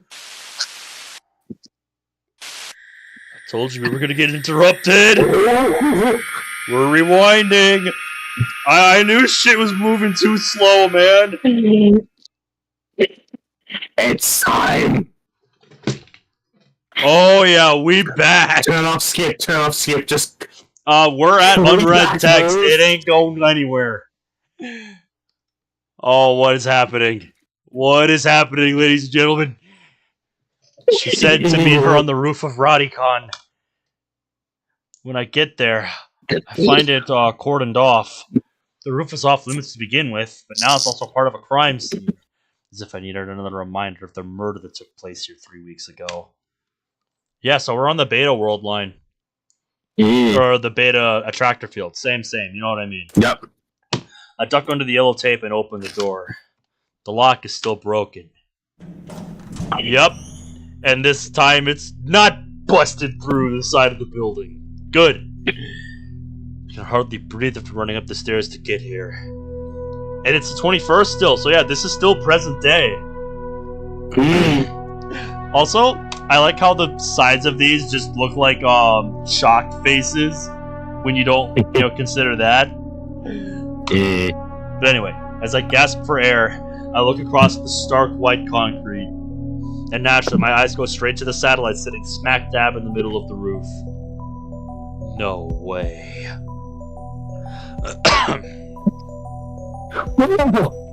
What's that? It's a robot, right? A transforming gun? Mayuri and Dara are just as surprised.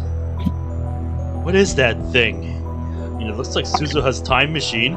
There's something different about it. Suzuha looks old and beat up. Suzuha's looked old and beat up. This one looks brand new. It's not stuck in the wall either. Yeah. Besides, this is the beta worldline, where CERN's dystopia never formed. Suzu has no reason to travel to 2010. That satellite shouldn't be here. And yet, I feel like I've seen it before. Where? When did I? Of course! It was at Dr. Nakabachi's presentation! Yeah, that thing from the very beginning of the game. Right before the presentation started, something shook the building like an earthquake, and we went to check the roof. That satellite was sitting there. Though still confused, I approached the satellite. Who goes there? Just then, the hatch opens, and someone steps outside. Ah! Oh! Hello, stranger. Hello! Okabe Rintaro? Suzuha! Really is her. The part-time warrior. John Teeter. He's back. Time traveler from 2036. Daru's daughter, who will be born 7 years from now. Why are you here? I asked her the same question over the phone, but I can't help myself. I need answers. Are you Okabe Rintaro? I need to know. Yeah? The way she puts it makes it sound like she's never met me before. And now that we're talking face to face, I realize that something's very different about her. For starters, what's with all the camo? Yeah, it's military. Looks dirty and worn, like she's been fighting in it for a while. She's even carrying a gun for some reason, and I'm pretty sure it's not a replica. Is she really Amane Suzuha? Hold on. Just hold on 1 second. This doesn't make sense! Now calm down. Figure this out, Okabe. You know that this is impossible. Suzuha can't be here. She left from 1975 in her one-way time machine. On the Alpha Attractor field, I'm pretty sure. Hey, can I ask you? You're saying can't. Where in your pronunciation it would be can't. Can't, same thing. I'm being dramatic. You're pronouncing it in my tongue. Yeah, I'm being dramatic. She found the IBN 5100. She made can't sure it would be get here. to you. Well, and that's passed away in the year American 2000. pronunciation is. So where did this girl come from? can't. I'm a time traveler from the year She can't be 2036. here. I have a request Something's for wrong. Uncle Ocarine. Uncle! You're an uncle? I'm an uncle? Huh? We don't have time You're to an humor uncle? Mayuri's question. What's going on, Ocarine? Suzuha What's walks up going to me on? and looks me in the eye. Her expression is grim. The next words out of her mouth are the last thing I expected to hear. This world line is headed for World War III. I need your help to prevent it. Please help me change the future.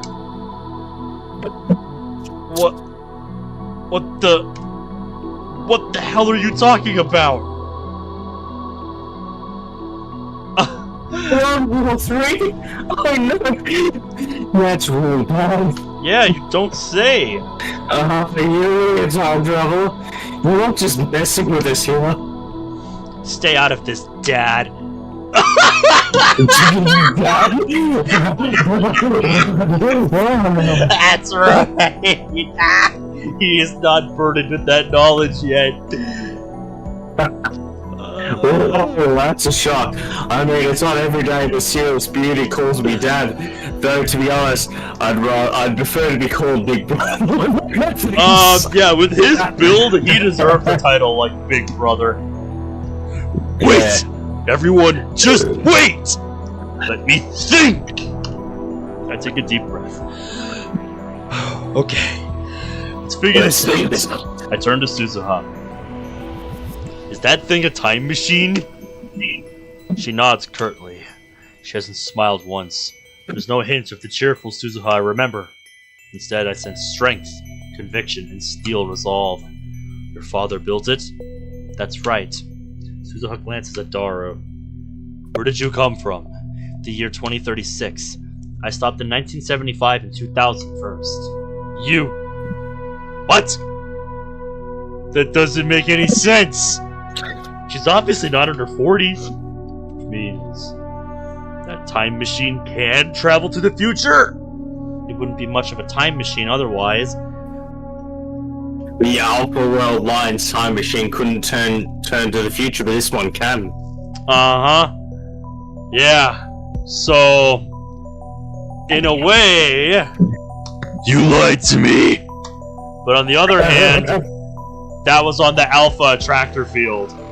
Yeah, it's the Alpha attractor it's field. not clicking for it The yet. Beta Worldline was the one where this is possible. Yes. This isn't the Suzuha I know, but it is Suzuha. You're from a different future? A different future? What's going on in 2036? What about CERN's dystopia? CERN? What's that? She doesn't know about CERN? That settles it. She's definitely not the Suzuha I know. You said something about World War III? Right. In my time, humanity has been reduced to less than 1 billion people. Less than 1 billion? The population is now 6.7 billion? You're saying 5.7 billion? Right. Thank you.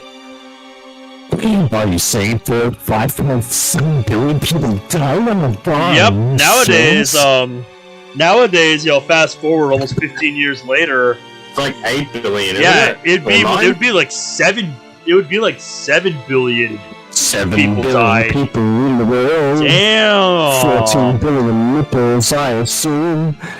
That's what happens when you use nuclear weapons. It's just like the Cold War. And this time they were fighting over time travel technology. It started with a race between the EU and Russia. Then the Americans got involved and things really went to hell. They were all desperate to stop anyone else from being the first to build a time machine. Whoever controls time controls the world, right? Time travel again. It has the power to grant your dreams, at the same time destroy everything you love. I know that better than anyone. By 2036, the war is over, but it left the Earth in ruins. We won't survive for long, not as things are. It's unbelievable. In the future of the Alpha Worldline, CERN used their time machine to fashion a dystopia where no one could oppose their rule. Suzuha traveled to the past to change that. She showed me how to escape that convergence. The result is this, the Beta Worldline. Here, CERN fails to complete its time machine, but instead, 5.7 billion people die in the fires of nuclear war. This can't be happening. Oh, but it is! My legs fold beneath me. I sink to my knees. You okay? No. No, I am not. Mayuri kneels beside me and gently rubs my back. But I'm too stunned to respond to her kindness. I glare at Suzuha. Though I know it's absurd, part of me blames her. Why is this happening? You lied to me. You said a peaceful future was waiting for us on the Beta Worldline. That's what her Alpha counterpart thought. We saved Mayuri.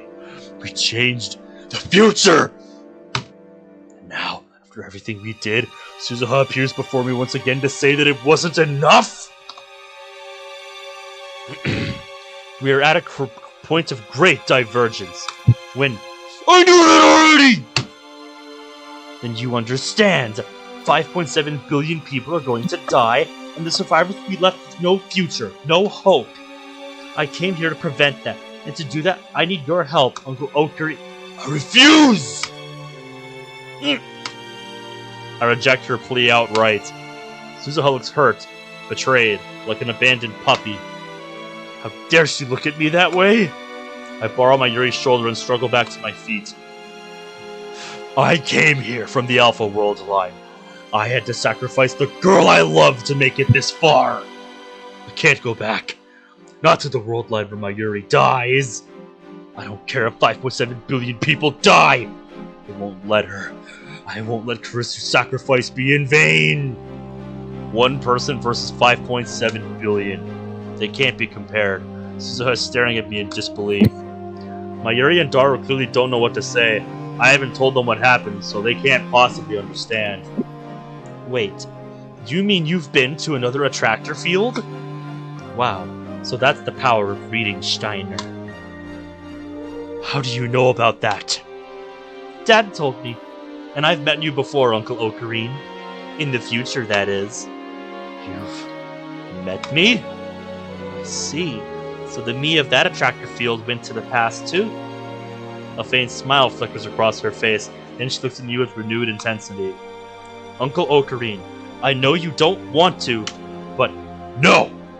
I won't let Kurisu's death be in vain! I won't let Mayuri die! Huh? Mayushi dies? I haven't have no seen idea, a young chapter man. title yet.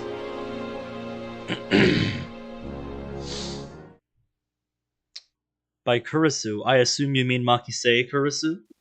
Listen, Uncle. Let's say, hypothetically, the only way to change the future of this world line is to go to July 28th, 2010, the day Makisei Kurisu dies, and save her. What would you do? What? Shock ripples through my body. What did she say? Save Kurisu? But how? We no longer have the phone wave, or the time leap machine. But if we did, I could never leap that far back. Ah! Of course! I look over Suzuha's shoulder at the object disguised as a satellite. Your time machine. We can use your time machine. It came all the way from 2036. It should have no trouble going back a mere 3 weeks. Even better, this time machine can do what Alpha Suzuha's could not. It can travel to the future. I can go to July 28th, save Kurisu, and return to the present. No demails, no time leaps. Genuine, physical time travel. I can't refuse. I literally can't refuse. I saw this time machine once before, on July 28th, that fateful day. Shortly before Kurisu was killed, I saw it standing in this very spot, as sure as it is standing before me now. There's only one thing that can mean. It has already been established that this time machine will appear on that day, in this place. Even before I sent the first email, my participation was assured. Even the thought of turning Suzuha down now is meaningless. Nothing is coincidence. Everything is inevitable. The revelation makes me dizzy. It's like I don't have the tiniest atom of free will.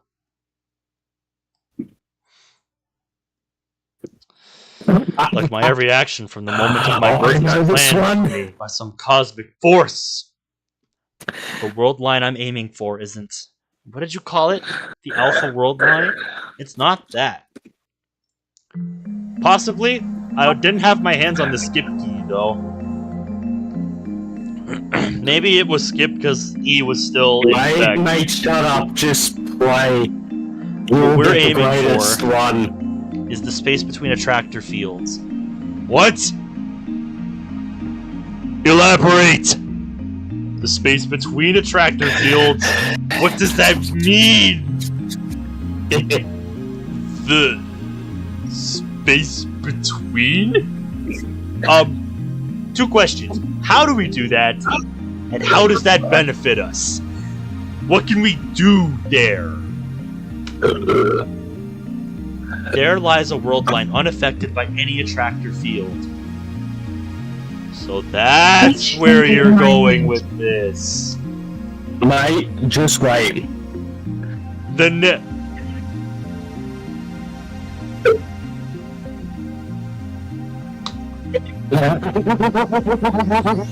Now that is a fucking title drop. I told you, mate. When you knew what Steins Gate actually was. I am floored. So that's the name of the game. Wow. This whole playthrough, I've been wondering what the hell Steins Gate was. It was just that thing he said. The next one, you'll learn what Steins Gate actually was. Steins Gate was the name of the world line. I must know more. That's going Mate. in the fucking notes.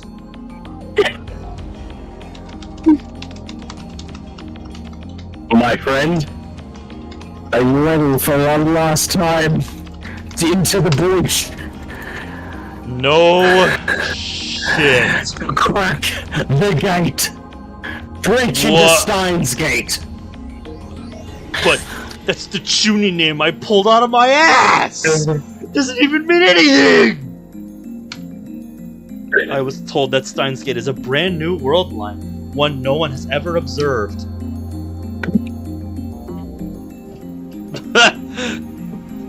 but didn't someone have to observe it to know it's there? Nope. It's never been observed. That's what makes it new. But Dad and Uncle Ocarine were able to calculate its divergence. Do tell. Alright, that's going in the old notebook that I got here on the side.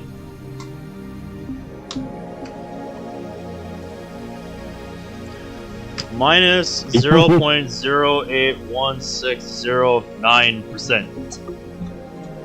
I'll be right back. I'm going to the bathroom.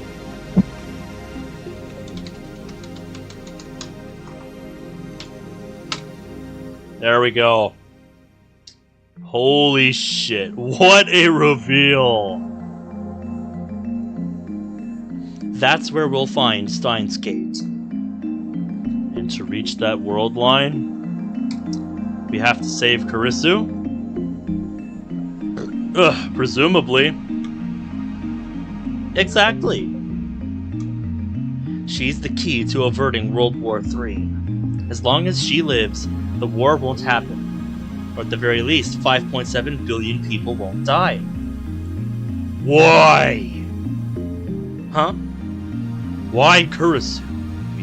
I know she's a genius. Are you telling me she's the hero who will save 5.7 billion people? I don't know. You don't know? And you expect me to go along with this? Hey, I'm just following Dad's plan. And apparently you're the one who came up with it in the first place. If there's a flaw in your plan, then we're all in trouble. It sounds like you didn't hear it from me. Is that right? You passed away 15 years from now. That is, the year 2025. The same result is on the Alpha World line. So I don't know the whole story. What I do know is that my dad continued your work. After you died, he built this time machine all by himself just to see your plan through. That's my super hacka.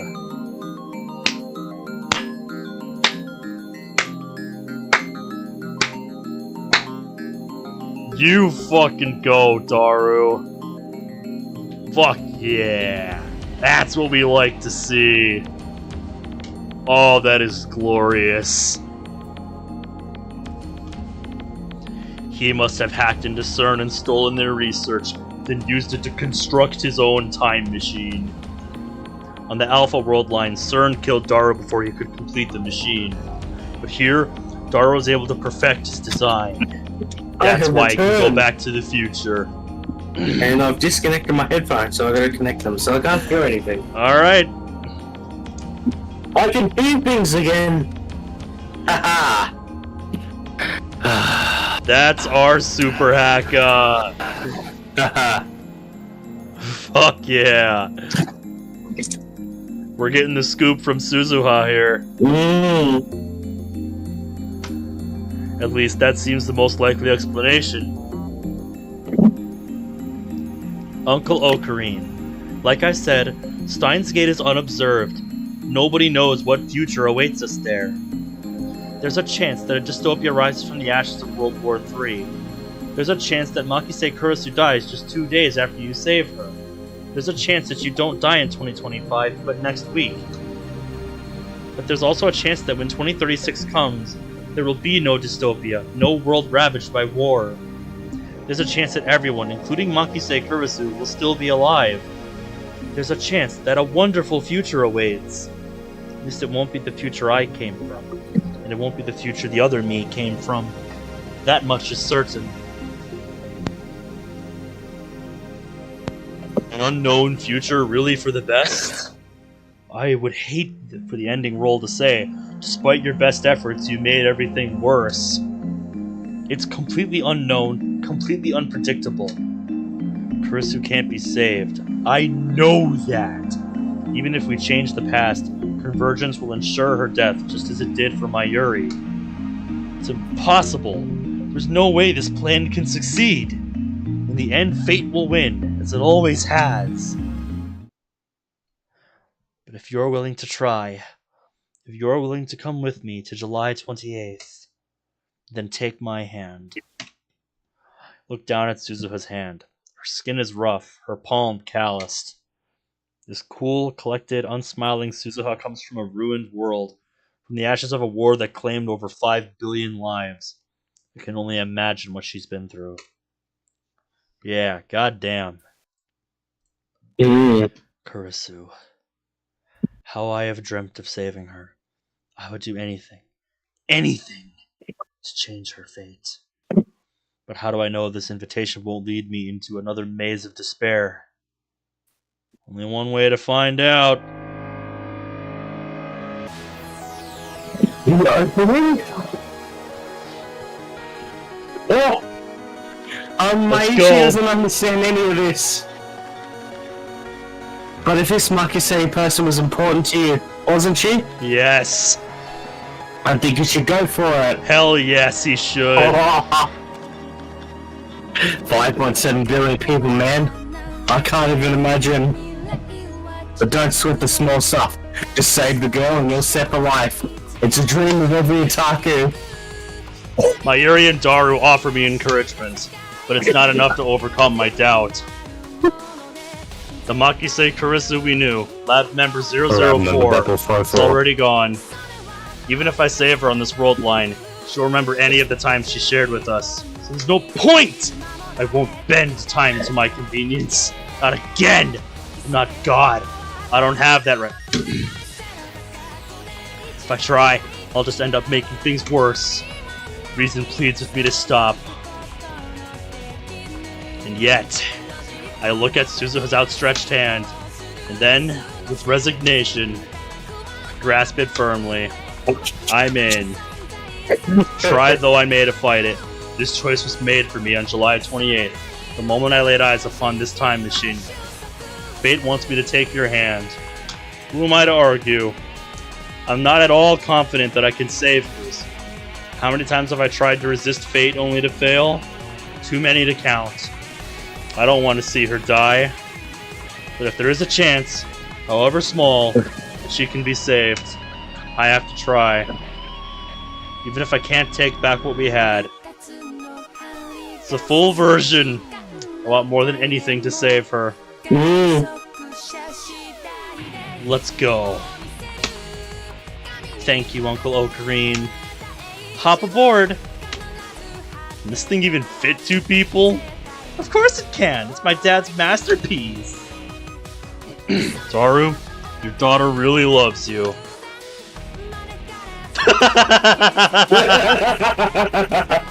I don't get it, but stop calling me dad. I'd rather be your big brother if you know what I mean. Be sure to come back, okay? I don't want you to disappear, okay? I'm not going to another world. It's just a short hop to the past. I pat Mayuri's arm reassuringly. Then I follow Suzuha to the time machine's hatch and slip inside. The interior is cylindrical and surprisingly tight. When I sit down on the ledge that rims the cylinder, it puts me face to face with Suzuha, kind of like one out of those giant teacup rides. There are fewer controls than I expected. The inside definitely looks more refined than what I saw of Suzuha's time machine on the Alpha World line. One thing remains the same. The time display panel, a black screen with red lettering. I guess that's just Daru's taste. Give me your phone. When I hand it over, Suzuha casually tosses it out the hatch. Hey! It's better not to bring it. It'll cause interference. Interference? Oh, I see. We're going to July 28th, so there'll be 2 of me. And if I bring it, 2 of my phone. I guess that could be a problem if I got a call or something. So time travelers really do need to be careful about what they bring to the past. Shut the hatch. I hear Mayuri and Daru cheering outside. Mayuri caught my phone, thankfully. I give them a final nod, then close the hatch. Silence engulfs us. Suzuha is operating the time display panel. She sets our destination. July 28th, 2010, 11:50 a.m. That should do it. It's cutting it awfully close. I remember Dr. Nakabachi's presentation began at 12. This time machine can't physically move. Meaning, no matter what time we travel to, we'll always arrive at the exact same coordinates. In other words, on the roof of Radicon. I mean, it's a little more complicated than that, but there's no time to explain. Anyway, we could leap to the day before the presentation. But if we attract too much attention, they could close Radicon and cancel the presentation. That's why we've got to cut it close. I see.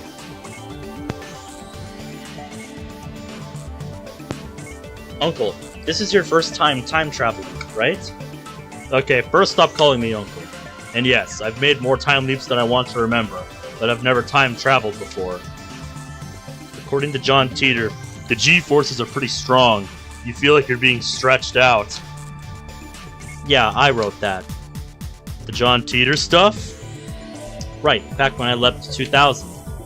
See, the past has changed. Changed back, I suppose, from my point of view. When I was on the Alpha Worldline, I saw Teeter post on that channel in real time. This Worldline, those posts were made to an English BBS in the year 2000. You don't sound surprised. Nothing surprises me now. My brain's too busy trying to process all this new information. Feels like it's gonna explode. I'll go over the mission one more time. Once we arrive, there's no time for chit-chat. The objective is to prevent Makise Kurisu's death. Ever since I returned to this Worldline, I have avoided all news of Kurisu's murder. I was afraid of seeing that result in stone, setting that result in stone. So I still don't know who killed Kurisu. I don't know how or why she died. I don't know anything at all. If I had known it would come to this, would I have looked things up? I ask myself that question. The answer is no. What about attractor field convergence?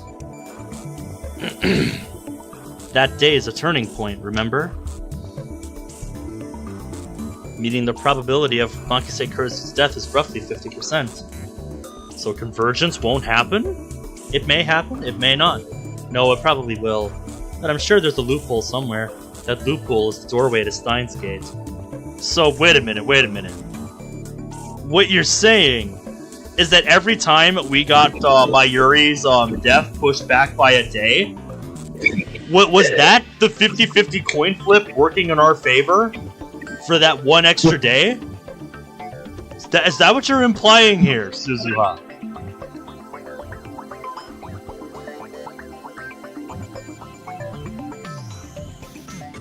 Wow, yeah, that runs counter to what we knew on the Alpha Worldline. Shit. So in the end, it's a gamble. Oh, one more thing. Watch out for Dr. Nakabachi. What do you mean? Remember what I said about World War III? It all started because of something called the Nakabachi paper.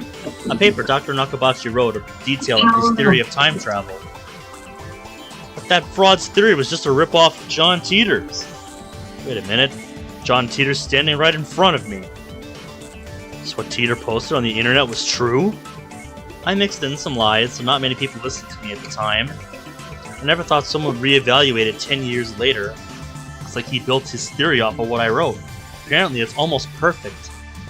Anyway, Dr. Nakabachi was there when Makise Kurisu was killed, right? So watch out for him. I'm sure he's important to the divergence of this Worldline. Dr. Nakabachi? Important? I thought he was just some con artist. Ready to go? Fasten your seatbelt. I look underneath my butt to find what looks like a car seatbelt. I wrap it around my waist and fix my body to the seat. Does it shake a lot? Shake? No, it doesn't shake. I mean, it does something else? Is this even safe? Probably not. Suzuha leans forward and pushes a bright yellow button on the bottom of the panel. There are no windows, so I can't tell if the time machine is moving. We'll sound like a little bit, but I'm just trying so it to make shouldn't sure take more than things are 2 or 3 straight, you know? minutes. Suzuha fastens her own seatbelt and sighs. When I first left in 1975, it was 6 hours, long hours with nothing to do. Yeah, so I was gonna say, 1 minute equates to 1 week. Damn. I guess time travelers have their own problems. It's only a few minutes, we won't bother with the oxygen mask. Just be aware, we'll have no oxygen for the duration. You mean I have to hold my breath? Right here. Suzuha points to the center of the cylinder, the space between me and her. There'll be an air pocket. Stick your head inside and you'll have enough oxygen for about 10 minutes. Hey, for argument's sake, what happens if we fail to save Kurisu? There's not much fuel left. We barely had enough to begin with. There's not even enough for a return trip to 2036. So it runs on some kind of fuel, huh? So if we fail to change the world line, then I'll be stuck in this time. Don't worry, as long as we're just traveling 3 weeks each way, we still have enough for 2 round trips. So what she's really saying is that we only have 2 chances. Then how do you plan to get back to 2036? I don't. Once we reach Steins Gate, I won't have any reason to come to this time in the first place, will I? Causality will be reconstructed. I should disappear from this time since I'll probably be living peacefully in 2036. But that all depends on you, Uncle Ocarine. Her tone is light, but her expression is serious. Yeah, damn, this is getting real. This is the first time that we've spoken in weeks, but I just now realized something about her. Suzuha is pretty reckless, isn't she? Suddenly there's a zapping sound, and countless faint silver lights start floating around the cylinder. They look like moth dust, or powdered snow. The light slowly changes colors. Violet, blue, green, yellow, orange, red. Back to silver, violet, blue.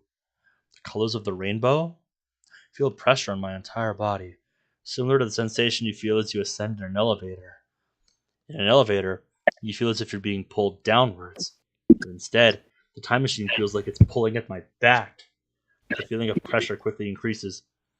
It starts to feel like I'm falling horizontally. I've never experienced anything like this. It's so uncomfortable, I want to scream.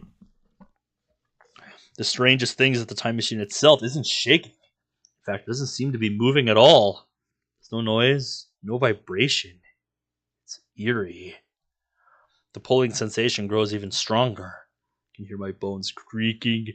I imagine my body flattened like a pancake. It's not a pleasant thought.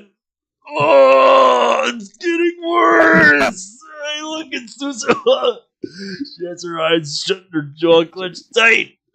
No longer move. Feels like my back is glued to the wall. The vision begins to warp. Within my warping vision, the powder of light still shifts through the colors of the rainbow. It's strangely beautiful, like something out of a painting. And still, I keep falling. Where is it taking me? Through a tunnel in space-time? All I know is that I'm falling. Suddenly, everything goes dark. I try to scream, but even my voice falls away. It doesn't even reach my own ears. It's gravity. There's an intense gravitational distortion behind me, and I'm still falling towards it.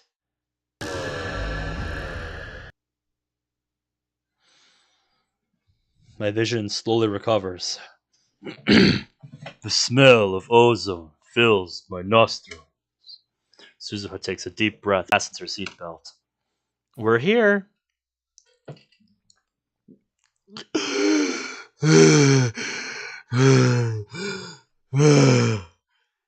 Did I just travel through time?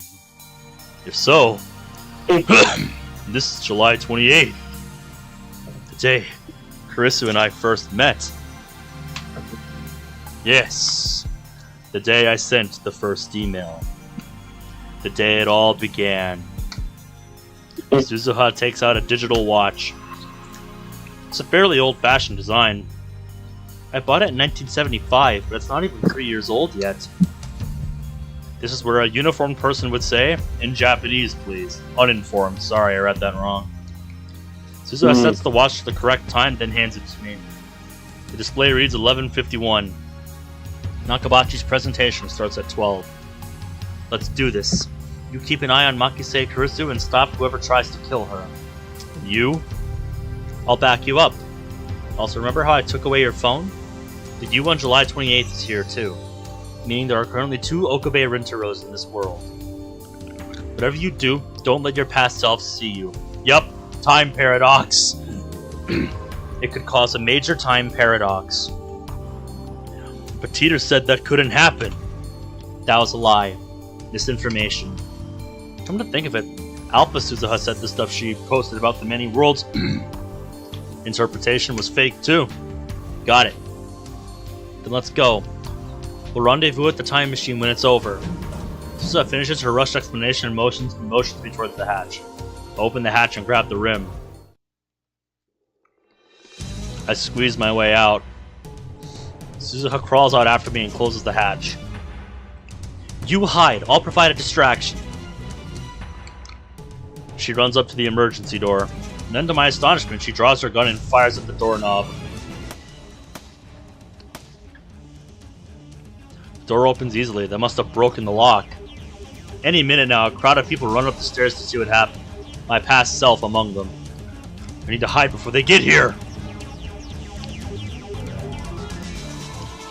That was a close one.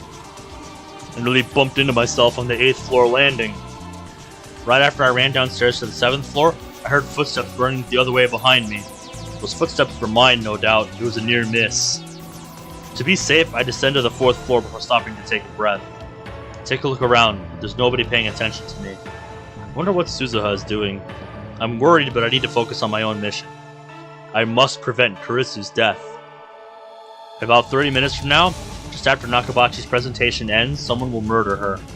I know where it happens. In the 8th floor hallway, towards the back of the building, where people rarely go. What I don't know is who stabbed her. Instead of running around drawing attention to myself, I should just wait at the scene. Let's cool off here for about 5 minutes, then head over there. If I remember correctly, Kurisu tried to talk to me in the assembly hall, but I blew her off and came down here. For that, I tried calling Mayuri, but her phone was off and I couldn't get through. So I went back up to the assembly hall to find her. What time was that? I searched my memories, trying to plot the actions I took on July 28th. It sounded simple when Suzuha said it, but staying away from my past self was going to take more work than I thought.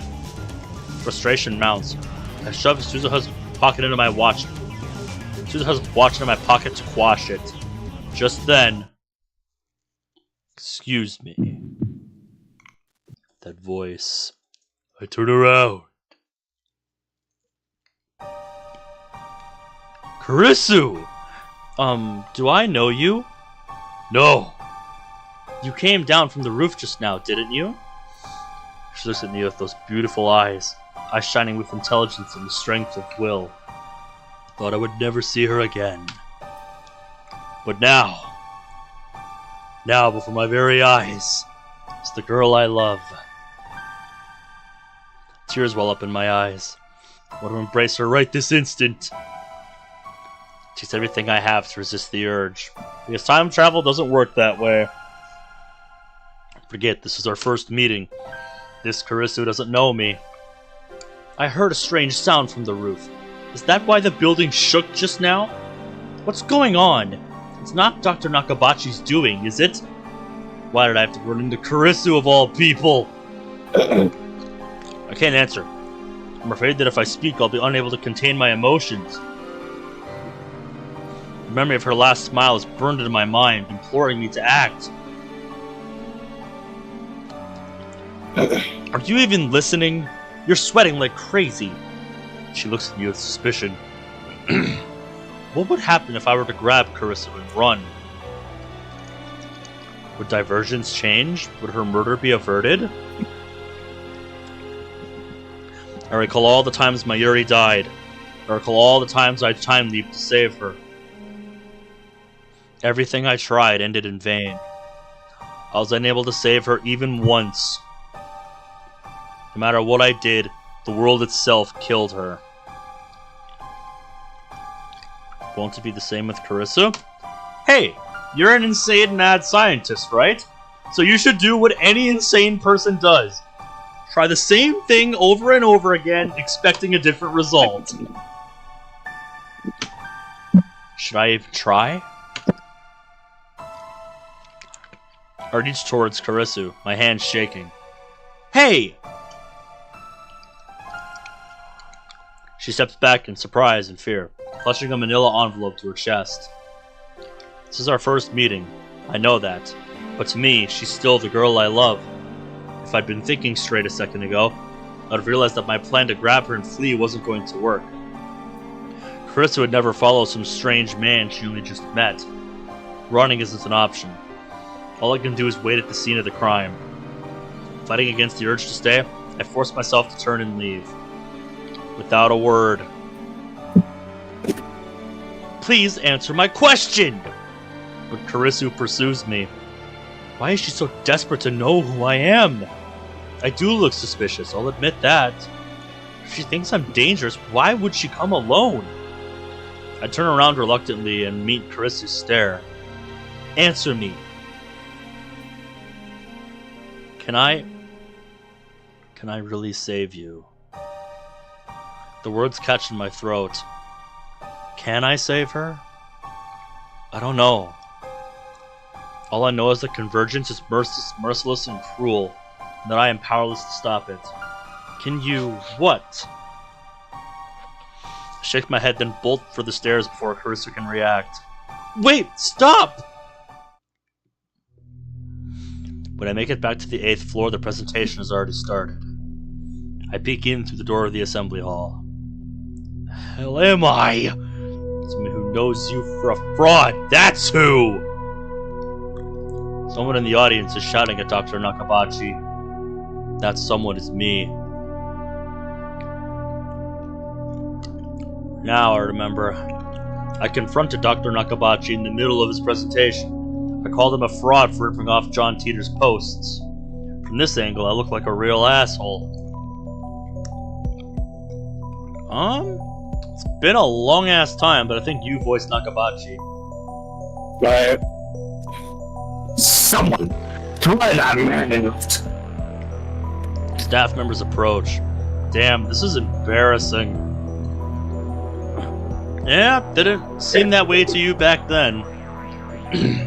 But there's nothing I can do here. I need to leave before Kurisu appears.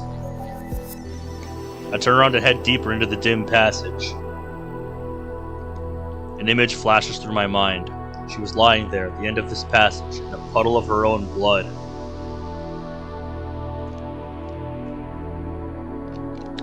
"20 minutes from now, that's exactly what will happen.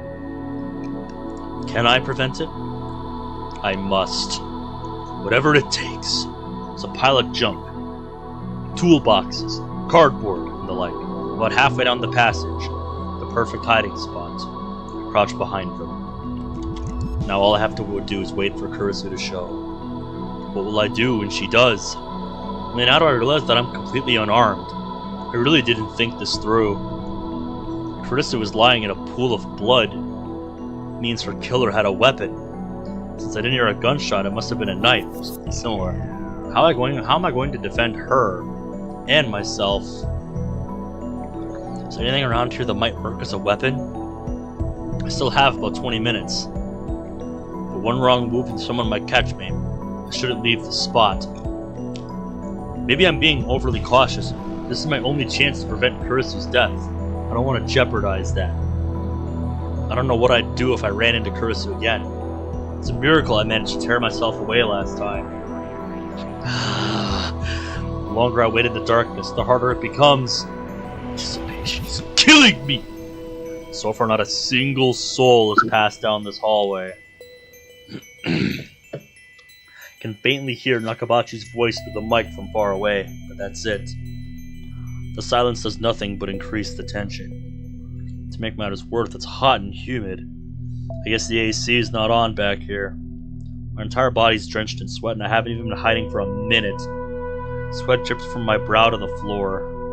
I rub it out with my shoe. I have to keep waiting. There is no other choice. 20 agonizing minutes. I stay there, crouched in the darkness for what seems like an eternity. That would be an eternity for me, because I am already not good at dealing with heat, so I would be doubly not good at dealing with a situation like this. Like, fucking hell. That is a lot of heat. In the distance, I hear the sound of sparse applause. I glance at Suzuha's watch. It's 12:26. I guess the presentation's over. I peek out from behind the boxes. And just then...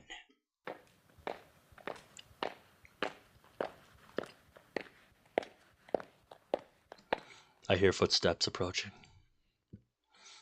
I duck back behind cover. My heart is pounding. Someone's coming this way. Who? Is it Kurisu's murderer? I clench my teeth and try to drive away the tension. I can only pray that I won't be found. Finally, the footsteps pass right by my hiding spot. Moving only my eyes, I sneak a glance at the person. It's Kurisu herself. Kurisu? There's no one with her. I didn't expect Kurisu to be the first to appear. What is she doing back here? This area is for employees only. Now that I think about it, Kurisu's murder made no sense. Why was she killed in a place she would normally never come? Careful to keep quiet, I watch Kurisu from the shadows. About 5 meters down the hall, she stops walking and leans against the wall. She's holding that manila envelope I saw her with earlier. She peeks inside and smiles softly. Why is she smiling? Kurisu rarely smiles like that. I mean, it's more like her to glare at people. That envelope. I search my memories again. When Kurisu approached me during Nakabachi's presentation, I'm pretty sure she was holding that envelope. But did she have it when I discovered her body? I don't remember seeing it. What could be inside to make Kurisu smile like that? I can't begin to imagine. Kurisu hasn't moved a muscle. She's just standing there, head hung, her face hidden behind her long hair. I can't read her expression. Is she waiting for someone? Who? Who would she meet in a place like this? That's when I hear another set of footsteps approaching. Yep, someone followed her. I can't see who it is from where I'm hiding. But given the timing, it has to be the person who killed Kurisu. And as proof, Kurisu raises her head and upon recognizing the newcomer, lifts her back off the wall. Her expression softens slightly. The footsteps come even closer. Who is it? I wanted to talk. Kurisu suddenly starts speaking. The footsteps pass right by my hiding spot. I'm so tense I can't even move. The newcomer finally appears in my narrow field of vision. And it's...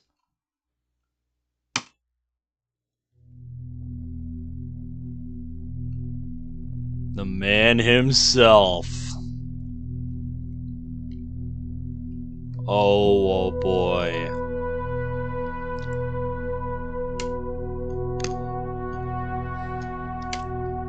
Dr. Nakabachi!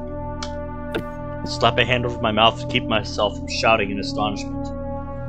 Kurisu and Dr. Nakabachi know each other? Oh, one more thing.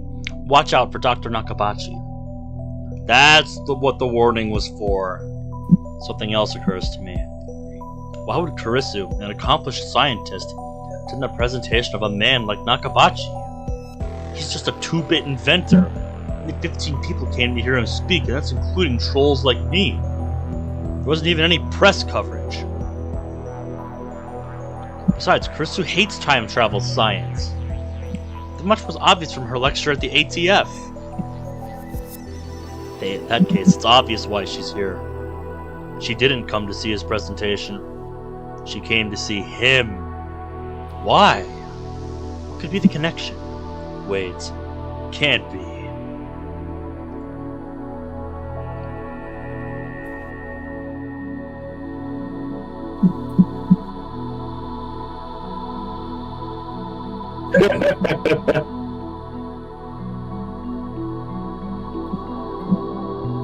It never occurred to me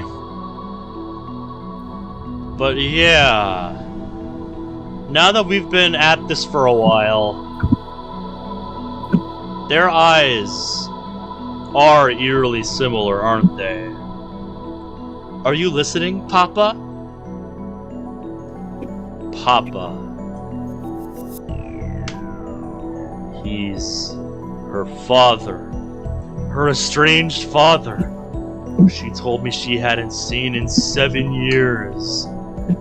Kurisu did say that her father was a physicist. Nakabachi certainly is a physicist, but the scientific community at large has rejected his research. Wait.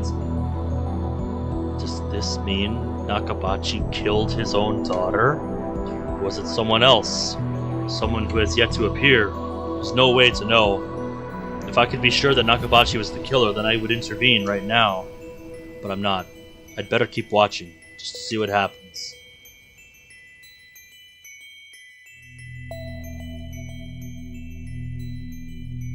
Wow. What a reveal. Also, I believe it is your line now.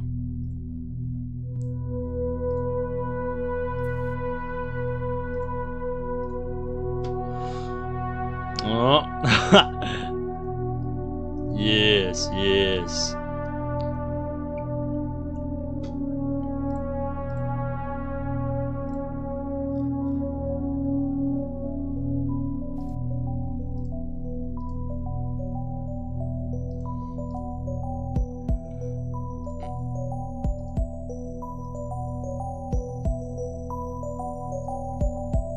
What is that? I heard you were giving a presentation on time travel, so I thought about it too. Could it be possible to make a time machine? Kurisu wrote a paper on time travel? When she spoke at the ATF, she rejected the very idea of time travel. Although, come to think of it, she was awfully invested in the phone wave. Damn, I forgot how much of a tsundere she was. I'd like your opinion, Papa. We can polish it together, then submit it to the scientific community. I don't know if they'll listen, but just in case, I do have acquaintances at Science Magazine. Nakabachi takes out the document and starts reading it with a disgusted frown. He's still with us? So that's what it was. Oh. Ah, microphone trouble. That is what this screen is for. Just some technical difficulties, folks. He's still with us, but his microphone's being dumb. Alright, well, I hope you get it fixed soon, man. As long as you're still following along. So that's what it was. She didn't have anything dangerous in that envelope, like drugs or a gun. It's just some document. Yeah, crazy. Watching this back in hindsight, all this time later, it's crazy, man. This is absolutely nuts what we're experiencing right now. Oh man, I love this.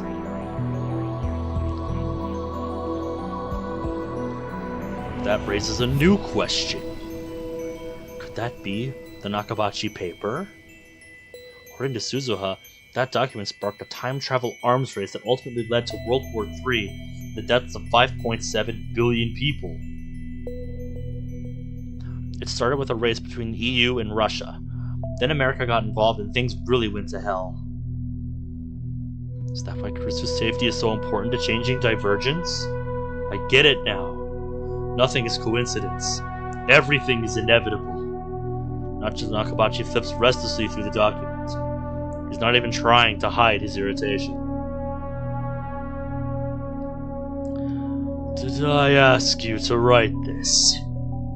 Well, no, but you invited me to come, remember? It was the first time we'd talked in 7 years. That's what got me thinking. And as I worked on the thesis, I started to realize it might actually be possible to build a time machine. If the thesis is published, you could have your revenge on the scientific community for shunning you. I wasn't shunned! Kabachi suddenly shrieks at Kurisu, causing her to shrink back in fear. The Those incompetent bastards were just jealous of my superiority. I was the one who gave up on them. Definitely an inferiority complex here. Oh boy. Please don't yell. Kawachi gives his daughter a disdainful snort, then goes back to flipping through the paper. You read really fast, Papa, just like I remember. Nakabachi even ignores Kurisu's words of endearment. Not bad. You think so? We can submit it jointly if you like. I don't mind. No. Don't do anything. I'll take care of it. What do you mean? So I mean, don't think you're special just because you got your plebeian thesis published in some magazine. What? Is that how you look at your father? I'm sorry. Oh, is he back? Sounds like it's starting to come through. I'm back. There you are. Oh boy, shit's getting real. An awkward silence follows. I feel no warmth between these two. The only thing I feel is distance. Kurisu in particular seems desperate to avoid upsetting her father. We haven't seen each other in a while. There's a lot I want to talk about. You're living in Aomori now, right? Kurisu's trying to maintain a cheerful tone, but I can see that her expression is stiff. I remember how she said she had trouble dealing with her father. Now I understand why. She looked so lonely when she spoke those words.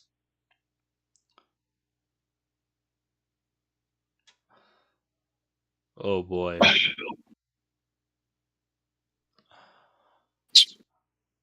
It's your turn. Oh boy. Yeah, Okabe, this is your moment.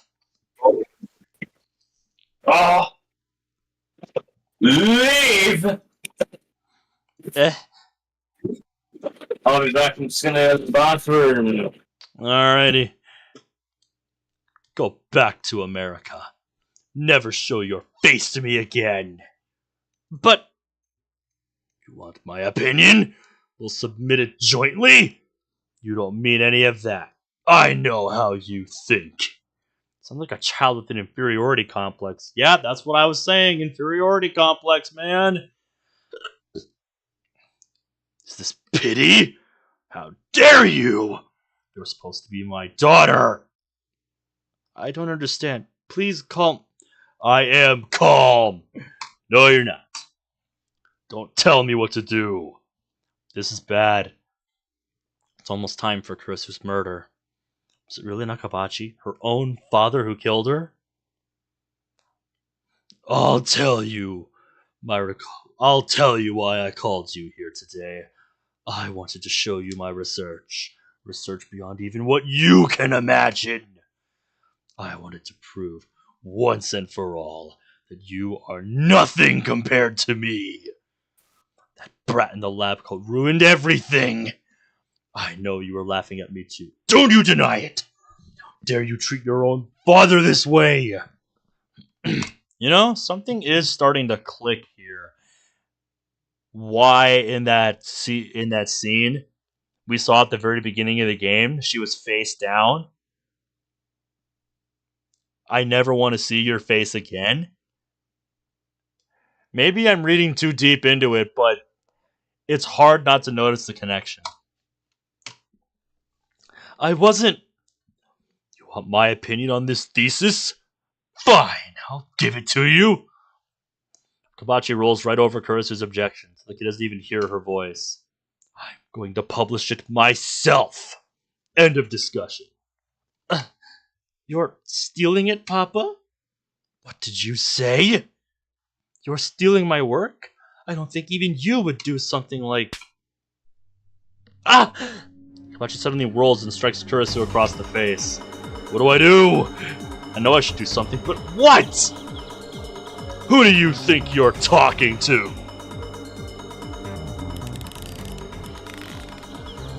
Oh shit! Kabachi throws the paper aside and seizes his daughter by the throat. Kurisu gasps for air. Her face twists in pain as his grip tightens.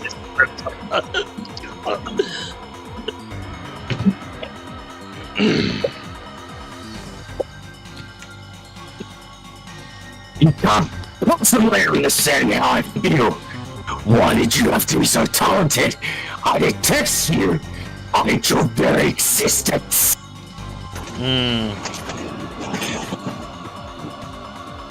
This is getting intense. Nobody has lied to me better than me. Understand? Nobody, especially not my own daughter. That's why I sent you away. I couldn't bear the shame of being your father.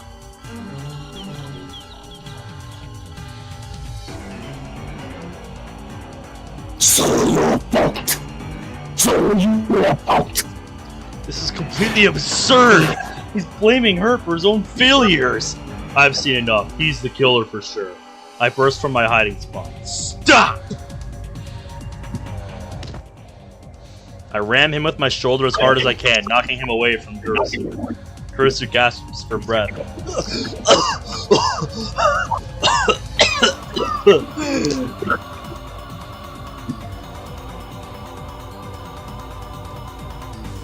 What?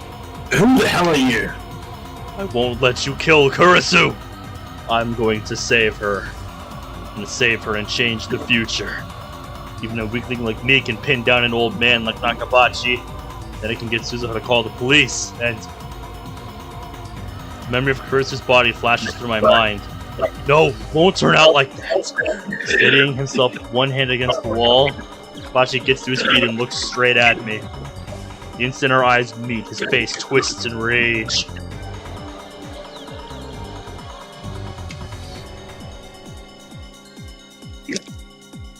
You're the brother who ruined my reputation. Well, no, presentation. His presentation? Right, of course. I called him out on his lies in the middle of his presentation. Nakabachi's mistaking me for my past self. Understandable, since we look exactly the same.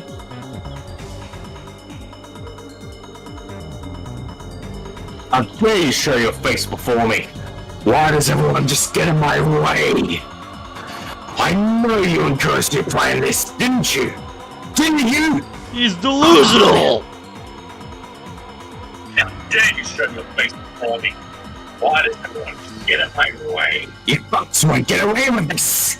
This is getting good. Nakabachi glares at me with bloodshot eyes and takes something out of his pocket. First, I can't tell what it is. Then I see it glint in the dim light. A knife. The blade is about 20 centimeters long. I can't help but shiver at its cold shine. Why is he even carrying something like that? Is he completely insane? Wait, is that the weapon that killed Kurisu? I won't let that happen! Damn! My brain's so fixated on that scene!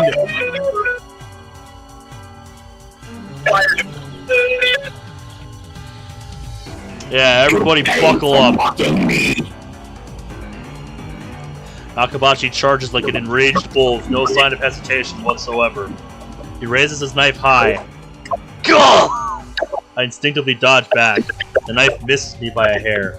He gathers himself for another strike. The sight of his face, twisted in madness and rage, fills me with terror. I want to scream. He's gonna kill me!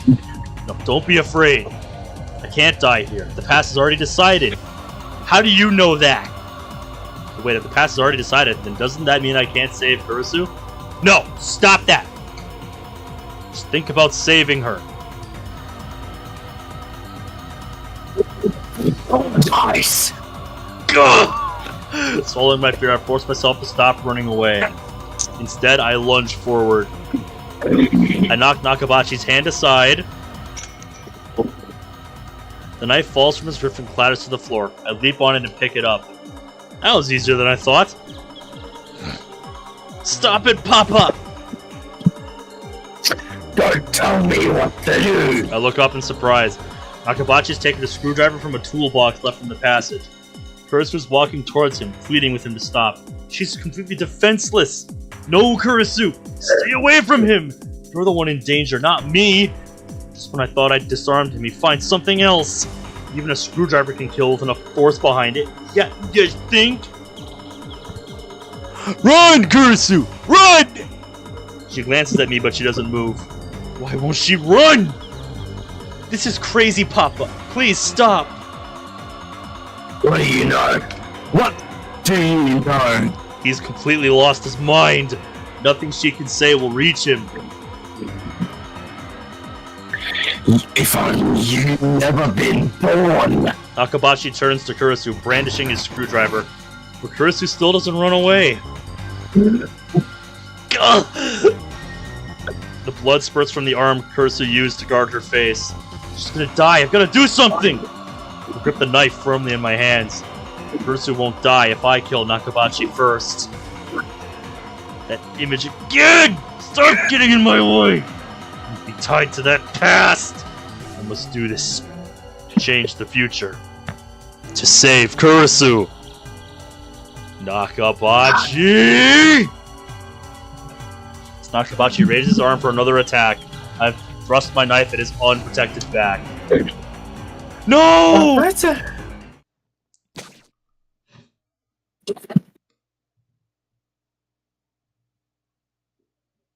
Through the knife, my hand feels resistance.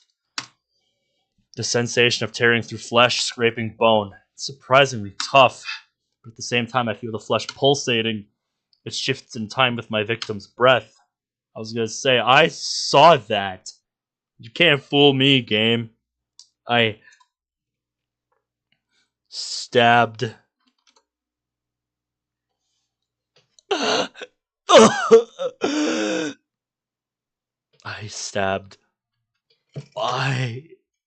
can't believe my eyes. What happened? I tried to stab Nakabachi. The blade should have pierced his back. And yet, the last minute, Kurisu forced herself between us, as if to protect Nakabachi. Why? Fucking hell. Strength drains from Kurisu's body. She slumps against me, her head on my shoulder.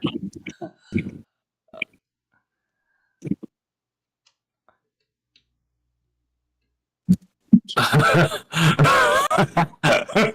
feeling envy false.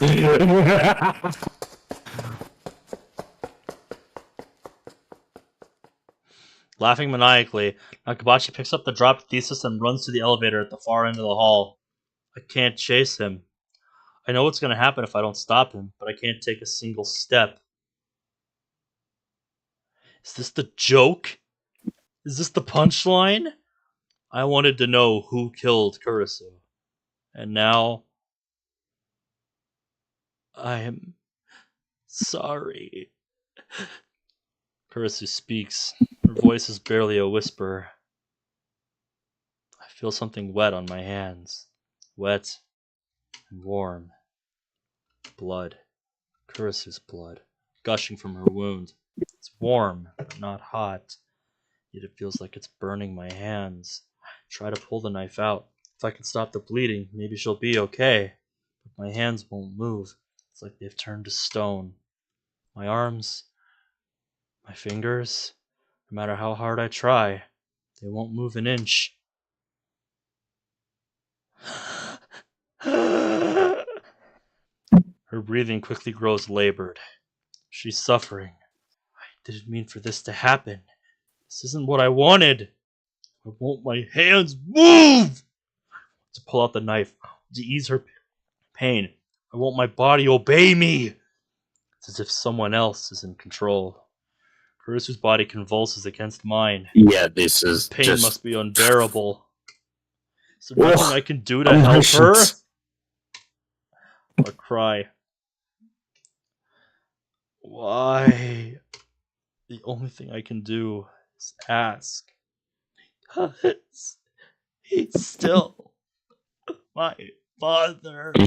I just wanted him to accept me.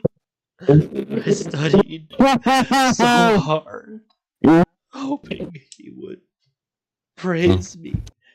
Now, I finally understand. Papa didn't want to accept me. I'm such an idiot. Why did I save him?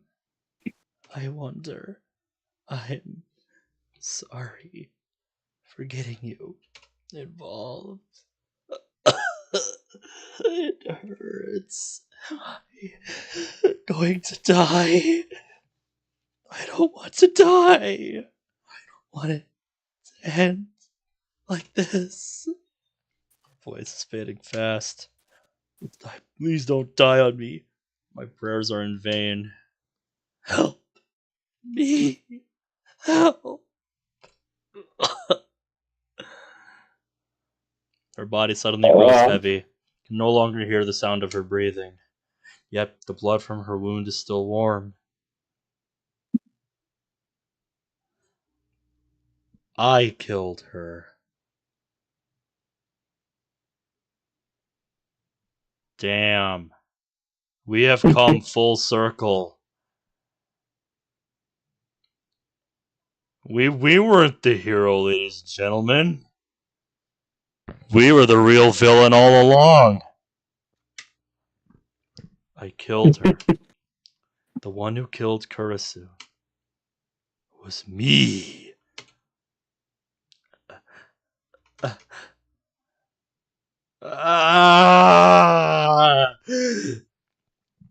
I scream, another me looks down from above. As he hears the sound of my despair, the last piece of the puzzle clicks into place. The scream I heard that day was my own.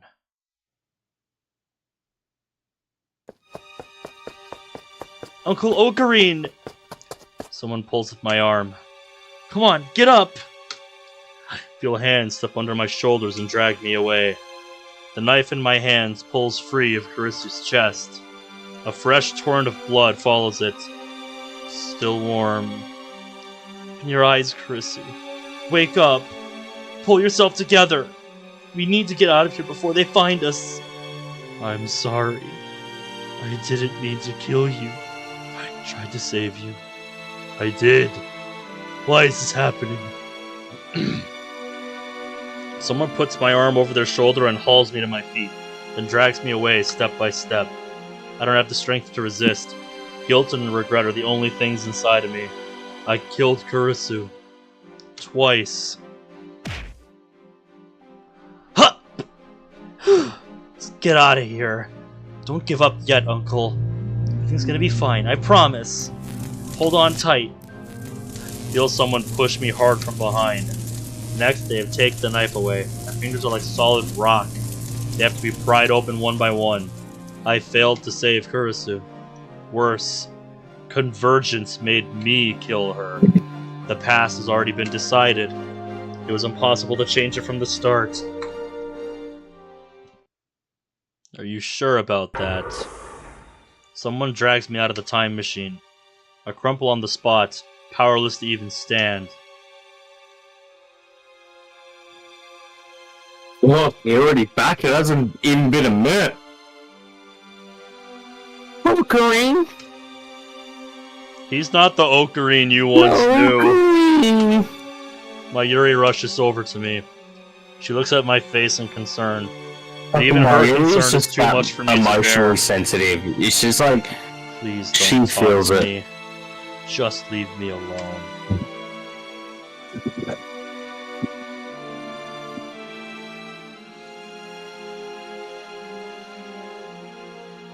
God damn. You're covered in blood. What happened?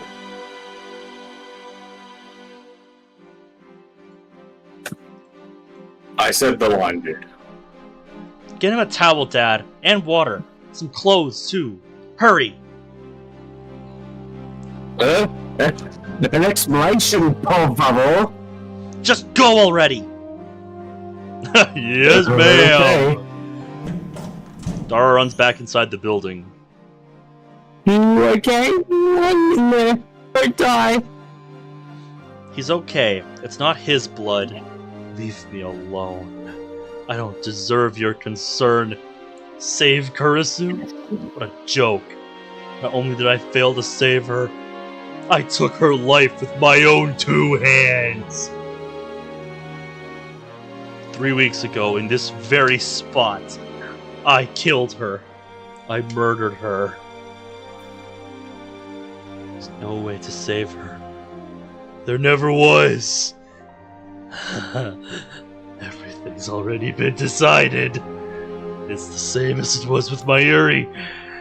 The same. Hard I struggle. The result will always be the same. We have a time machine.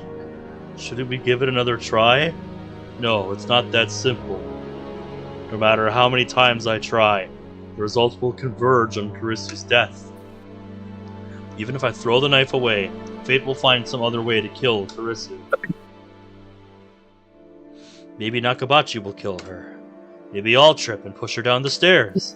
Maybe she'll just drop dead for no reason. The cause doesn't matter. The effect will be the same. It doesn't matter if I time leap or time travel. Going to the past can't change the result. Maybe a D-mail could shift divergence enough to take us to another attractor field. There's no way to control what might happen.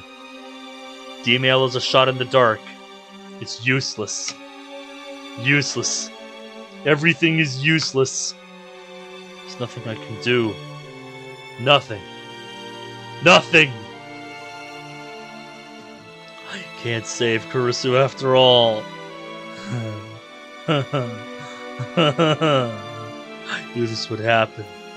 I knew it would turn out like this. I can't take this anymore. I'm so tired. Enough already. I give up. Okay.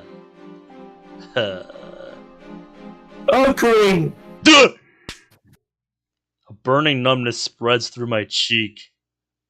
Mayuri hit me. What? She's never done anything like this before. The shock is enough to bring me to my senses. Yep, snap to attention, boys! Mayuri's getting serious. Mayuri looks at me with tears streaming down her cheeks. Her small body gently embraces mine, though I'm still covered in Kurisu's blood.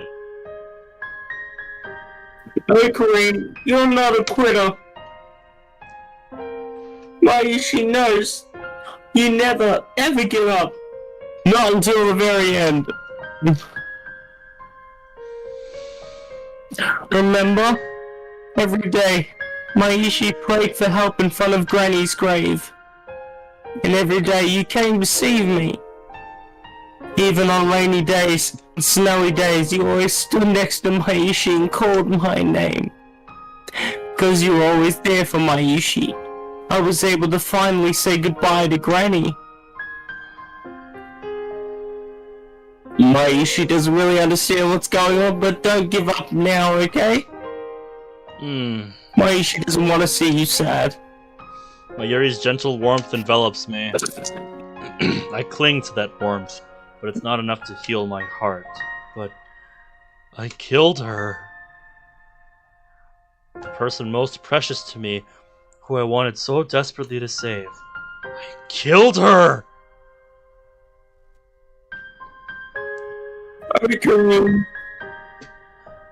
And Sergey, just to diverge for a minute, I'm not sure what our plans are for our next Let's Play. If we're going to go to Steins Gate 0, or if we're going to do something else in the side bit series. Drunk stream next week, so we have a bit more time to like discuss what the fuck we're going to do next. Yeah, we haven't figured that out yet. We've got quite a few things in mind, but nothing is set in stone yet. We've still got to discuss that and figure that out. Yeah. We'll consider Steins Gate 0 for sure. Can still feel the knife in my hand. Can still feel her fading heartbeat. Look at my hands over Mayuri's shoulder. They're red with blood. Kurisu's blood. The shaking won't stop. Tears fall, washing it away. Guilt and despair are tearing my soul. If Suzuha hadn't taken the knife, I might have slit my own throat in that very spot. This reality is too much to bear. But I realize that this is retribution. My just punishment for taking the godlike power of time travel and using it to distort the past. Kurisu can't be saved.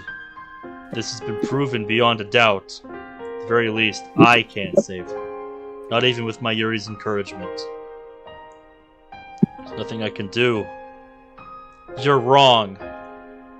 Suzuha speaks, her voice full of conviction, and immediately afterwards, I hear a familiar melody.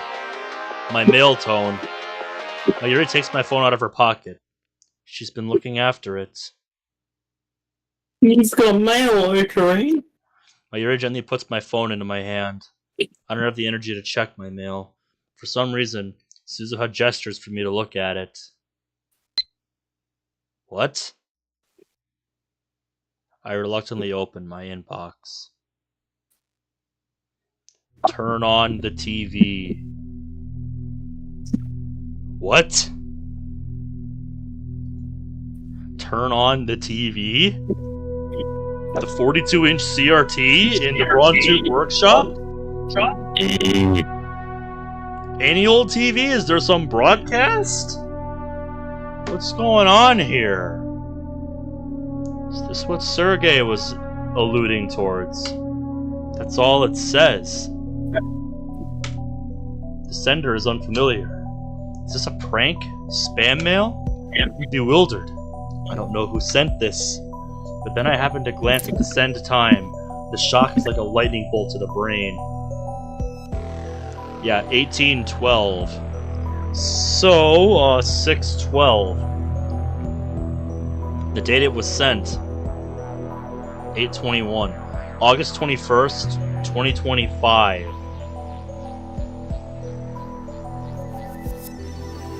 That's like 15 years from now. No. Is this? It doesn't even occur to me to wonder if my phone has malfunctioned. I think this is your future self trying to tell you this. After all, I know this phenomenon. A D-mail? I look up at Suzuha. She sees my confusion and looks at my phone. It actually came through, just like he said it would. Judging by her surprise, I guess she doesn't know much. Suzuha left from 2036. That's 11 years after this D-mail was sent. Does that mean it's not related to her?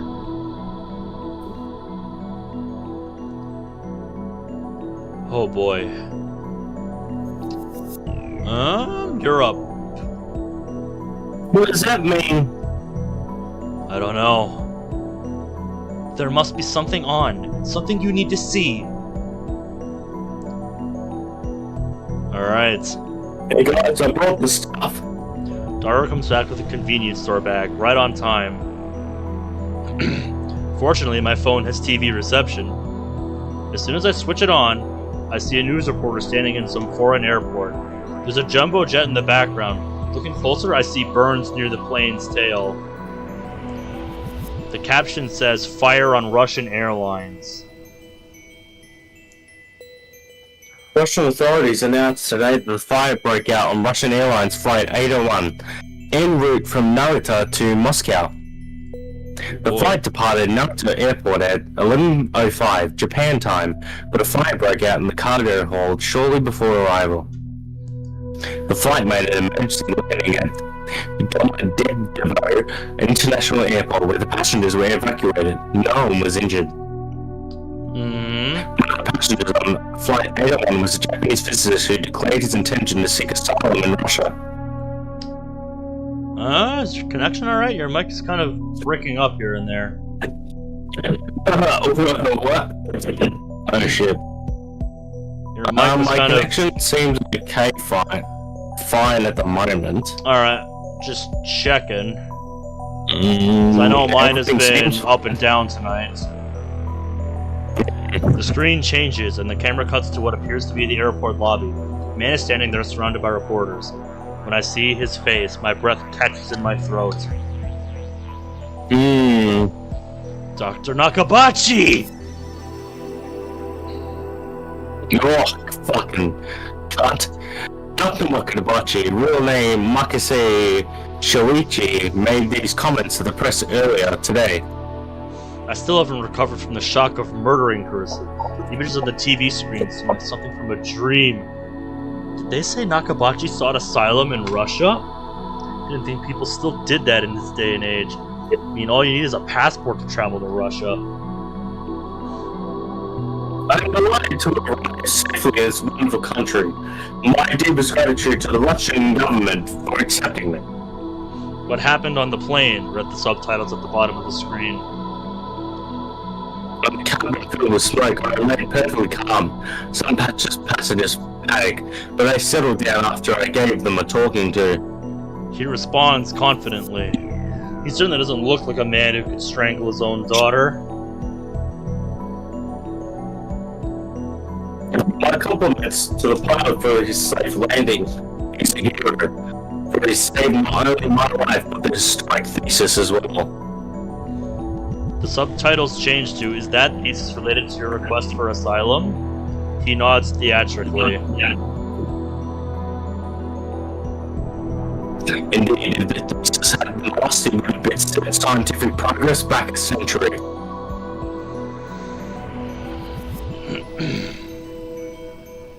This thesis will change the course of human history.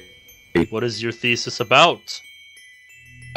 This thesis describes the first practical theory of time travel. You understand time travel? I, Dr. Nakabachi, have succeeded where countless others have failed. You fraud. Nakabachi's tone quickly grows feverish. Now he's talking directly to the camera. Moreover, he's not talking about the accident at all. He's just promoting his research. He presents something to the camera. It's the envelope. The one Kurisu gave him. This envelope contains the future of mankind. Soon, all of our dreams shall be realized. When I present this thesis to the scientific community, the world will change forever, and I'll be known as the father of the time machine. I have no right to condemn Nakabachi for his actions, not when it was my hand that took Kurisu's life. But at the same time, I can't stop myself from recalling the words Kurisu spoke. That hurt, betrayed tone that triggered Nakabachi's violence.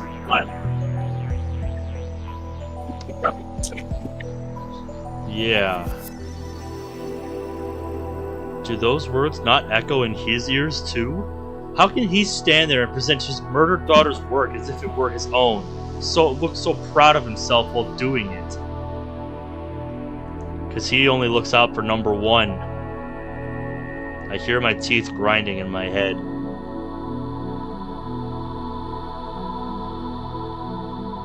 Originally, this envelope was in my checked baggage. If it had stayed in, it would have been burned up in the cargo hold, and he would have struggles along with it. However, fate intervened on my behalf, as if God himself declared my greatness should be known across the world.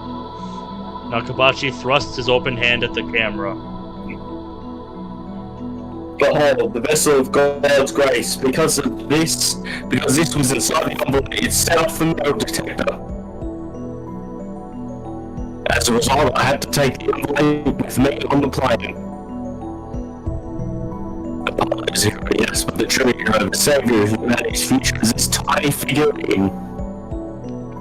Sitting in the palm of his hand is a lump of silvery metal barely 5 centimeters tall. I think I know what it is. Mayuri points at the screen. I look closer. That lump of metal in Nakabachi's hand. It's not just any lump of metal. That's my metal Upa. Look, see there? It has Mayushi's name on it. Upa is a mascot character from the popular card game Rhinenet Access Battlers. You can see Upa merchandise everywhere in Akihabara, from capsule toys to phone straps and other accessories. But of all Upa merchandise, the most rare is the metal Upa. The very same metal Upa that Nakabachi is presenting to the camera.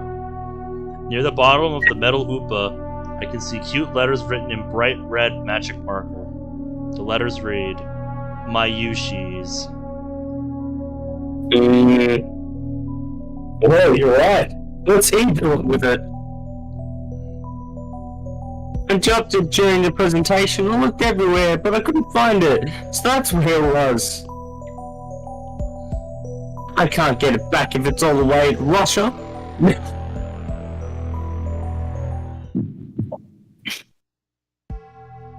I stare at my screen in disbelief. My body is shaking. Goosebumps break out every inch of flesh. I know what this is. The butterfly effect!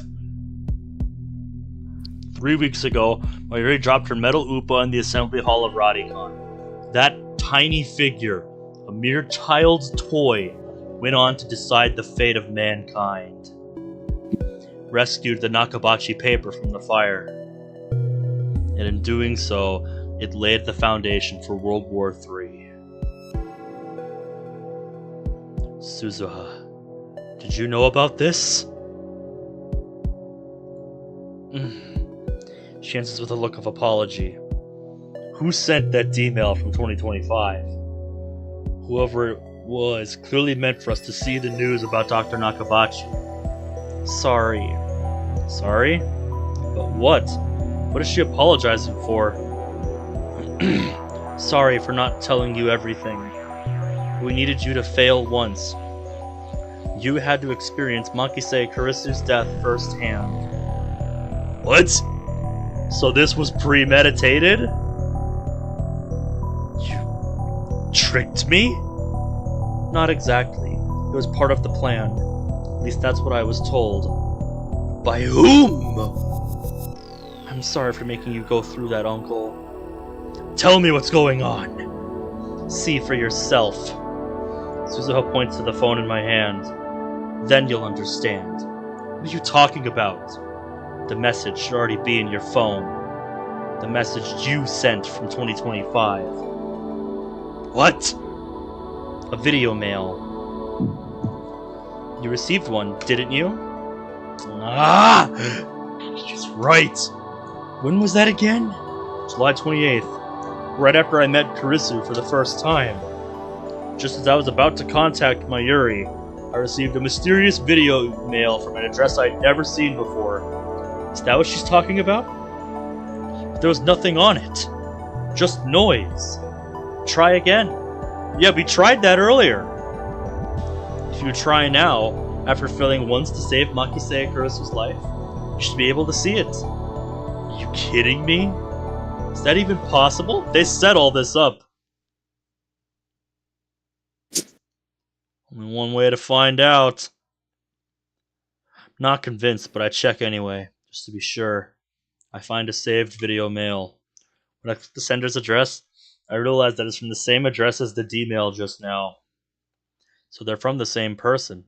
And this person is me in 15 years? 15 years. 2025. The year I die, according to Suzuha. I sent this message on the eve of my death. A message to myself in 2010. Suzuha said that there was a plan to reach Steins Gate. Could that plan be in this video? Mayuri and Daru peek over my shoulder. I take a deep breath and press play. Nothing appears on the screen but noise. Yep, this is what happened the last time we tried this. Nothing has changed after all. There's no hidden message or any...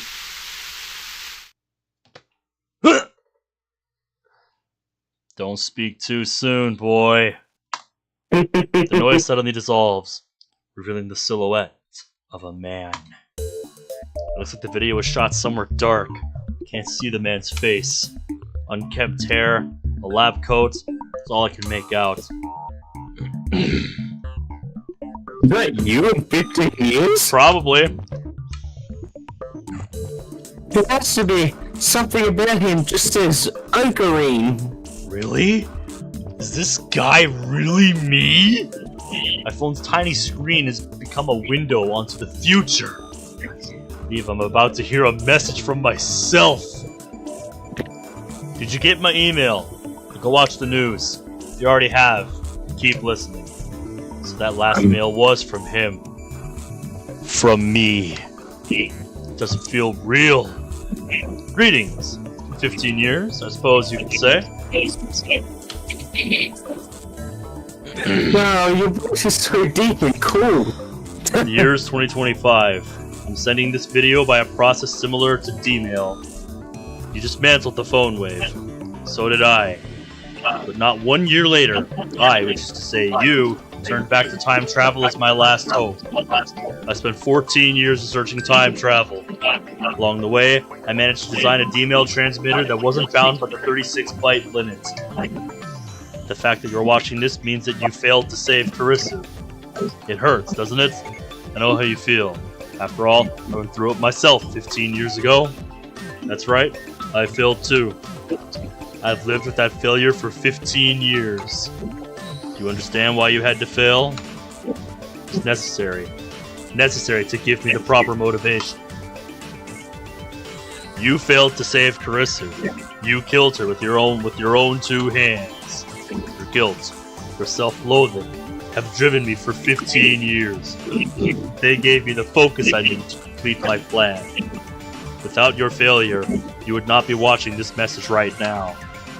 As you know, this worldline is subject to attractor field convergence. Time travel alone cannot save Kurisu.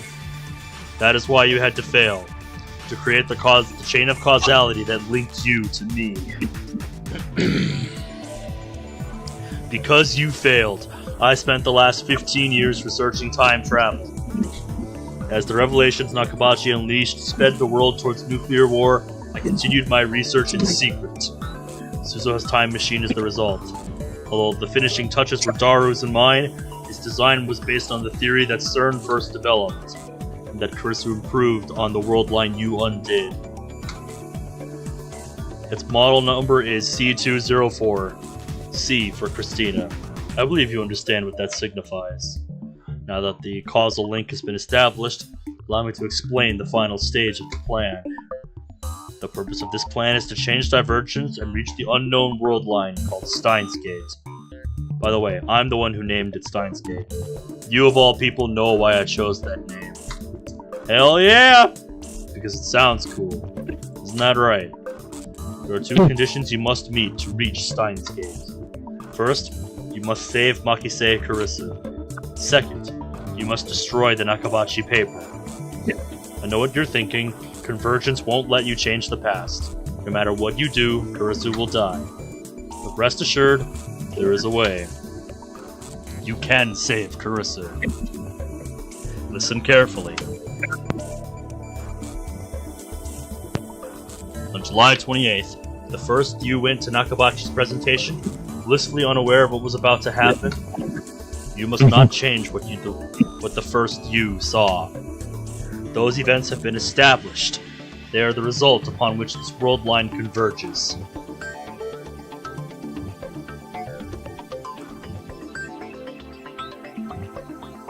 However, Is everything alright? Yeah. there is room for deception.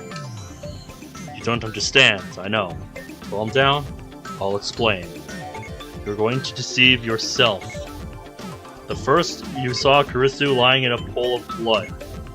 If you were to change that fact, you would render everything that you have done since, as well as everything that I have done, a paradox. After finding Kurisu's body, you sent a D-mail, which was intercepted by Echelon, which tipped off CERN. Recall your experiences on the Alpha World line. You saw more than just Mayuri's death. You saw Kurisu alive and well. You made her a lab member despite her protests. Together, you built the Time Leap machine. It was only 3 weeks, but she was there beside you. Those memories are yours. Those memories are mine. They are the proof that we did not live only on this world line, where Kurisu died on July 28th. You traveled to the Alpha World line. You met Kurisu and fell in love. You sacrificed the dreams of those closest to you. But still, you fought to give Mayuri a future. For 3 weeks you fought, and now those memories are a part of you. If you had not seen Kurisu's body in the hallway of Radicon, you you would not have sent that first email. CERN would not have found you. When you encountered Kurisu later, you would not have been shocked to see her alive. You would not have spoken the words that led her to your doorstep. Without those memories, you would not now be willing to travel through time to save her. I would not have spent my life searching for a path to Steins Gate. I would not have recorded this message. Daro and I would not have completed the time machine. Suzuha would not be standing beside you right now. You must not reject the 3 weeks you spent drifting between world lines. You must not undo the past. Those 3 weeks made you who you are, a man who would do anything to save the woman he loves. Your desperation made me who I am, a man who has given everything to make that dream come true. This moment would not be possible if not for the memories that you and I share. The man you were trying to create, a man with none of these memories to drive him, could never stand where you stand now. It all meant something. My preparations are complete. The rest is up to you. The final phase of Operation Scold will now commence. And that's it. The last tip. Number 144.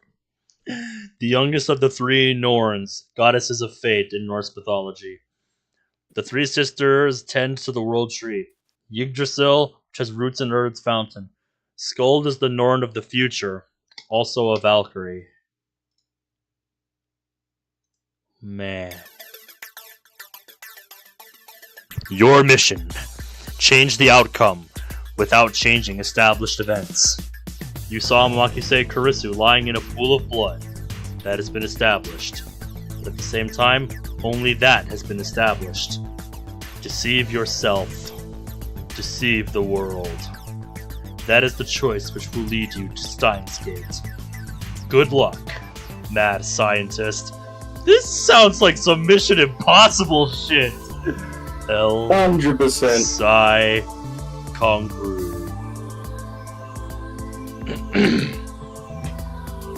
And with that, the video ends. Mayuri and Daru looked dumbfounded. They obviously didn't understand a single word of this. I, however...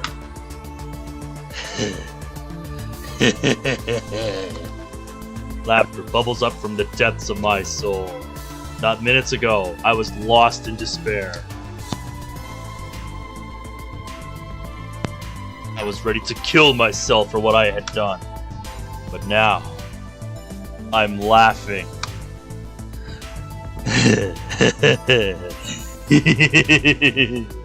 Operation Scold? El Psi Congru? I'm 33 years old. I still have no shame. Deceive myself. Deceive the world. That's such truly bullshit. It's pathetic. Laughable. Juvenile fantasy.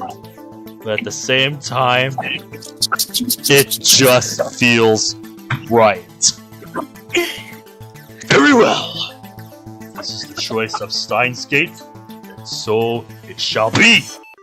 I am the insane mad scientist, Koin Kiyoma. Deceiving the world is child's play. Looks like I have to change the world after all.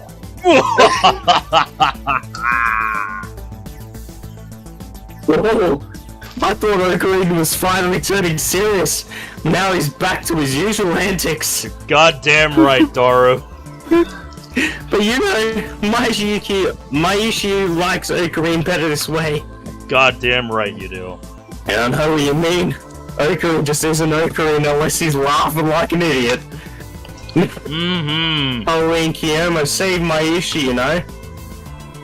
So this time, he'll definitely save Makise Kurisu. But deceive the world? What's that supposed to mean? Mayushi doesn't have a clue. Isn't it obvious?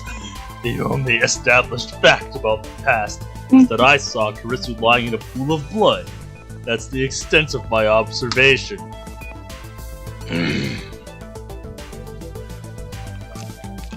Kurisu is lying in a pool of blood. As for whether she was alive or dead, that's still open to interpretation! Isn't that right, oh future me?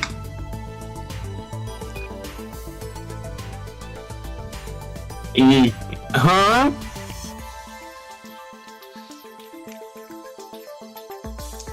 Sergey, it really is brilliant. Picking Into at the breach minutia one like last that, time. taking advantage of the tiniest, smallest of details to twist fate. Oh! I told you, my friend, this is my opinion of the best time travel story ever told in fiction. Now I understand. Jesus Christ. Mayuri So, my tilts her friend, head. Are you ready? She still doesn't get it. One last go into the breach. Are you For ready example, to just reach think of it like Steins this. Gate? Kurisu was merely unconscious, and the pool was just a coat of red paint. Oh, was that what happened? That is what we will make happen! Mayuri's eyes open wide in wonder. I give up. She's not gonna understand. Wait a second. News reports all said that she was... What's true now doesn't matter. Only what Uncle Ocarine saw on July 28th matters. Yeah, dude. This is too good. It's time. Mm-hmm. This is the true ending. Really? Really. And that's because I'm not the Okabe Rinsuro who lived on the fatal world line after Kurisu died. I traveled to the Alpha world line and back. I am not bound by whatever effect Kurisu's death may have had during that time. What I'm going to do is recreate what I saw, and only what I saw. This time, I'll do it so Kurisu doesn't have to die. Don't forget you also need to destroy the Nakabachi paper. Can you handle it? Who do you think you're talking to, part-time warrior? Part-time warrior? Have you forgotten? I am the insane mad scientist, Houin Kiyoma! I disregard the blank stares of my comrades and brush back my hair with a flourish. My plan is flawless. Operation Scold will succeed! But I need to prepare. Give me 30 minutes.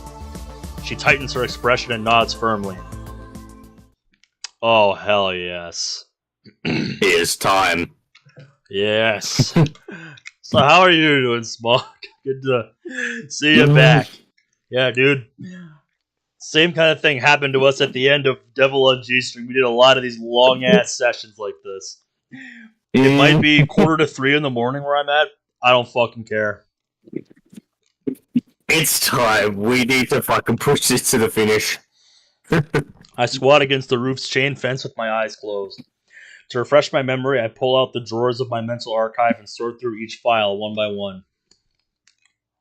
My actions that day. Mayuri's actions. My conversation with Kurisu. Nakabachi's presentation. With those memories to guide me, I begin to draw up a plan for how to complete my mission.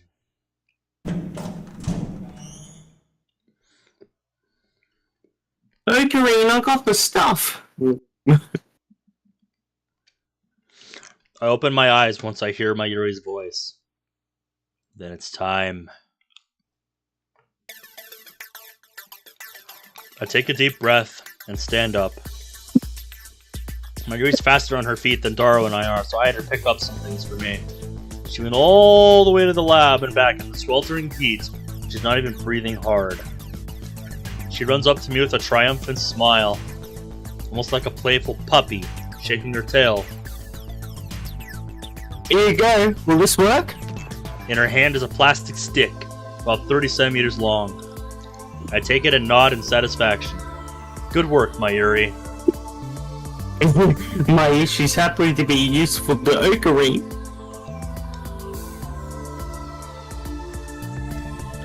Also, I brought you this. She hands me a banana. I guess she's telling me not to time travel on an empty stomach. What's that? A banana. No, I mean that stick. It's not a stick. It's a sword. One of our lab's many inventions. Future gadget number 6, the Xylum Saber. Xylum Saber? It's a red Xylum glow stick, an essential item for idol and voice actress concerts. Not just a glow stick. It's a saber-shaped. It's saber-shaped, just as its name implies. You can reenact scenes from Spark Wars. Wow? Furthermore, they can also form fake blood clots. Detach the cap at the tip, and thick blood starts flowing out. I really don't get what you were trying to accomplish when you made this. We wanted to make our sword fights more realistic. What he means to say is that everything is inevitable. I think I see the plan. You're gonna use that Xylum stuff as a stand-in for Makise Kurisu's blood, aren't you? Precisely! I stuffed my cheeks with banana, enraptured by my own genius. I truly am a mad scientist. The Xylum Saber into my pocket, about 30 centimeters long, so it sticks out a little. I don't mind. I had Daro buy me a stun gun earlier. I pocket that, too. With this, my preparations are complete. I give Suzuha a glance. Let's go, Uncle Ocarine. One more time. One more trip to July 28th. There and One back. last time, That's my all friend. the fuel we have left. This is our Into the last bridge. chance. You ready? Leave it to me. Are you ready, Ben? I will change the world. I follow Suzuha into the time machine. While waiting for Mayuri to return, I asked Suzuha if there was a chance that I might run into myself from last time. In other words, the me who killed Kurisu. She replied that wasn't possible. It really is, Cerberus. It's crazy! The world line where I killed Kurisu is minutely different from the one to which the time machine will take us. Time travel has a very small effect on divergence. Much too small to cause any noticeable changes, enough to ensure that there can never be two versions of the same time traveler. That's very convenient. Ugh, excuse me. However, it's important to remember that world lines are not parallel worlds. Ultimately, attractor field convergence merges them to a single world line. My actions are not meaningless. If I succeed in deceiving both myself and the world, the entire universe will converge upon a different future. Ocarine. Mayuri leans through the hatch and gently strokes my cheek. Come back, okay? Of course. I return the smile and give her a thumbs up. I close the hatch as Daro and Mayuri see me off with words of encouragement. Suzuha's already operating the time machine. The fate of the future hangs on this mission. She speaks as she presses some buttons. We're counting on you, Uncle. Alright, not Cerberus, just no. No. You didn't even get the fucking semicolon right, so just no. Instead of answering, I close my eyes. I find myself strangely calm. No impatience, no tension, It can't be done. none of the anxiety I felt the first time. How many times have I tasted failure? My hubris hurt those closest. Oh god. My foolishness cost them their dreams. Ben! Cerberus thinks a Steins Gate Doki mod can be done. Ugh.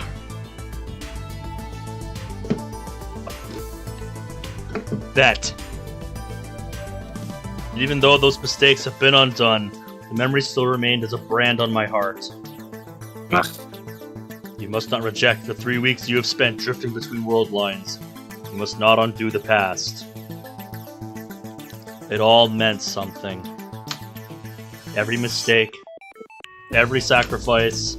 Without them, I would not be standing here now. In that knowledge, I draw strength, confidence, pride. memories I shoulder deserve nothing less.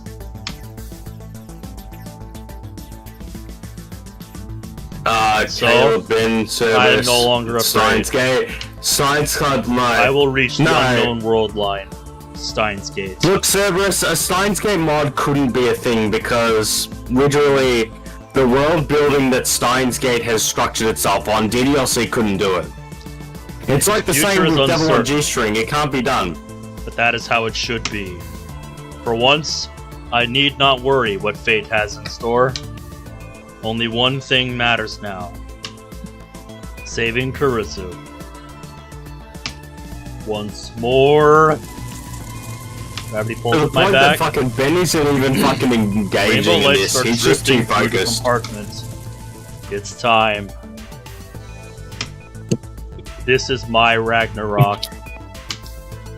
Once more into the breach. Ben, are you with us at the moment? Of course I am. I'm just tuning this out because this discussion about whether or not we can make it into a DDLC mod is irrelevant to me right now. I know. I exit the time machine onto the familiar rooftop. Like, that's a discussion we can have another day. We got shit to do! I exit the time machine onto the familiar rooftop. As before, it's empty. Back. Let's go. Like it's the top of the train station, a short distance away. This is the third time I've been here now. I run through the plan in my head one last time. Time is short, but I have no choice. I must do it. No, I will do it. Failure is not an option. I wait for Suzuha to break the lock, then I run inside just like last time. Narrowly avoiding the first me again, I descend to the 7th floor. Last time I went all the way down to the 4th floor. Not this time. I direct my attention to the capsule toy machines near the landing. It's time for step 1. A Rainet Kakadu character doll series. This is it. This is it. On July 28th, the first me won a super rare metal Oopa from this very machine. No time to waste. I insert the 100 yen coin I prepared beforehand and turn the lever hard. A capsule falls into the slot. Just as I grab it... Look, Rainet! My heart leaps into my throat. That was Mayuri's voice. She's already here? I turn to leave the area before Mayuri can see my face. Luckily, she's so entranced by the capsule toy machine, she doesn't realize who I am. Once I get to the 4th floor, I check the contents of the capsule. There she is! Beautiful! The metal Oopa is inside. This is the prize that was meant for me. Which means the first me will get... Answer's obvious. Phase 1 is complete. Time for Phase 2. I turn around abruptly. Ah! Kurisu is standing behind me, her mouth open in surprise. My timing was perfect. Hey, you just came down from the...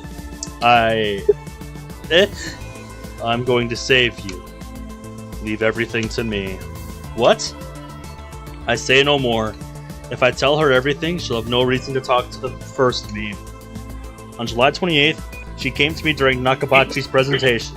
She claimed that I had tried to tell her something, then proceeded to drag me out into the hallway for further questioning. That is part of my experience. This should be enough to ensure that it happens exactly as I remember. I pat Kurisu on the shoulder, then race back up the stairs. Wait! I run up to the 6th floor, then creep up towards the 7th floor landing until I can just make out the capsule toy machines. As expected, there's the first me about to turn the lever in Mayuri's steed. It's an Oopa! Is it rare? It's not rare, but isn't it just so cute? She loves Oopa. I grinned to myself. It worked. The order has changed. Yep, like changing the move order to reach the same position in a game of chess. to avoid other lines that you otherwise did not want to see from your opponent. It's all coming together. Steins Gate will be reached. Yes! Mayuri now has a regular Upa, not the metal one I gave her the first time. And that means... Thank you all for coming. Okay. I don't even know. Thank you all for coming to Dr. Nakabachi's Time Machine press conference. The presentation is about to begin. The first me heads up to the 8th floor. But Mayuri doesn't move. She takes out a pen and starts signing the Upa, just as planned. When Dr. Nakabachi defected to Russia on August 21st, he had Mayuri's metal Upa with him. If he had a plastic one instead, it should change the fate of the Nakabachi paper. But one question remains. How exactly did Mayuri's Upa fall into Dr. Nakabachi's hands?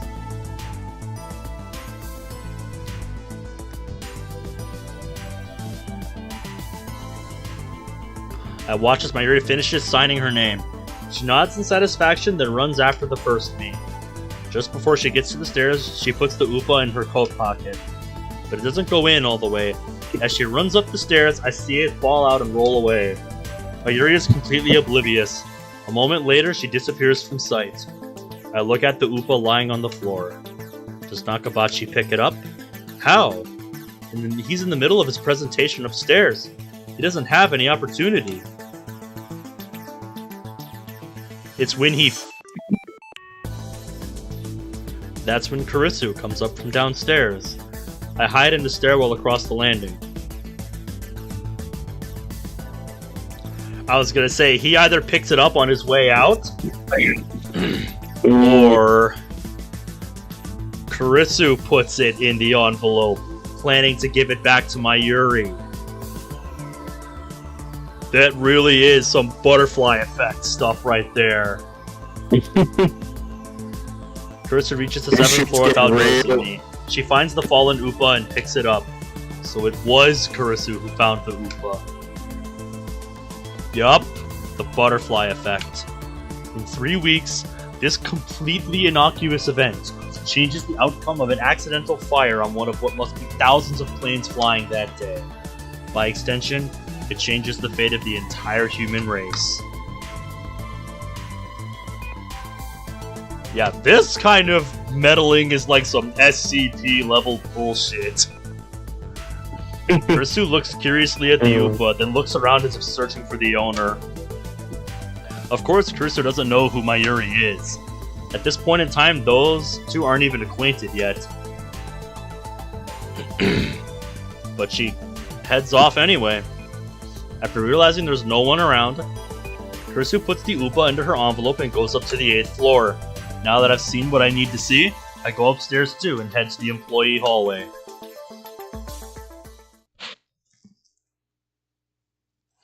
Here's where it gets serious. I grip the Salem saber and shake it silently, thus activating the red fluorescent reaction inside. It'll last about 10 minutes. It should get dim before Kurisu makes her appearance. I know what I need to do. The problem is that my window of opportunity is very slim. Will I be able to handle the enraged Dr. Nakabachi? One mistake, and Kurisu will die. What are you afraid of, Hoey and Kiyoma? Everything's going according to plan. Operation Skull is flawless. You spent 15 years perfecting it. Remember? Believe in yourself. Believe in Hoey and Kiyoma. Hoey and Kiyoma will save Kurisu. I close my eyes. It's time. And wait for the time to come. Hidden behind the same pile of cardboard boxes as last time. I hear the sound of sparse applause from the event hall. Which means I should be hearing footsteps soon.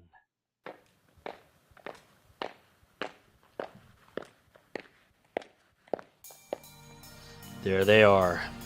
Kurisu has come. Right on time. She leans against the wall and looks inside her envelope, smiling softly as she does. Now I know the reason behind that smile.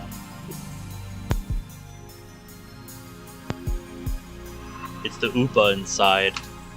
She's probably smiling at how adorable it is. That smile really doesn't suit you, Kurisu. I'm surprised I'm calm enough to feel that way, despite the current situation. As Nakabachi appears, that's my signal to spring into action. I'll bring out the Silum Saber as soon as that bastard tries to take out his knife. Then I'll scare him away and stun Kurisu. The stun gun I brought should handle both tasks flawlessly. That's the plan, at least. Yup. How it will go in execution? We find out now. The next set of footsteps echoes down the hallway. Kurisu looks up. I can't see Nakabachi, but I know it's him. I wanted to talk. Are you listening, Papa? Even the words she speaks are the same. What is that? I heard you were giving a presentation on time travel, so I thought about it too. Could it be possible to make a time machine? The atmosphere is far from pleasant. Nakabachi doesn't even try to hide his displeasure. And the first me is probably at fault for that, at least partially. So it's about time for Nakabachi to go ballistic. I grip the Silum Saber and make one final check. It's already dimmed down. Now all I have to do is remove the cap at the tip and the fake blood will...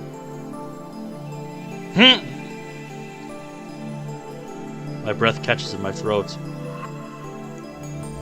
In the darkness of my hiding spot, I bring the Silum Saber close to my eyes and peer inside.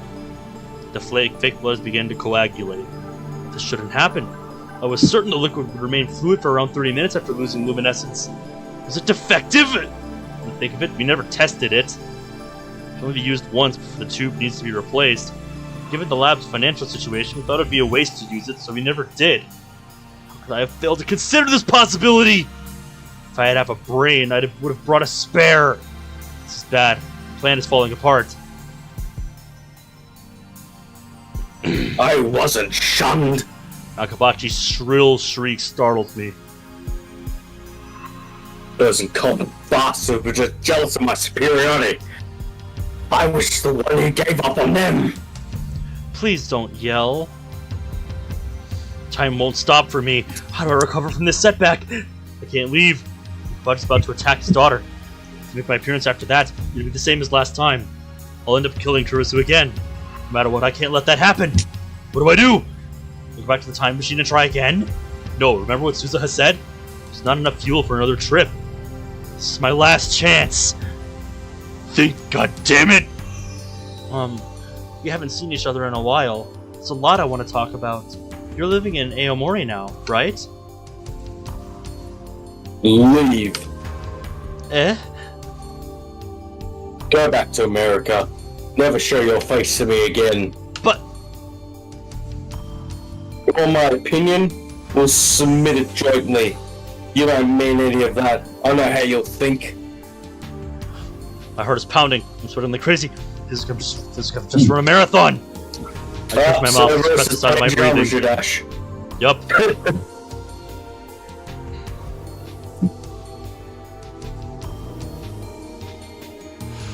Isn't it a pity out there you're supposed to be my daughter?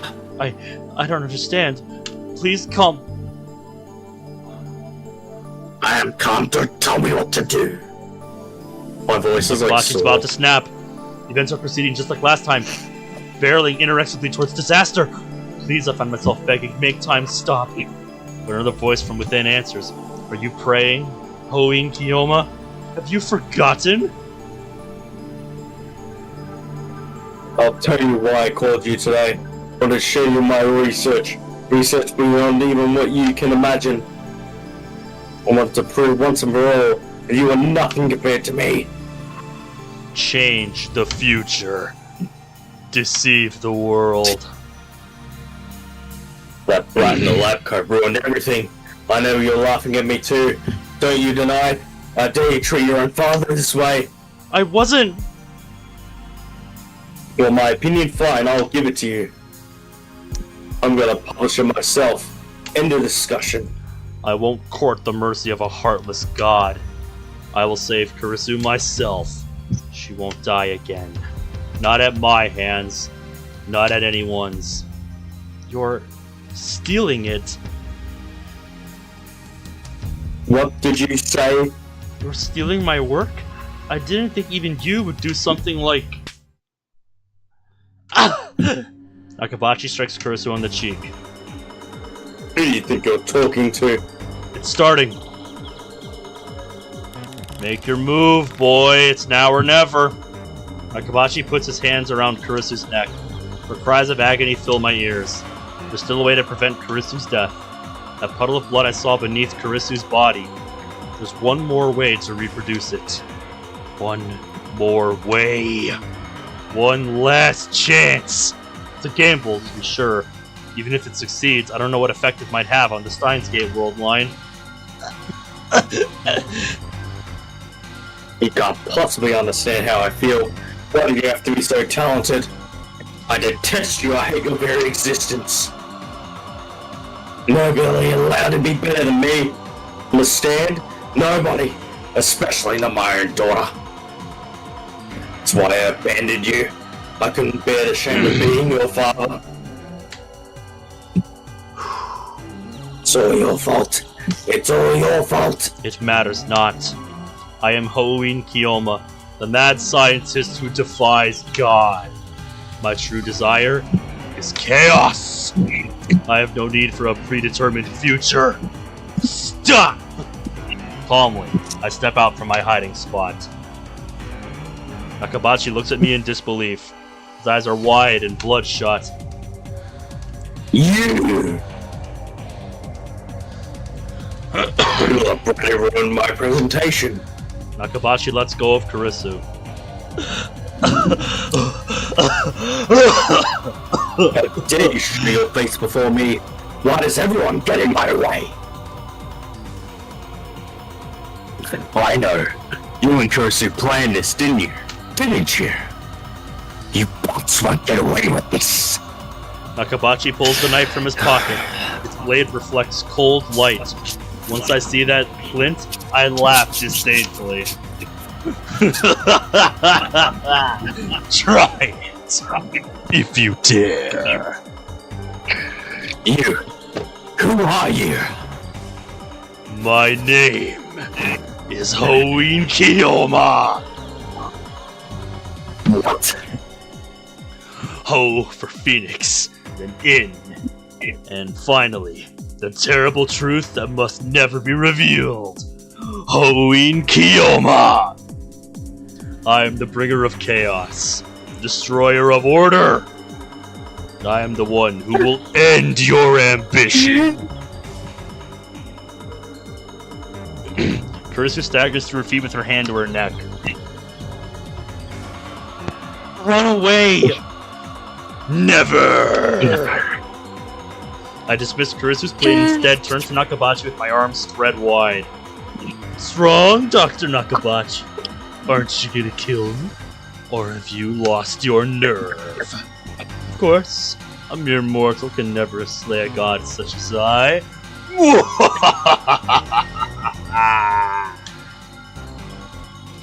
You little. Nakabachi goes into a frenzy. He charges at me with his knife point first. No, Papa, stop! Nakabachi's completely lost his mind. I can see it in his eyes. He won't stop. And if he won't stop, then I'll stop him. With my own body. You can't kill me. You're nothing. Why? The knife approaches. Its point glitters menacingly in the dim light. Inches away, I don't move a muscle. This is my last chance. I'll do whatever it takes.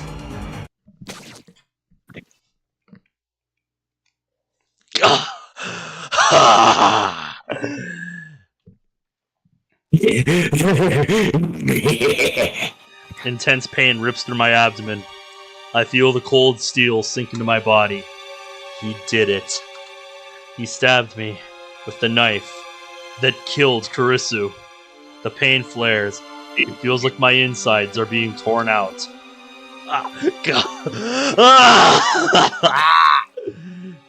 He yanks out the knife. Blood gushes from the open wound. Iron taste of blood spreads through my mouth. Pain threatens to steal away my consciousness. My body's on fire. My vision blurs. I struggle desperately to stay on my feet. Now he's laughing. That's what you get for mocking me.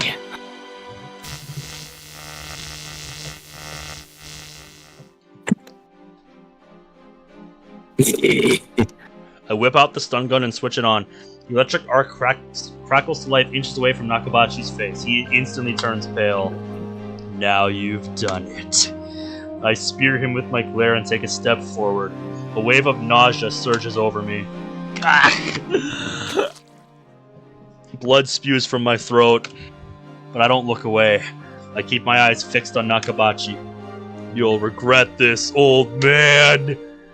Going to kill you. You and the girl. I'll kill you both. Don't move! Kurisu runs up to me. She holds me and supports my body. Lie down. I'll call an ambulance. What is she doing trying to help me? Didn't she hear me threaten to kill her? You're too soft-hearted for a tsundere. Back when I was trying to save Mayuri, you were always the one who saved me. This time, I'm going to save you. What?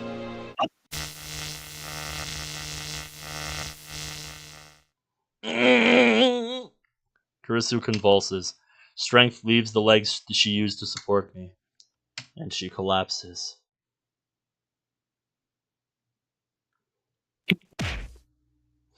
I'm sorry. I sent her my silent apology. I'll be sure to have my way with your daughter before I kill her. But first is you, Nakabachi.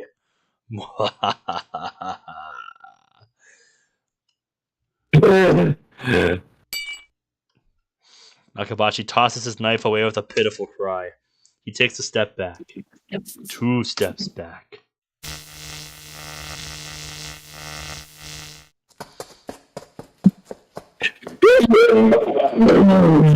Firing the stun gun once more does the trick. Nakabachi turns and flees down the hallway toward the elevators. But first, he makes sure to pick up the envelope Kurisu dropped. How shrewd of him. I touch my wounds. Oh, why would you do that? Light as touch sends pain coursing through my body. Fall to my knees. I feel faint. The bleeding won't stop. The blood is starting to pool on the floor. Press my hands into the blood. Still not enough. I reach for my stomach. Oh, wet and glistening with blood. Why do you make me visualize that?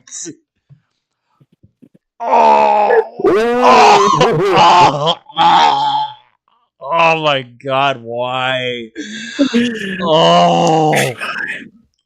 Oh, shit like this just, no matter how many times I read shit like this, it could never not be disturbing to me. I take a breath, then drive my fingers into the wound.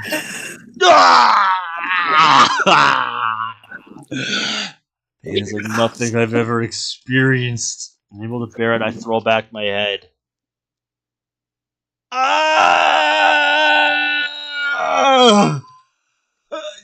Until my throat is wrong. And stop now. Wait, I was trying to laugh myself to do a death on GD after hearing that noise Caleb let out. I feel oh my god. Strength into my hands. Pull the wound wider.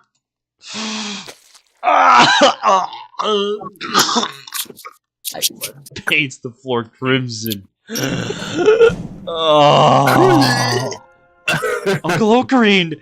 Suzuha runs up to me. That wound! What happened? What were you thinking? If you die, if we fail.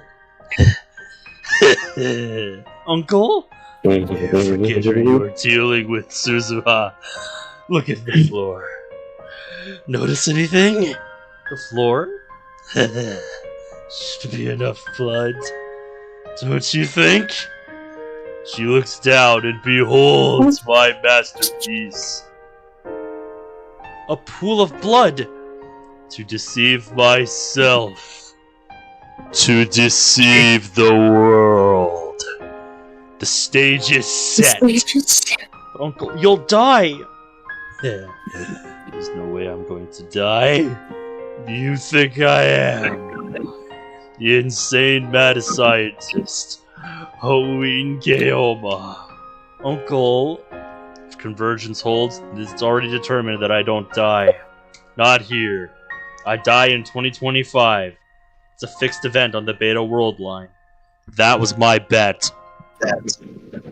I intentionally provoked Nakabachi to rage. I took the knife meant for Kurisu and survived. The wound gave me what I needed to carry out the plan. Though I have to admit, I didn't think it would hurt this much. There's no telling what will happen when we reach Steins Gate. The future of that world line is still undecided. There's no reason it can't include my death. How ironic. I made a bet based on the guarantee that I wouldn't die, but winning that bet makes death a very real possibility. Alright, see you in a bit. I twist my lips into a smile. Time to put the finishing touch on my masterpiece. Suzuha, get Kurisu. Okay! Suzuha picks up the unconscious Kurisu. Then she lays her face down on top of my blood puddle. Kurisu doesn't wake up. She's perfectly still, but she's definitely breathing. I stroke her hair gently. Did it hurt? I'm sorry, but I had to do it. To save you. Even though these 3 weeks will never come back, I want you to live. Even if we reach Steins Gate, even if Kurisu lives, even if I don't die, we'll never meet again. Kurisu will never join the lab. We'll never build the time leap machine together. But still, I'm glad I was able to save her. Goodbye. Please stay unconscious for a while. I need you to deceive the first me. While Suzuha goes to pick up the knife, I use the wall to climb to my feet. Mission complete. Return to base.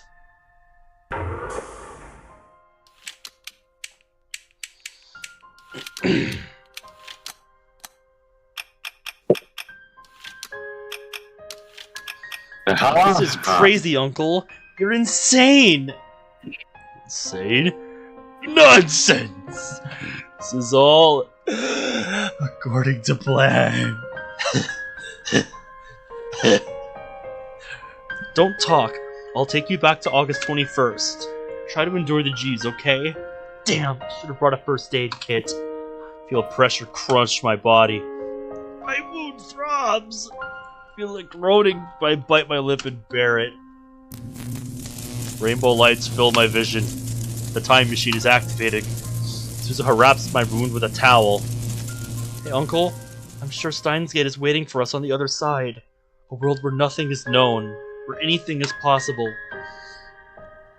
A world where you live, where Makise Kurisu lives, where Shina Mayuri lives. A world where I have no reason to travel to 2010. The future may still lead to World War III.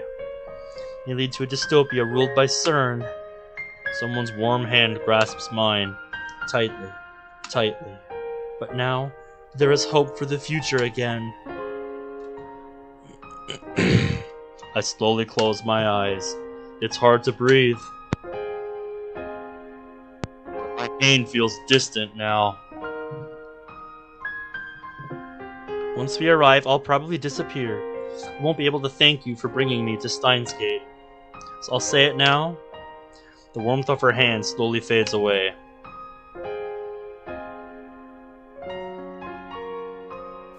Thank you, Uncle. Don't die. Live. And in 7 years, let's meet again, okay? It's time to go home. Mayuri and Daru are waiting. and with them, a future that has yet to be written.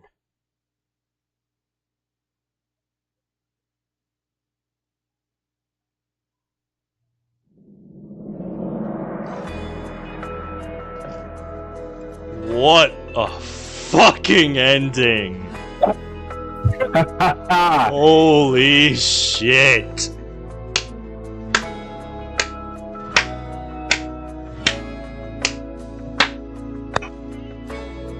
God damn! That was a fucking thrill ride at the end. Wow. Yeah, What a more note after to this. end on, too. Mate, Great we're not done message. yet. Oh, I'm sure there's still stuff post-credits here. But I'm just saying, you know, while we have a minute. Yeah, what a fucking note to end on there before the credits roll. You know, very much implying that your own future has yet to be written. So don't take it for granted. Oh, yeah. Yeah. But guys, what a fucking journey this was. Oh yeah. I will give it a reason why this was #1 on VNDB. Oh yeah. But holy shit. Yep. It takes a long ass time to get there. It takes a lot of work, you know, a lot of fiddling. Fucking hell, none of that But was that a drag. ending, That was a fucking ride of a life. That was a fucking ride at the end there. Oh yeah. Oh, this game's Twilight Hours. It just drags There's something your special, emotions man. and put them into a fucking. I can't even describe it. It made everything. Like you thought it was over. You thought you were done with the emotions. Nah, more. Well, yep. Every time, you know, you think it's over, that it's done, it pulls you right back in. Oh, glorious. The plot hole that you mentioned earlier, Sergey. In those 3 weeks, Okabe would surely delete that mail from his phone a long time ago. That's up to Seems to be a interpretation, spam.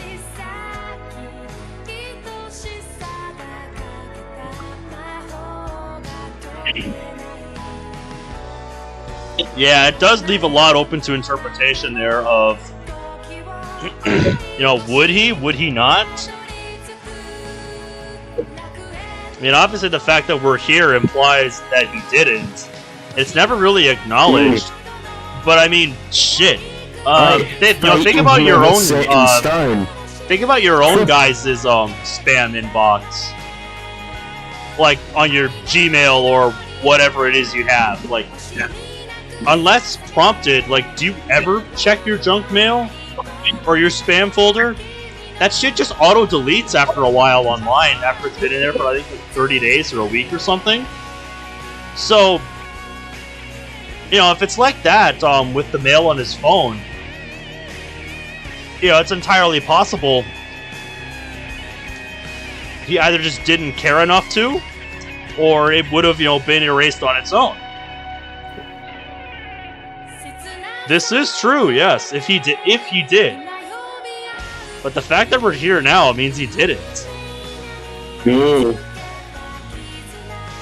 Which does bring up an interesting question. If somebody convinced him or somebody else erased it, what effect would that have? That would undo so much. You know? It's like, yeah, convergence is an interesting thing. Yeah. Like this game in this story displays so many fucking questions. And that is why, in the end, it is to me the best time travel story told in fiction.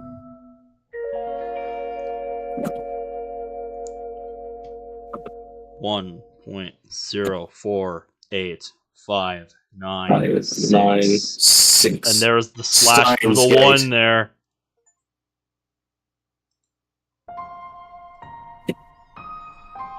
Reached Steins Gate. We got the achievement.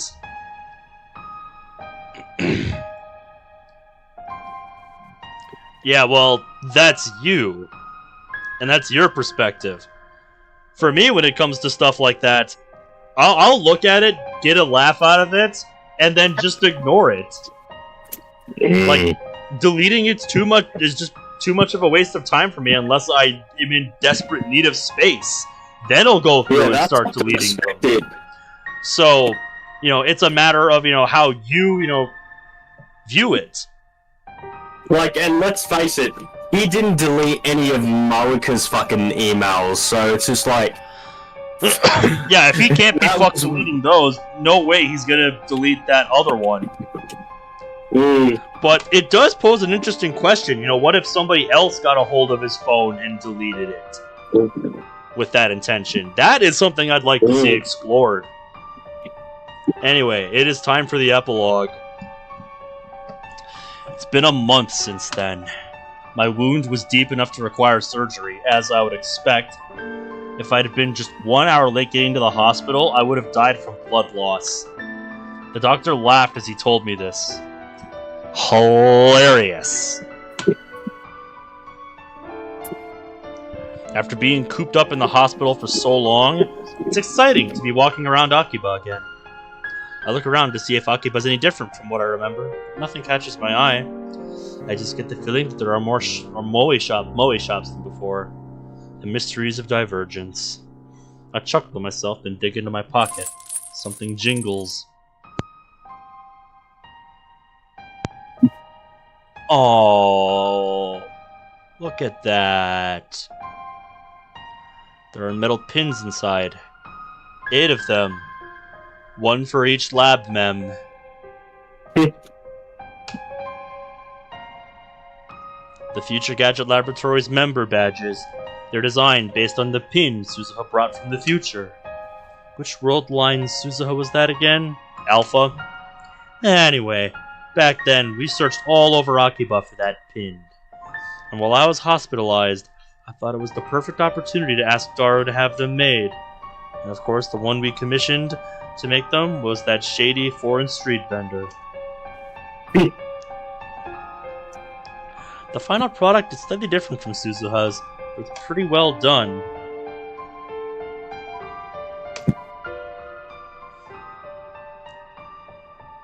I pass through the archway of Yanabayashi Shrine and head to the courtyard.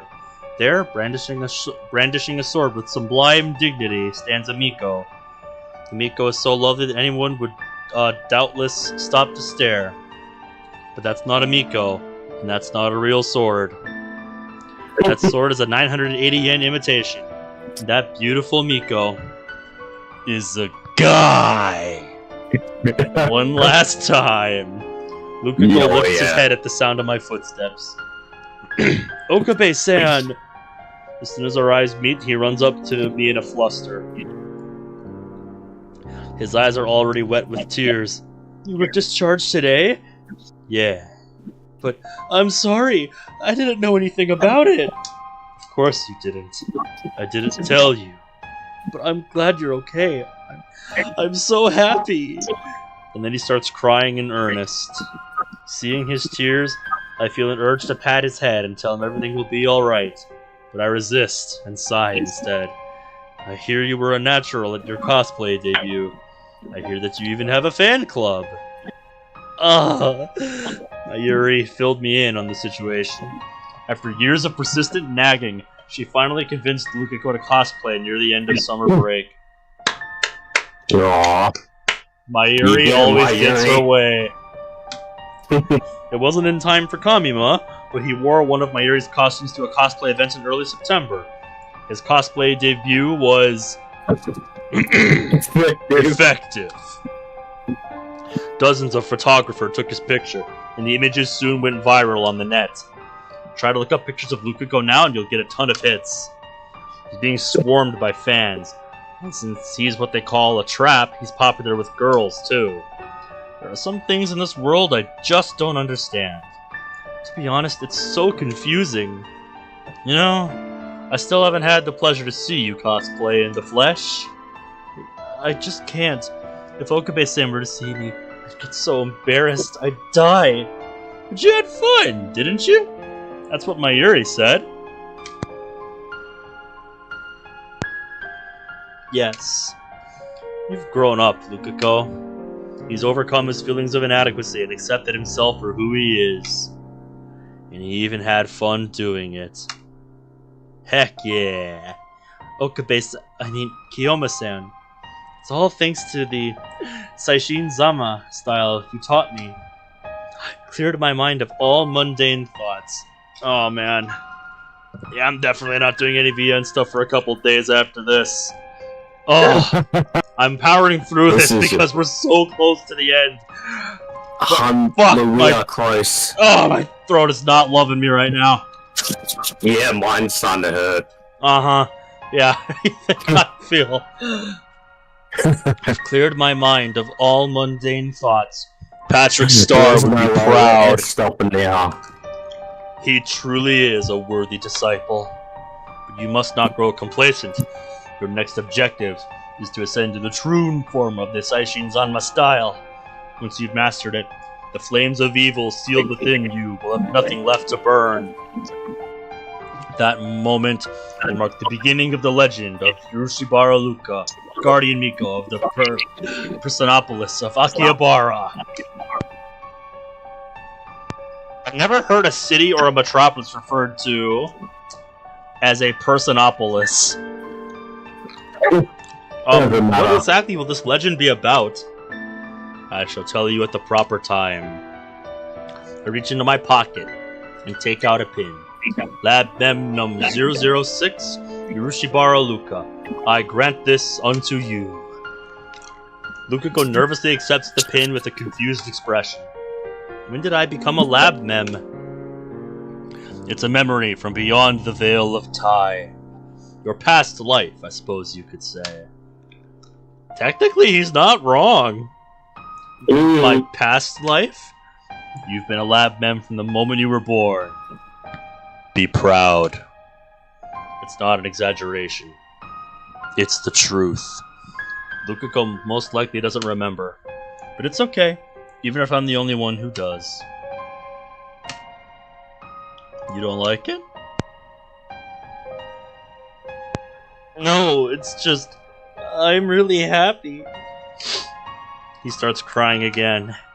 I always wanted to be a part of your lab. I wanted to be one of you. But I never had the courage to ask. Thank you so much. He bows his head. This is a precious artifact. Only 8 of them exist in the entire world. It is a magic item that protects you from all calamity. Really? No. So don't lose it. I won't. He just doesn't want you to lose it. Ugh, excuse me. Lukako nods with a joyful smile on his face. Too cute. Ah, yes. Welcome back, Master. I pass through May Queen's door for the first time in forever. Faris runs over to greet me. Kyoma! She suddenly links arms with me. At first, I get a little flustered when something soft touches my elbow. Then I break into cold sweat once I feel the murderous glares of the surrounding Faris fans. They let you out of the hospital, yeah? Yeah. Managed to claw my way out of hell. I tear Faris off me and take a deep breath. Precisely what I expected from the Halloween bloodline. The name of the Undying Phoenix isn't just for show, yeah? See, she's still making up her own backstories for people. Boggles the mind that this crazy cat girl is behind the redevelopment of Akihabara. Maybe the world's just messed up. That, I can tell you, it absolutely is. Okabe.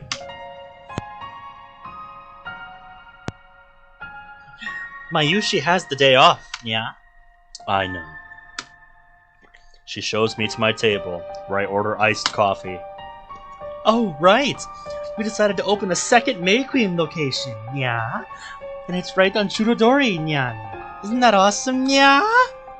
Don't you think you're abusing your authority as a redevelopment committee chair? Just a little? No doubt the recent explosion of Moe shops is her doing. She's getting just a little carried away. This is my sacred duty, yeah. Now is the time to summon all the powers of Maui to this holy land in preparation for their offensive, yeah. What? Going to attack? Did the awakening occur while I was in the hospital? That's right, yeah. They took their absence as their opportunity, yeah. Will they be able to complete the moification of Akiba before they hatch? That's the only way to defeat them. It's a race against time. Or sorry, it's a race against time, yeah. Oh, for fuck's sake, Ben. I had to do it. I've got to be in character, damn it. Faris also fought in the Rhine at tournament to gather karma, but it was really tough by myself, yeah. What the hell does she mean by karma? Over the past month, Faris has started participating in Rhinet Access Battlers tournaments. Oh damn, she actually went through with it finally. Faris is the chairman of the Akihabara Redevelopment Project, a high school student, a popular waitress at a maid cafe, president of the company founded by her father, and the head of the Akia family. She should be incredibly busy, but I guess she couldn't stay away from Rhinet forever. Anyway, she went to her very first official tournament and snatched a dramatic victory. Faris is even more cheerful than usual now. I guess all it takes to feel fulfilled is to do the things you like to do. You're goddamn right. And just like me, no matter how much stuff I do on this channel, I'm always drawn back into high rounding at some point. I always make time for it. And you can be damn sure it will happen again. 100%. I don't know when, but it will. You can be sure of that. I don't think it's gonna be a long time until I give that up. I love it too damn much. I need your mad scientist powers to stop them. Yeah. If they make it into town, they'll make the place their litter box. Guess I have no choice. If it's come to this, then I too must fulfill the covenant. Oh yeah, and take this with you. Yeah?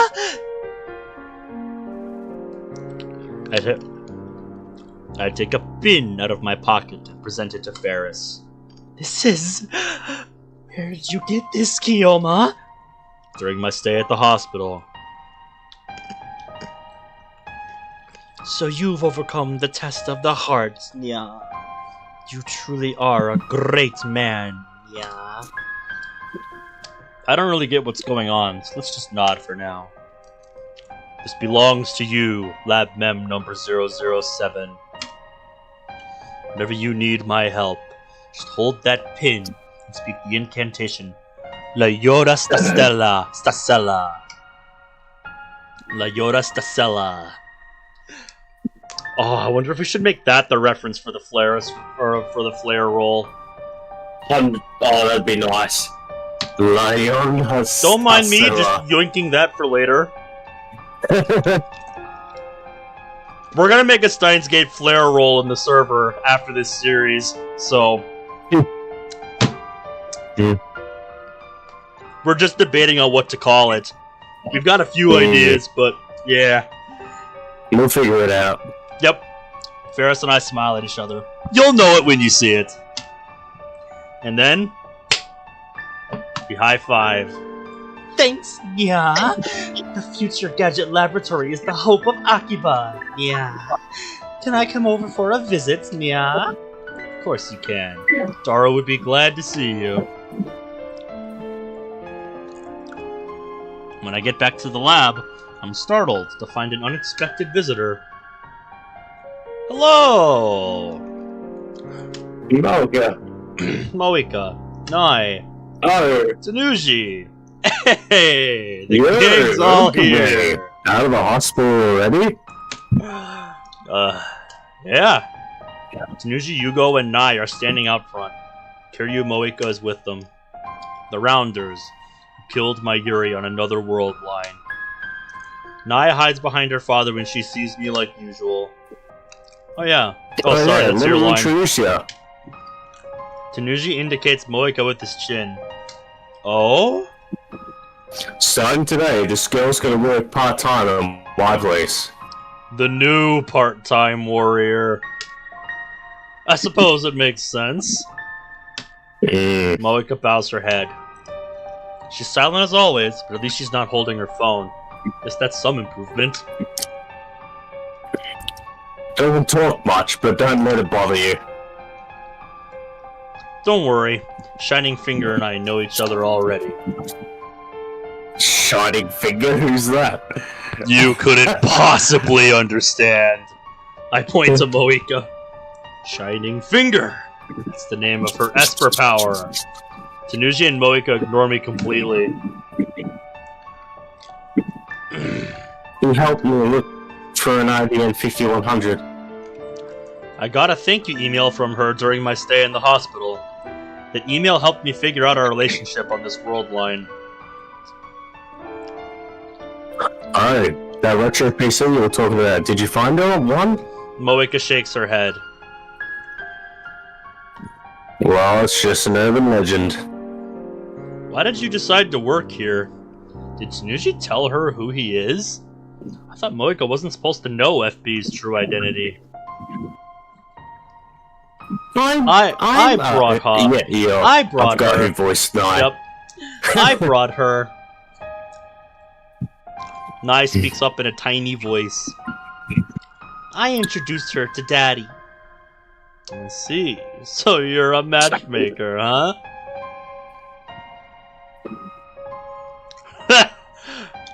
Hey, numbskull, there's only two things I want in this world: broad tubes and my little girl. I wouldn't expect anything less out of you, Tanuji. Daddy? Besides, it was more like the other way around. After Nai fell and got hurt, this girl gave her first aid and brought her all the way back here. Oh, wow! Look at you! I didn't know Moika had such a gentle side. Since she was unemployed, I decided to give her a job as thanks for helping my girl. Well, how nice of you. Never thought our store would hire a part-timer. Didn't you hire one just last month? Huh? You hire a painkiller skin? I've never helped anyone before. Yep, thinly disguised clarifying questions. Ah, of course. The Suzuha who worked here was the Suzuha of the Alpha world line. The Suzuha who came from a future ruled by CERN. The current world line is a different future, so she didn't come. The time she spent here never happened. Well, in that case, good luck to you, Moika. This is the perfect opportunity. I take a pin out of my pocket and hand it to Moika. Oh, now you're flirting? Don't mess around with my part-timer. This pin is proof that you are Lab Mem number 005. Our lab's on the second floor. Come on by whenever you feel like it. Moika stares at the pin in her hand. But I can't help you look for the IBN 5100 anymore, okay? Don't be like that. Help her out, will you? I can't. I'm a busy man. Catch the attention of the Rounders again? No thanks. Besides, the three of them are better off if we never find an IBN 5100. I end the conversation with a shrug and head to the stairs.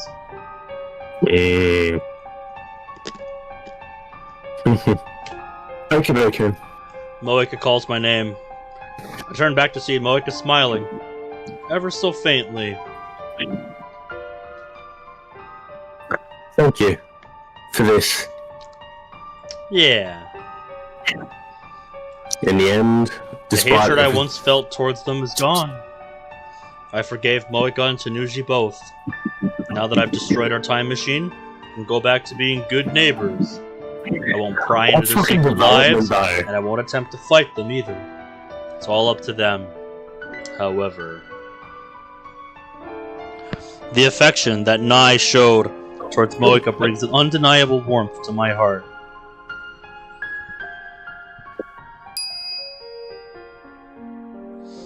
Right as I walk into the lab, I'm greeted by the chiming of a microwave oven. Green. Mayuri smiles brightly as she takes her juicy chicken number 1 out of the microwave. Welcome back, Green. Oh, oh, never has it felt so good to hear those words. Yes. Oh, man. Oh. That is phenomenal writing. Did you just combine Welcome Back and Ocarine? Yep, I've said it before, remember? You Yes, you sure have. Then Mayuri holds out the steaming chicken. Want some too? I'll give you one to celebrate your homecoming. I accept the gift of chicken and pop it into my mouth. Nom. Oh yeah. I guess it's because I've had nothing but crappy hospital food for a month. But it's so delicious, I want to cry. Where did you get that microwave? We disassembled the phone wave names exchanged weeks ago. Oh, that was me. Daru pops out of the development room in all his rotund glory. Wonder if he's making a new future gadget. You bought it? I found it, duh. It was a pain to repair. Oh. It's kind of old, but it still works fine. That's our super hacker. Let's keep up that pace and make the next future gadget. That reminds me, Ocarina, I'm mad at you. Mayuri suddenly puts on a pout. Why did you leave the hospital without telling Mayushi? We went all the way to the hospital to pick you up, but the nurse said you had already left. That was a one-time nurse. I wish I was hospitalized instead of Ocarina. Of course, Daru, of course. You think you're my guardian now, Mayuri? You've certainly come up in the world. Have you forgotten? I'm the one who protects you. I even helped you with your diaper. God. I God. couldn't move at all after the operation. So my mother and Mayuri made the great effort of coming to care for me. Especially Mayuri. Even though it was her summer break, she visited every day. I'm grateful for this childhood friend of mine from the bottom of my heart. She's a ditz, to be sure. Seems like she always needs someone to look out for her. She's actually quite tough for her age. You got your childhood friend to change your diaper? I'm jealous, man. What eroge is that from? I think Daru needs to die for a bit. Ugh. God damn it, no, I don't want full screen. Holy shit.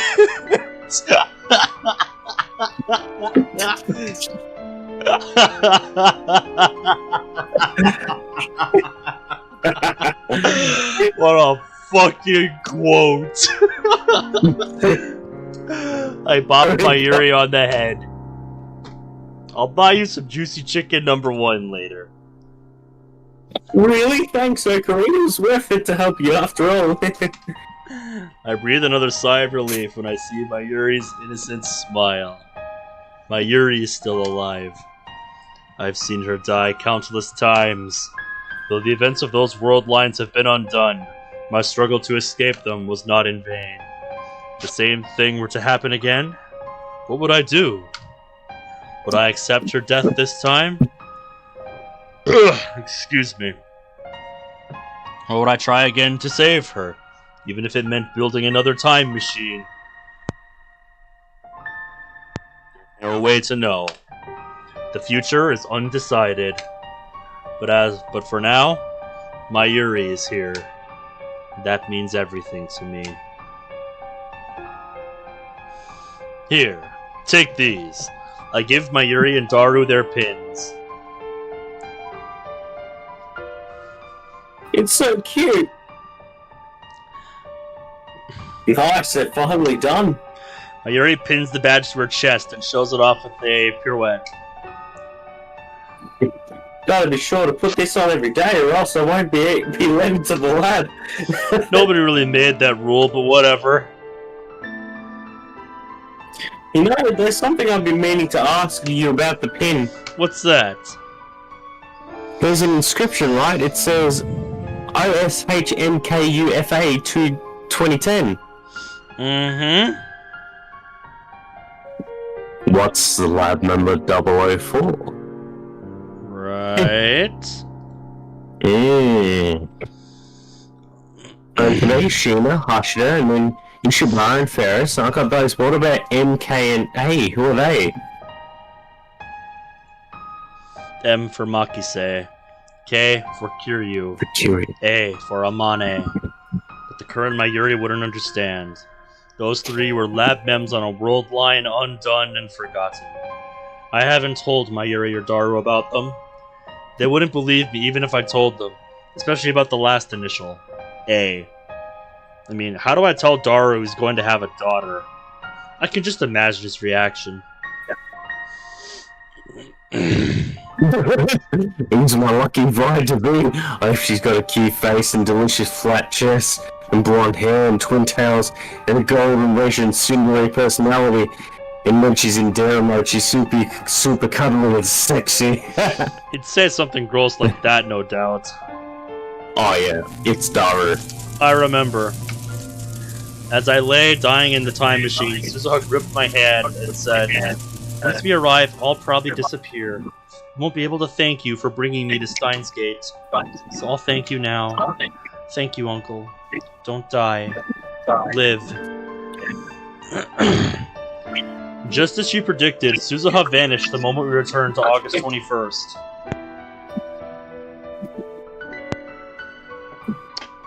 Right before my very eyes, the time machine was enveloped in rainbow light and disappeared. She was smiling as she faded away. That was proof I had reached Steins Gate. And that's why I don't mourn Suzuha. And in 7 years, let's meet again, okay? I don't know what the future will bring. There's still the possibility that Daru won't get married, that Suzuha won't be born. But still, I believe that in 7 years, we will meet again. And that's when I will give her this pin, her birthright, as Lab Mem 008. Till then, I'll keep it in a safe place.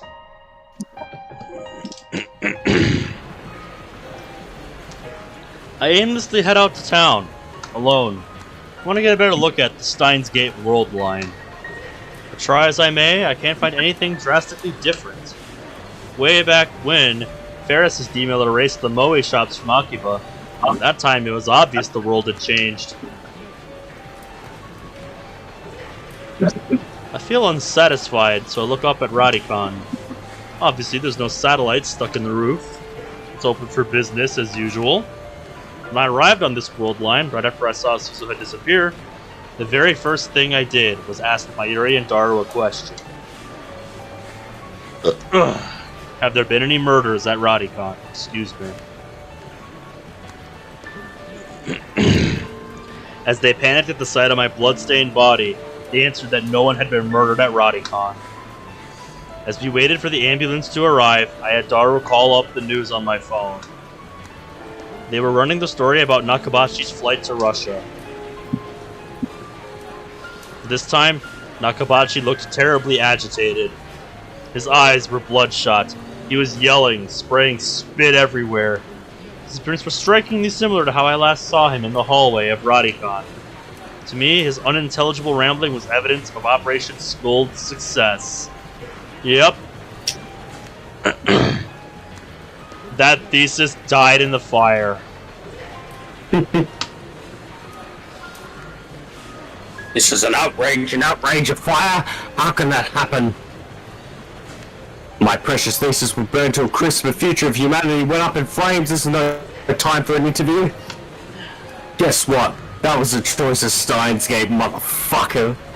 Goddamn right it was. Oh, it's sad for this Russia lines. I'll murder every last one of your crew members. Money's not the issue, aren't you listening? You burned my thesis, which would have changed human history forever. I should never let you fool handle my suitcase. No, that's what happened if I just carried it with me. The subtitles read, "What was your thesis about?" Time travel. You mentioned that can grant control of all space-time from past, present, to future. The screen immediately returned to the studio, where a female reporter continued.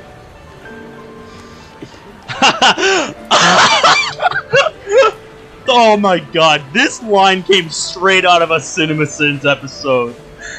This outburst continued for some time. That came straight out of a goddamn CinemaSins episode, and you can't tell me otherwise. That is fucking glorious. Dr. Nakabachi, also known as Makise Shuichi, was detained by Russian authorities upon arrival at Moridovo International Airport in Moscow.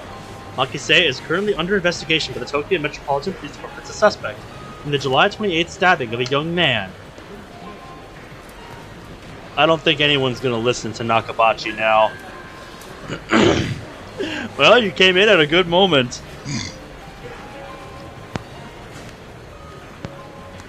The operation was a success. The thesis was burned, and everyone survived. Steins, For argument's sake, let's say Nakabachi manages to recreate Kurisu's thesis from memory. Nothing will come of it as long as Kurisu is alive. The scientific community undoubtedly trusts the Makise daughter over the father, meaning Kurisu can deter any attempts made by Nakabachi. World War III won't break out. At the very least, it won't be over the Nakabachi paper. It'll probably still happen because of something else, but hey, we're kicking the can down the road. I haven't seen Kurisu. Apparently, Kurisu reported to the police that I was stabbed, but at present there has been no progress on the investigation, as the victim, from their point of view, up and disappeared. I heard from Dara that no one was murdered at Radicon, and I couldn't find a single report of anyone dying in the area that day. Kurisu is still alive, that much is certain, but I haven't had any contact with her since then. Aside from the few words we exchanged at Radicon, the current Kurisu and I are strangers. Besides, I was bedridden, so it's not like I could have gone to see her even if I wanted to. Kurisu said she was supposed to go back to America in August. That was on the Alpha World line, so things may have changed. For what reason would she have to stay in Japan after what her father did to her? I thrust my hand into my pocket. 2 pins remain. One of them is for Lab Mem 001. That's me. Remaining badge belongs to Lab Mem 004. May never reach its rightful owner. But Kurisu is alive, and that's good enough for me. I once chose to let her die.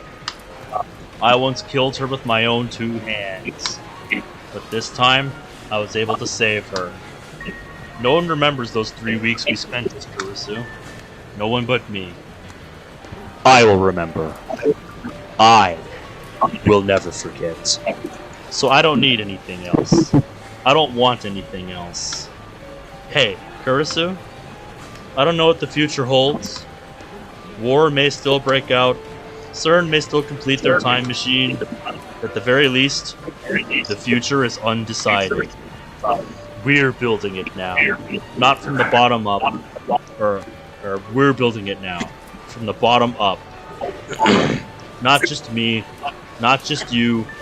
But every man, woman, and child. So keep on watching. Wherever in this wide world you may be. I take out my own pin and fasten it to my chest. I walk through the sea of shoppers, staring straight ahead.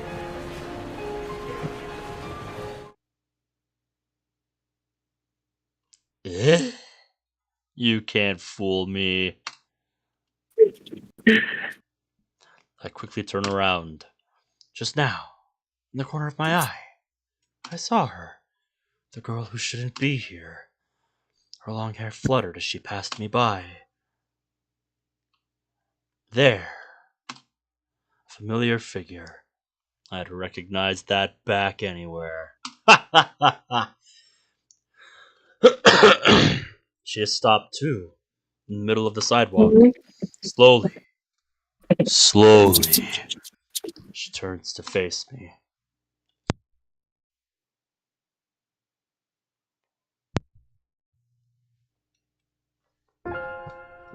Hi. It's her. I thought she had gone back to America. It's her. She doesn't even know me. It's you! That voice. That face. That hair. Those eyes. Makise Kurisu is standing there. Same as I remember her. I've been looking everywhere for you. Ever since you saved my life. I was afraid I'd never have a chance to say thank you. I'm so glad we could finally meet. Thank you. Thank you so much. Thank goodness you're alright.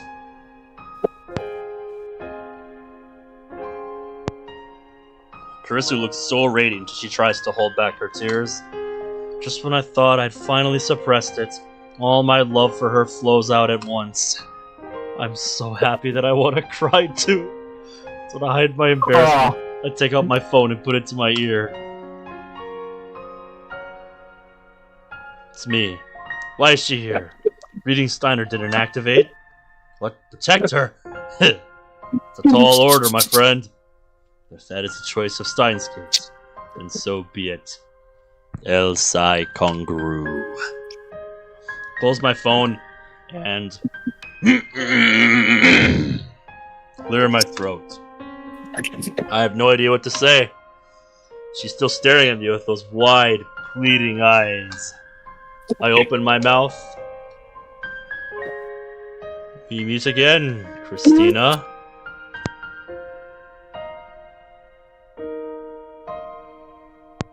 How many times do I have to tell you? I'm not Christina, or your assistant, or... Eh? Now I really have no idea what to say. How does this Kurisu know about that? Those were the names I used to tease her. She always got mad whenever I used them. They were our bond, our private joke.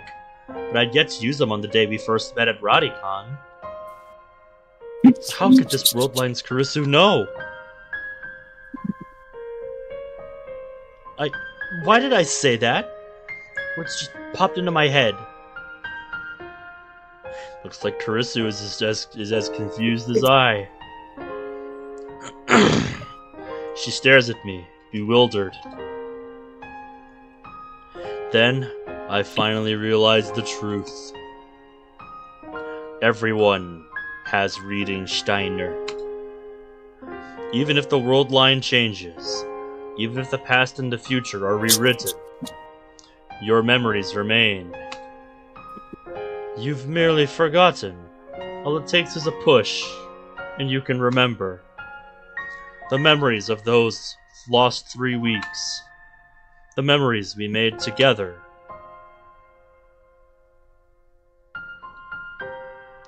Welcome back, my assistant, Makise Kurisu.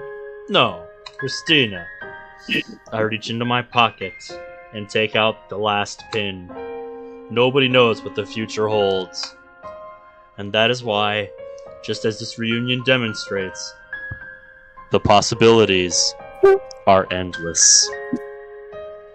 I place the pin in Kurisu's hand. I gently close her hand in mine. And, holding back my tears, I tell her, this is the choice of Steins Gate. What an ending line.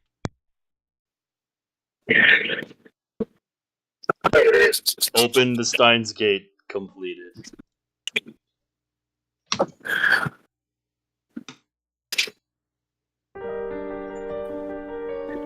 All endings. That's it. Fucking do it. What a fucking ending. Oh.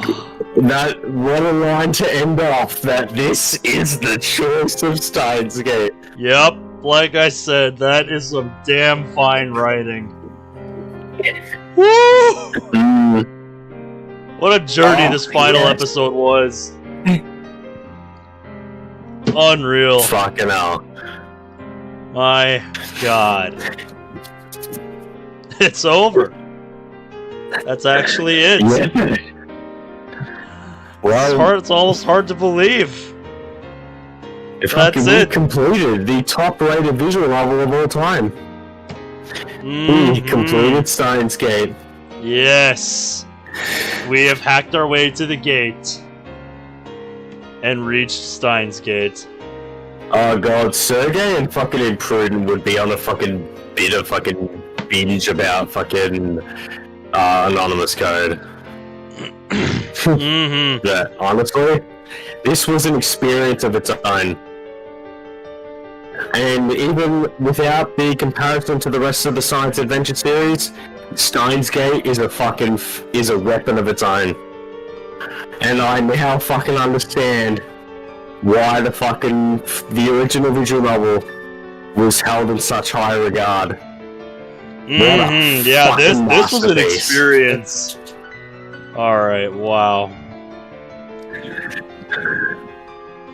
Yeah, coming into this, having known nothing about, the Sci Advance series, or that this was even part of a larger series, or that, this had any other adaptations, or anything, just coming into this, knowing absolutely nothing. Man, what a ride. What a ride. Oh. This is good. Yes. Good fucking shit. Now this. No kidding. Oh, fuck. That's it. The second visual novel. We completed Steins Gate. Shit. It's done, yep. We fucking did it. Yep, and now that it's over, there's only two things left to do. Decide what comes next, and figure out when we're gonna do that Rhinet battle. Yeah. We really gotta figure that out. Oh yeah. Least of all, how the hell we're gonna do it in the first place. Yeah. But that's a discussion to be had another day. It is going on 4:15 in the morning for me, and I've still got to be ready for work tomorrow, or later today, I guess, because it's the goddamn Super Bowl, and I'm expecting it to be busy as all hell until game time. So,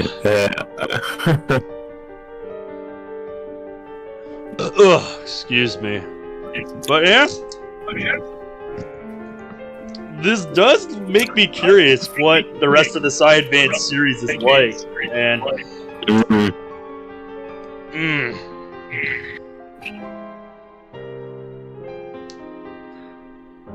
yeah, I'll have to decide how I want to go about the rest of that. If that's something I want to dive 100%. Into someday, I'm sure you have no objection to that. I don't mind at all, mate.